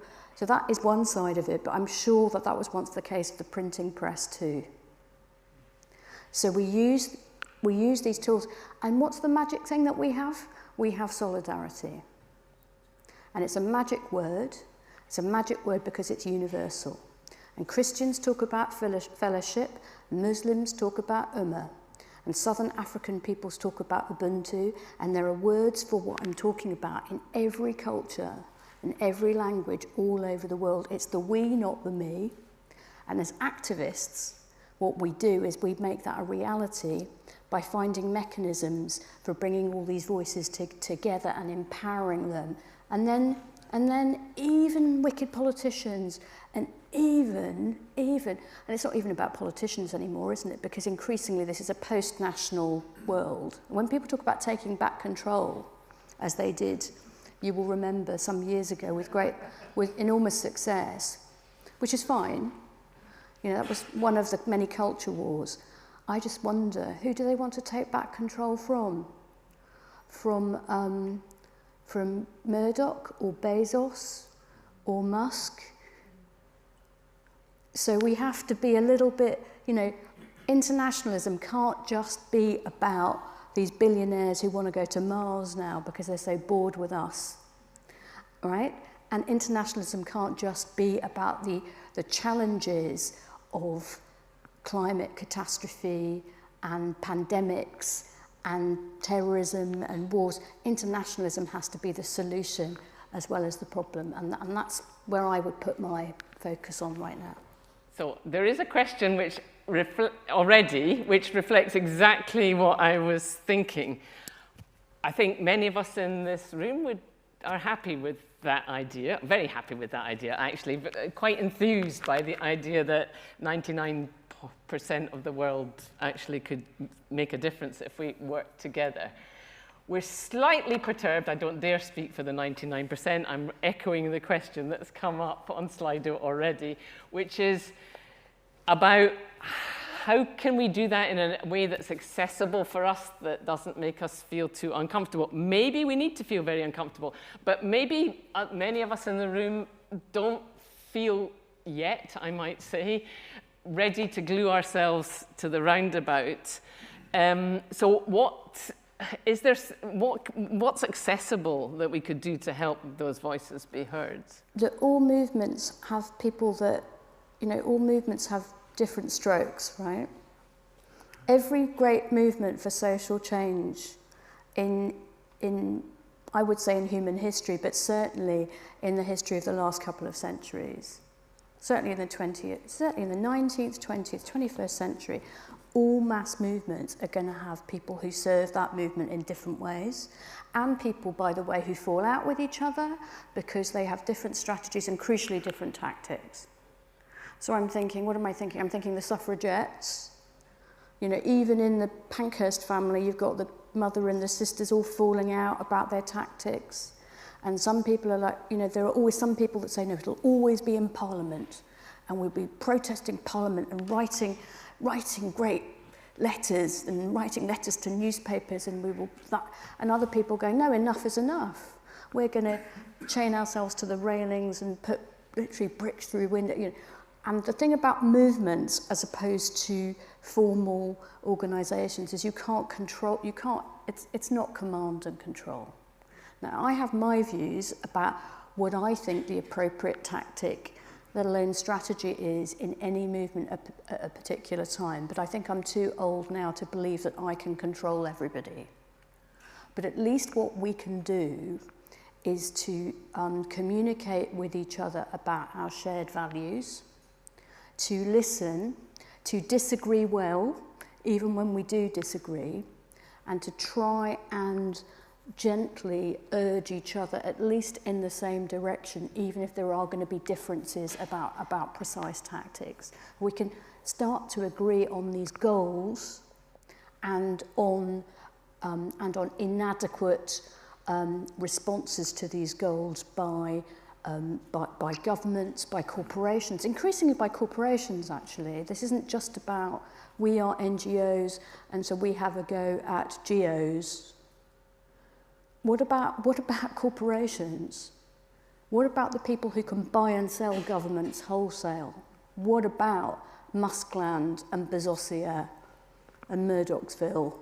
Thank you very much. What about organising so that people who work in Amazon warehouses are allowed comfort breaks and maternity leave and to unionise and so on? And these things, in my view, are all interconnected. Yes, thank you. So I suppose that brings us back, because you mentioned Amazon warehouses, and I'm very conscious there's one just north of Kirkcaldy somewhere, which when you drive past it, it's this kind of concrete thing without any windows. I don't know what the rest of you think when you drive past it, but it feels like a horrendous place to work. So maybe that's fair, that there's something we can do locally. We're here because we're people who are interested in international development, and we've spent a lot of time talking about how we link what we do locally to what happens globally. So I wonder what you think we could do locally that might have that global impact. Well, two things to say about that, just carrying on that conversation. The first thing is that obviously if you act in relation to, say, Amazon locally, by definition, you're acting globally, because there's now a worldwide campaign that, you know, that Amazon workers should be treated with a bit of decency and respect, which I think is fair enough. And if you think about the pandemic and the way in which, for understandable reasons, companies like Amazon, you know, were just so enriched when people were locked in at home, I think that, you know, that's a good campaign locally and globally. But I think another really important thing to talk about is procurement.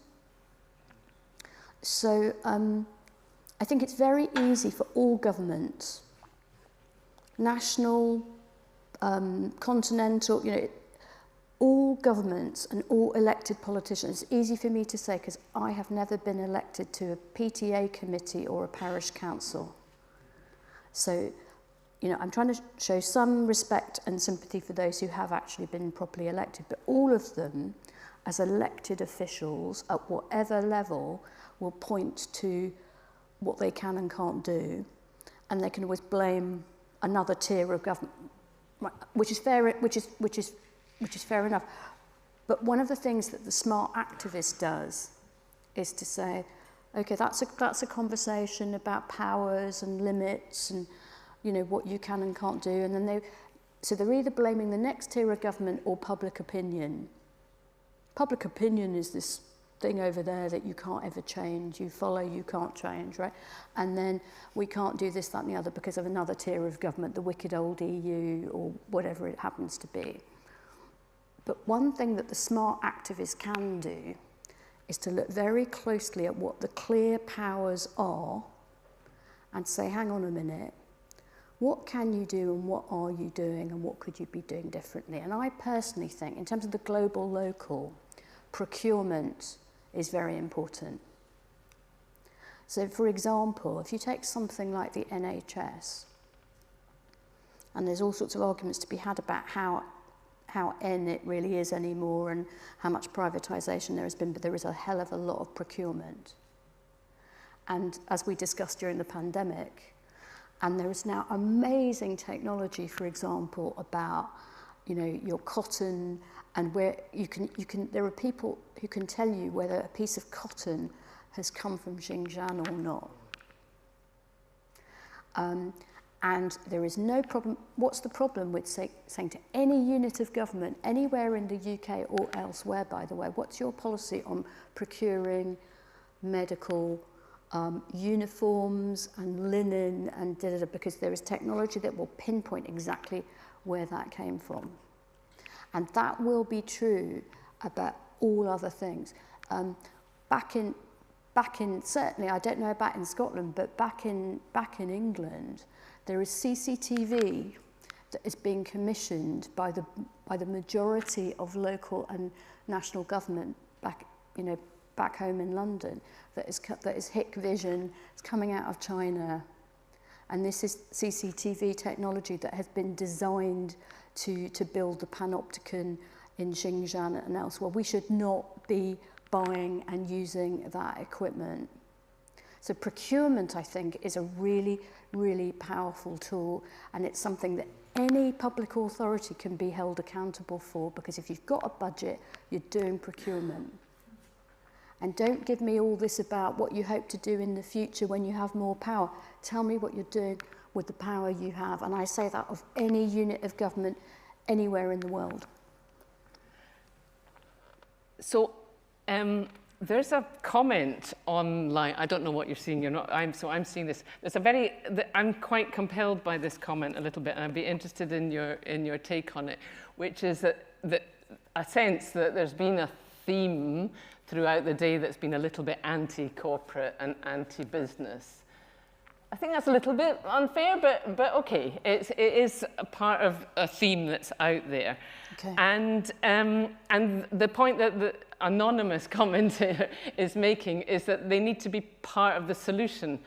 And I remember, as part of UNDP, and others have heard me saying this before, so I apologize, but I was always very struck, was a gender advisor, and Unilever made a really big effort at one point to ensure that their supply chains were as locally sourced as possible, and in India, for example, went to local women in the supply chains.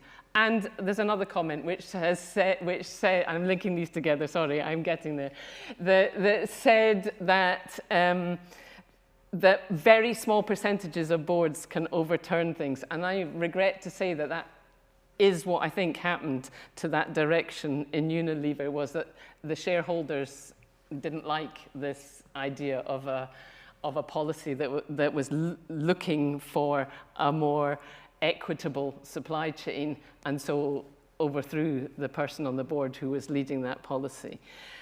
So sorry, that's a long way around to saying, I think, nevertheless, I think I may be wrong. Yes, okay, I'm willing to be corrected. No, I just wanted to say that surely the problem isn't private enterprise. Because we have people online, I'm sorry, we do need to go for a microphone. Can you wait 2 seconds and I'll let Shami say something, and then we'll get back to you. I mean, my point is, what do you think? So I'm not anti-business. I'm not anti-government, I'm not anti-business, I'm not anti-family, I'm not anti-nation, I'm not anti-human. These are all units of, these are all things that have been created by humans to live and work with each other and to organise themselves. But power needs to be held to account. Whether it's power in the family, whether it's, whether it's a patriarch or a matriarch abusing their power against their children, or whether it's local government or central government or big business or an international corporation, there has to be rights and freedoms and protections and the rule of law. That's all I would say. And I think the pandemic was such a parable, wasn't it, for everything that's both wrong on the planet, but everything that could be righted on the planet. So small businesses, medium-sized businesses, all sorts of industries, and so many individuals and families really, really suffered and sacrificed and made privations, and others were in boom. And some of it was to do with the accident of the nature of your business. Obviously, hospitality and airlines and things went down, but online retail and Zoom, who'd even heard of Zoom? Some things went up, some things went down, and fair enough. But what we're talking about is governance and accountability, and injecting all of these institutions, whether they're corporate or government, with values of decency and accountability. So I'm not anti-business and I'm not anti-government. I just want all of these units of human design to be pushing in the right direction and held to account. Okay, I am interested in encouraging a broader conversation if we can. I'm conscious you've probably spoken a couple of times, but please just go ahead. Thank you. No, my point's more or less been made. Basically, I don't think probably most of us are not anti-private enterprise per se, but we're against the enormous power that the largest corporations have, in which they use unscrupulously. Yes. So it's about holding power to account. Totally agreed. Okay. And I understand now why our previous chairs had issues with this, so I apologize, because it doesn't automatically do the ones that are marked up, so the audience has an advantage over the chair.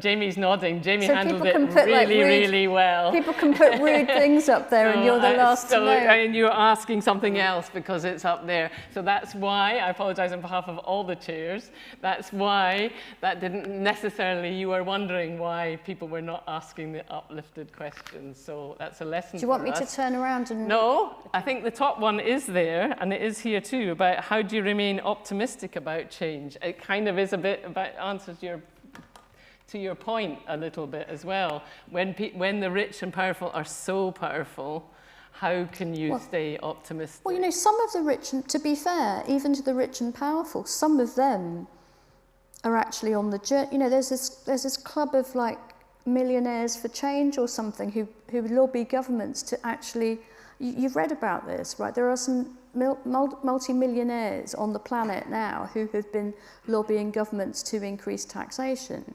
Not philanthropy, but taxation.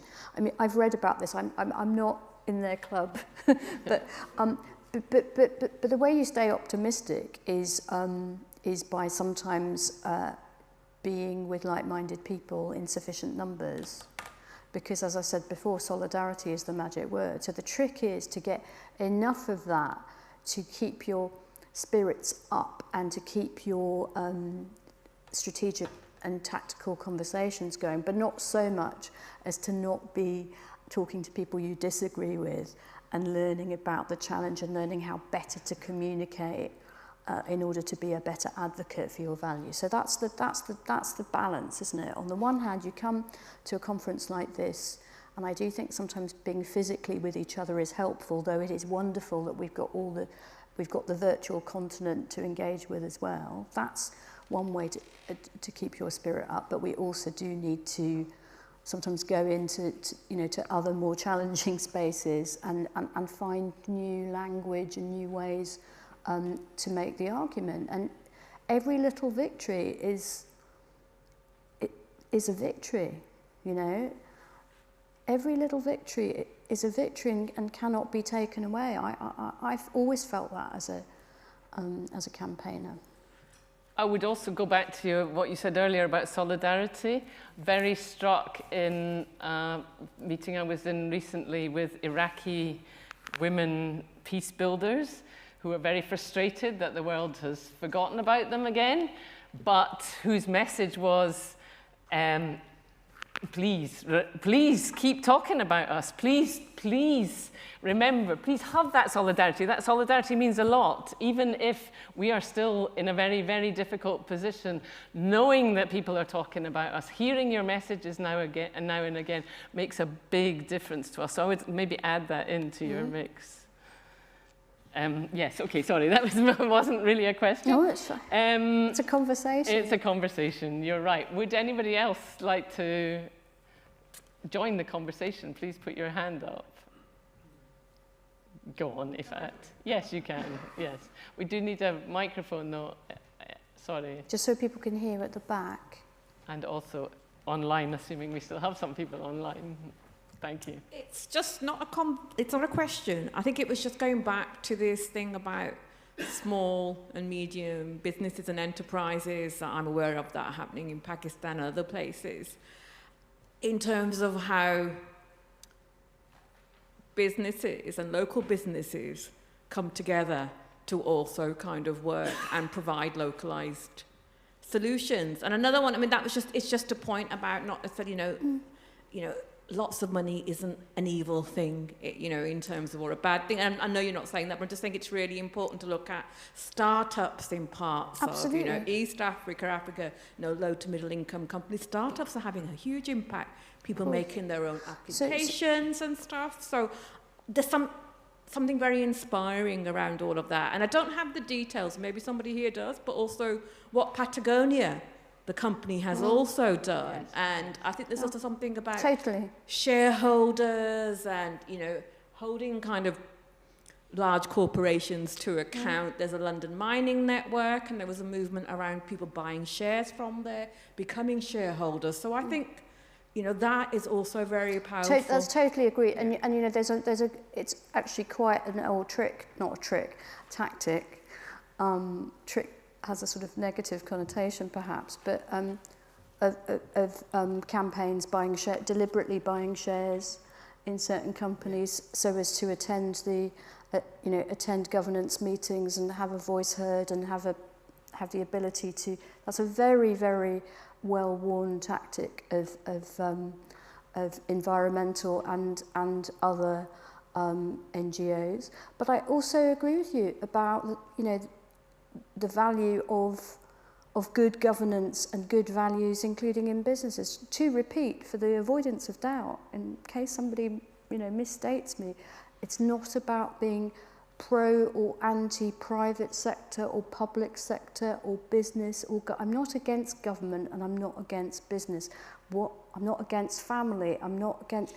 These are all units of human life and organisation. What we need to make sure is that they all reflect human rights and values and are all accountable to the same. Jamie, you're asking a good question. You can't write questions. Well, you can, obviously, but I'm thinking you can ask your question if you don't mind. I love it when people have had their turn for an hour and a half, then want to do questions. I know, but it's a super question all the same. Sorry. So it was going back to the point about language, and you know, in some respects, populists succeed in offering really simplistic answers and solutions to extremely complex problems. And then you get global citizens walking in and going through their 20 different reasons why something really matters. And it just strikes me that we need to get much better at putting complex solutions into simpler language, not because the detail doesn't matter, but in order to get more cut through with more people and engage the sort of numbers and make sure that we actually make the sum of our parts, the fact that we've got all that voice at our disposal, we don't necessarily have the wealth and the power, but sometimes I just think we're really rubbish at explaining ourselves and winning the argument and going out there and actually just being really vocal, consistent campaigners. You know, we'll write a 1,000-word essay when actually we need to boil that down to 2 or 3 sentences, and I'm the worst at it at times.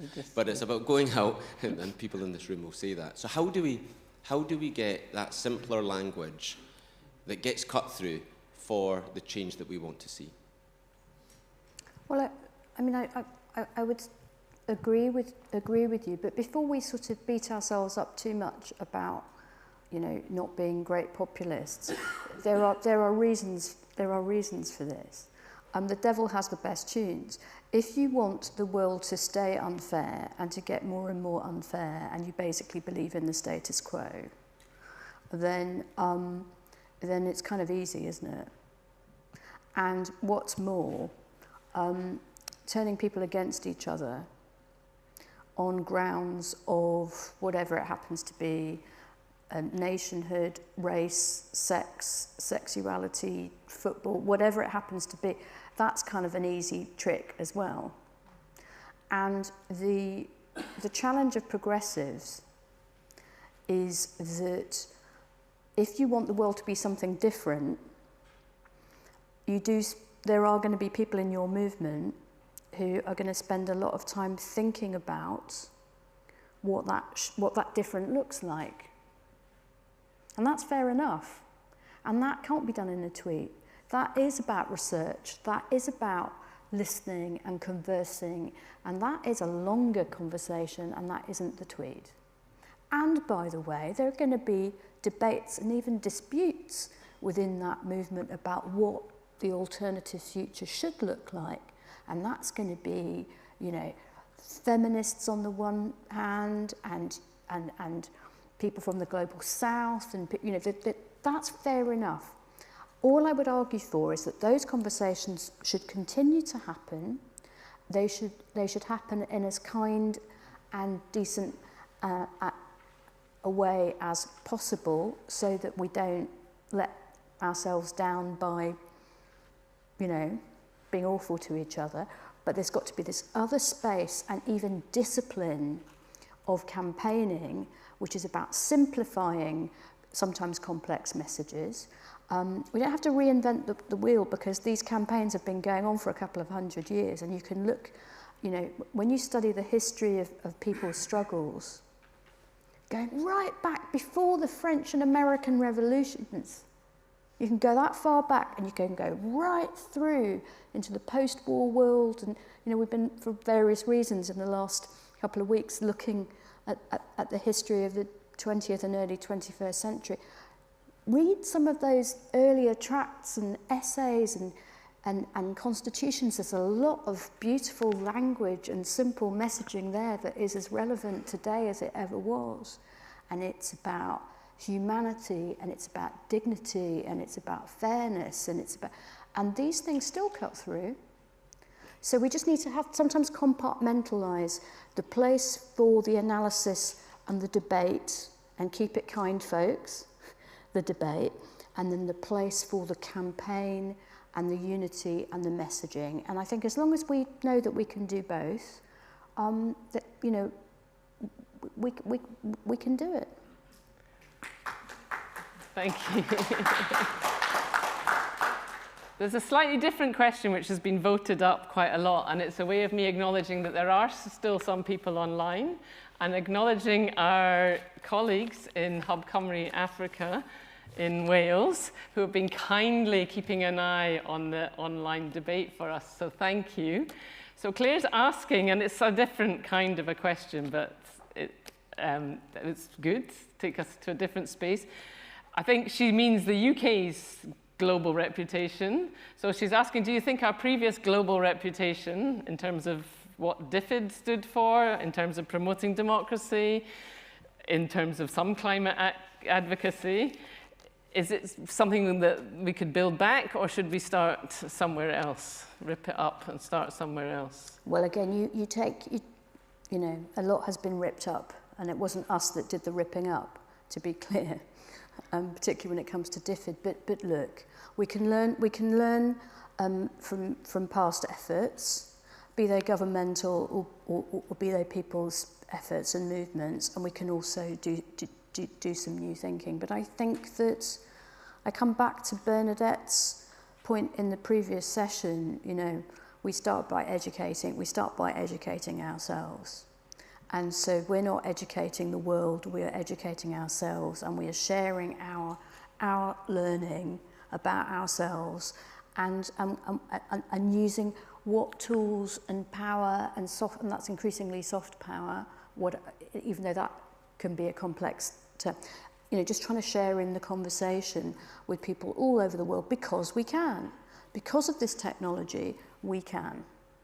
And I take the gentleman's point about social media can be a sewer, and people, you know, can get slapped down and all the rest of it. And I have to confess that I'm a tin hatter.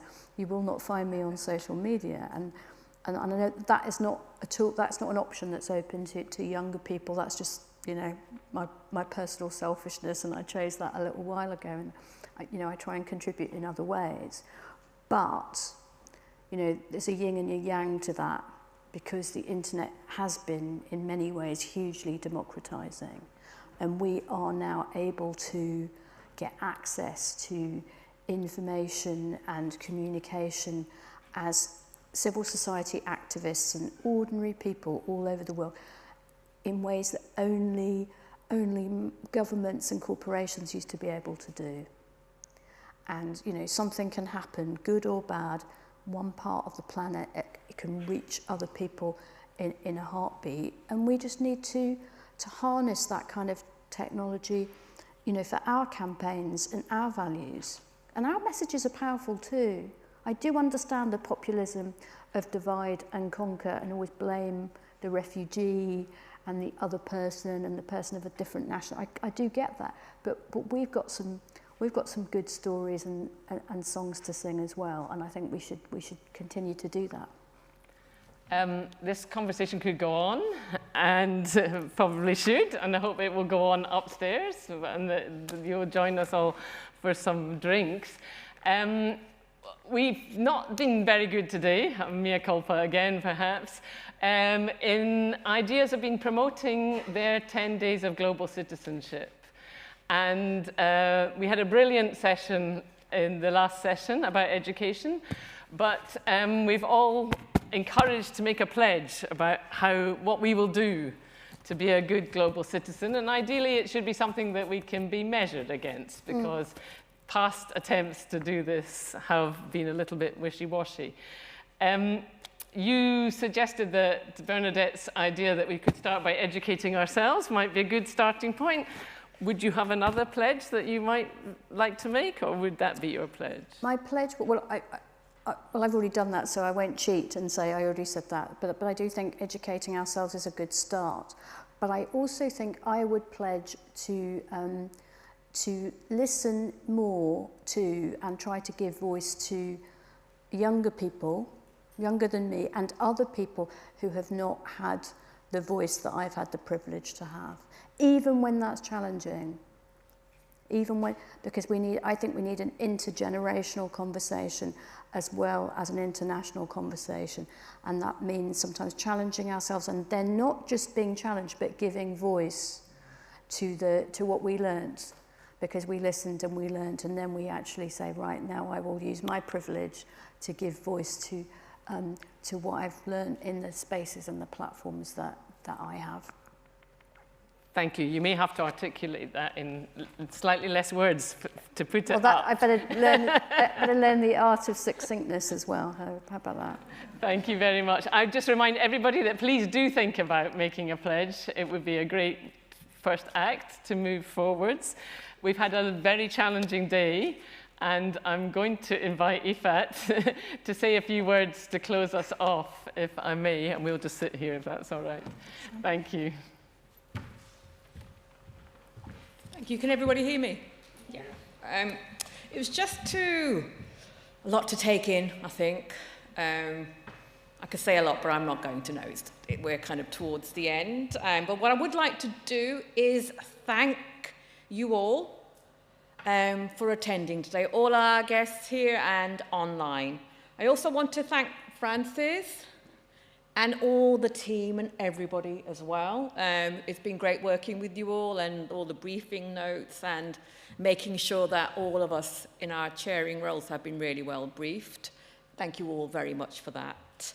I'd also like to thank the sponsors of this conference, StoneX and the Centre for Sustainable Development, Strathclyde University, as well as the associate sponsors, which is the International Development Association of Scotland.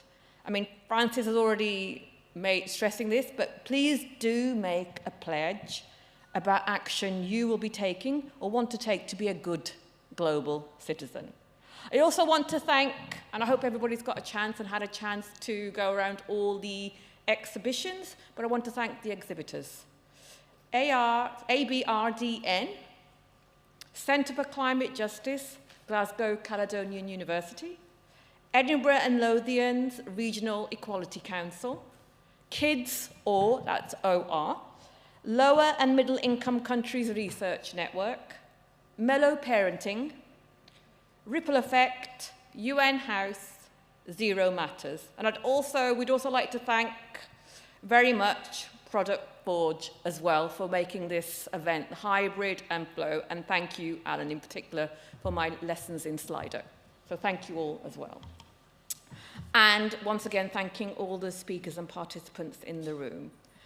We're keen, I think the conference organisers are keen to keep the discussion going now and going forward. There is going to be a drinks reception from 5 till about 6:30, is that correct, onwards? And there's also the online hub, in the Alliance hub, so please do share your thoughts if they come out. For me, things come afterwards as well, so I'll probably be tweeting from like midnight onwards tonight, thinking, oh, you know, this came up, or I should have said that, or what about this point? After the drinks reception, you're going to tweet at midnight tonight. Excellent idea. It comes that strange... I mean, there's lots of thoughts and actions and like experiences and, you know, challenges people have raised to take away. But tomorrow, the 21st of September, is the International Day of Peace, set up to kind of recognize ceasefires that took place. And the theme for 2022 is, I wish, end racism, build peace. And as the UN Secretary General puts it, we have a role to play in fostering peace. And tackling racism is a crucial way to contribute. We can work to dismantle the structures and that entrench racism in our midst. We can support movements, and this word's come up a lot today, and we know this, for equality and human rights everywhere. We can speak out against hate speech, both offline and online. And we can promote anti-racism through education and reparatory justice is my dyslexia, sorry. We invite you to join the efforts of the United Nations as we work towards a world free of racism and racial discrimination. A world where compassion and empathy overcome suspicion and hatred.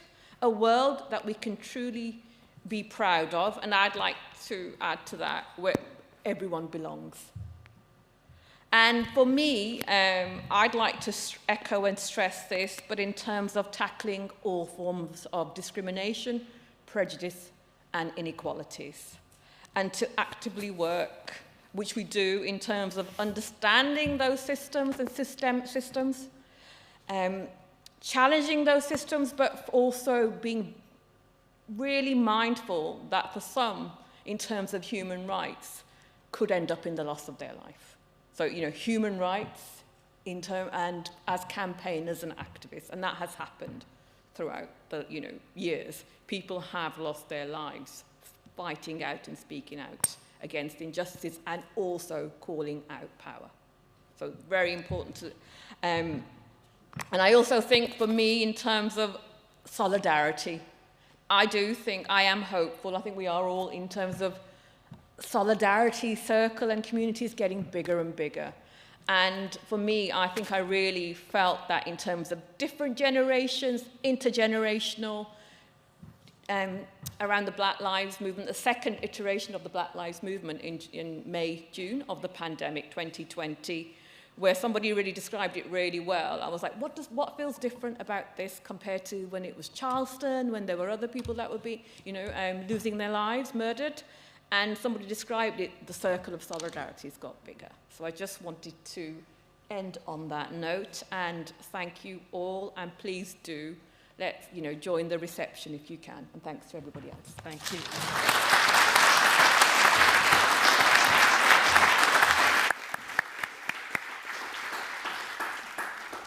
Thank you.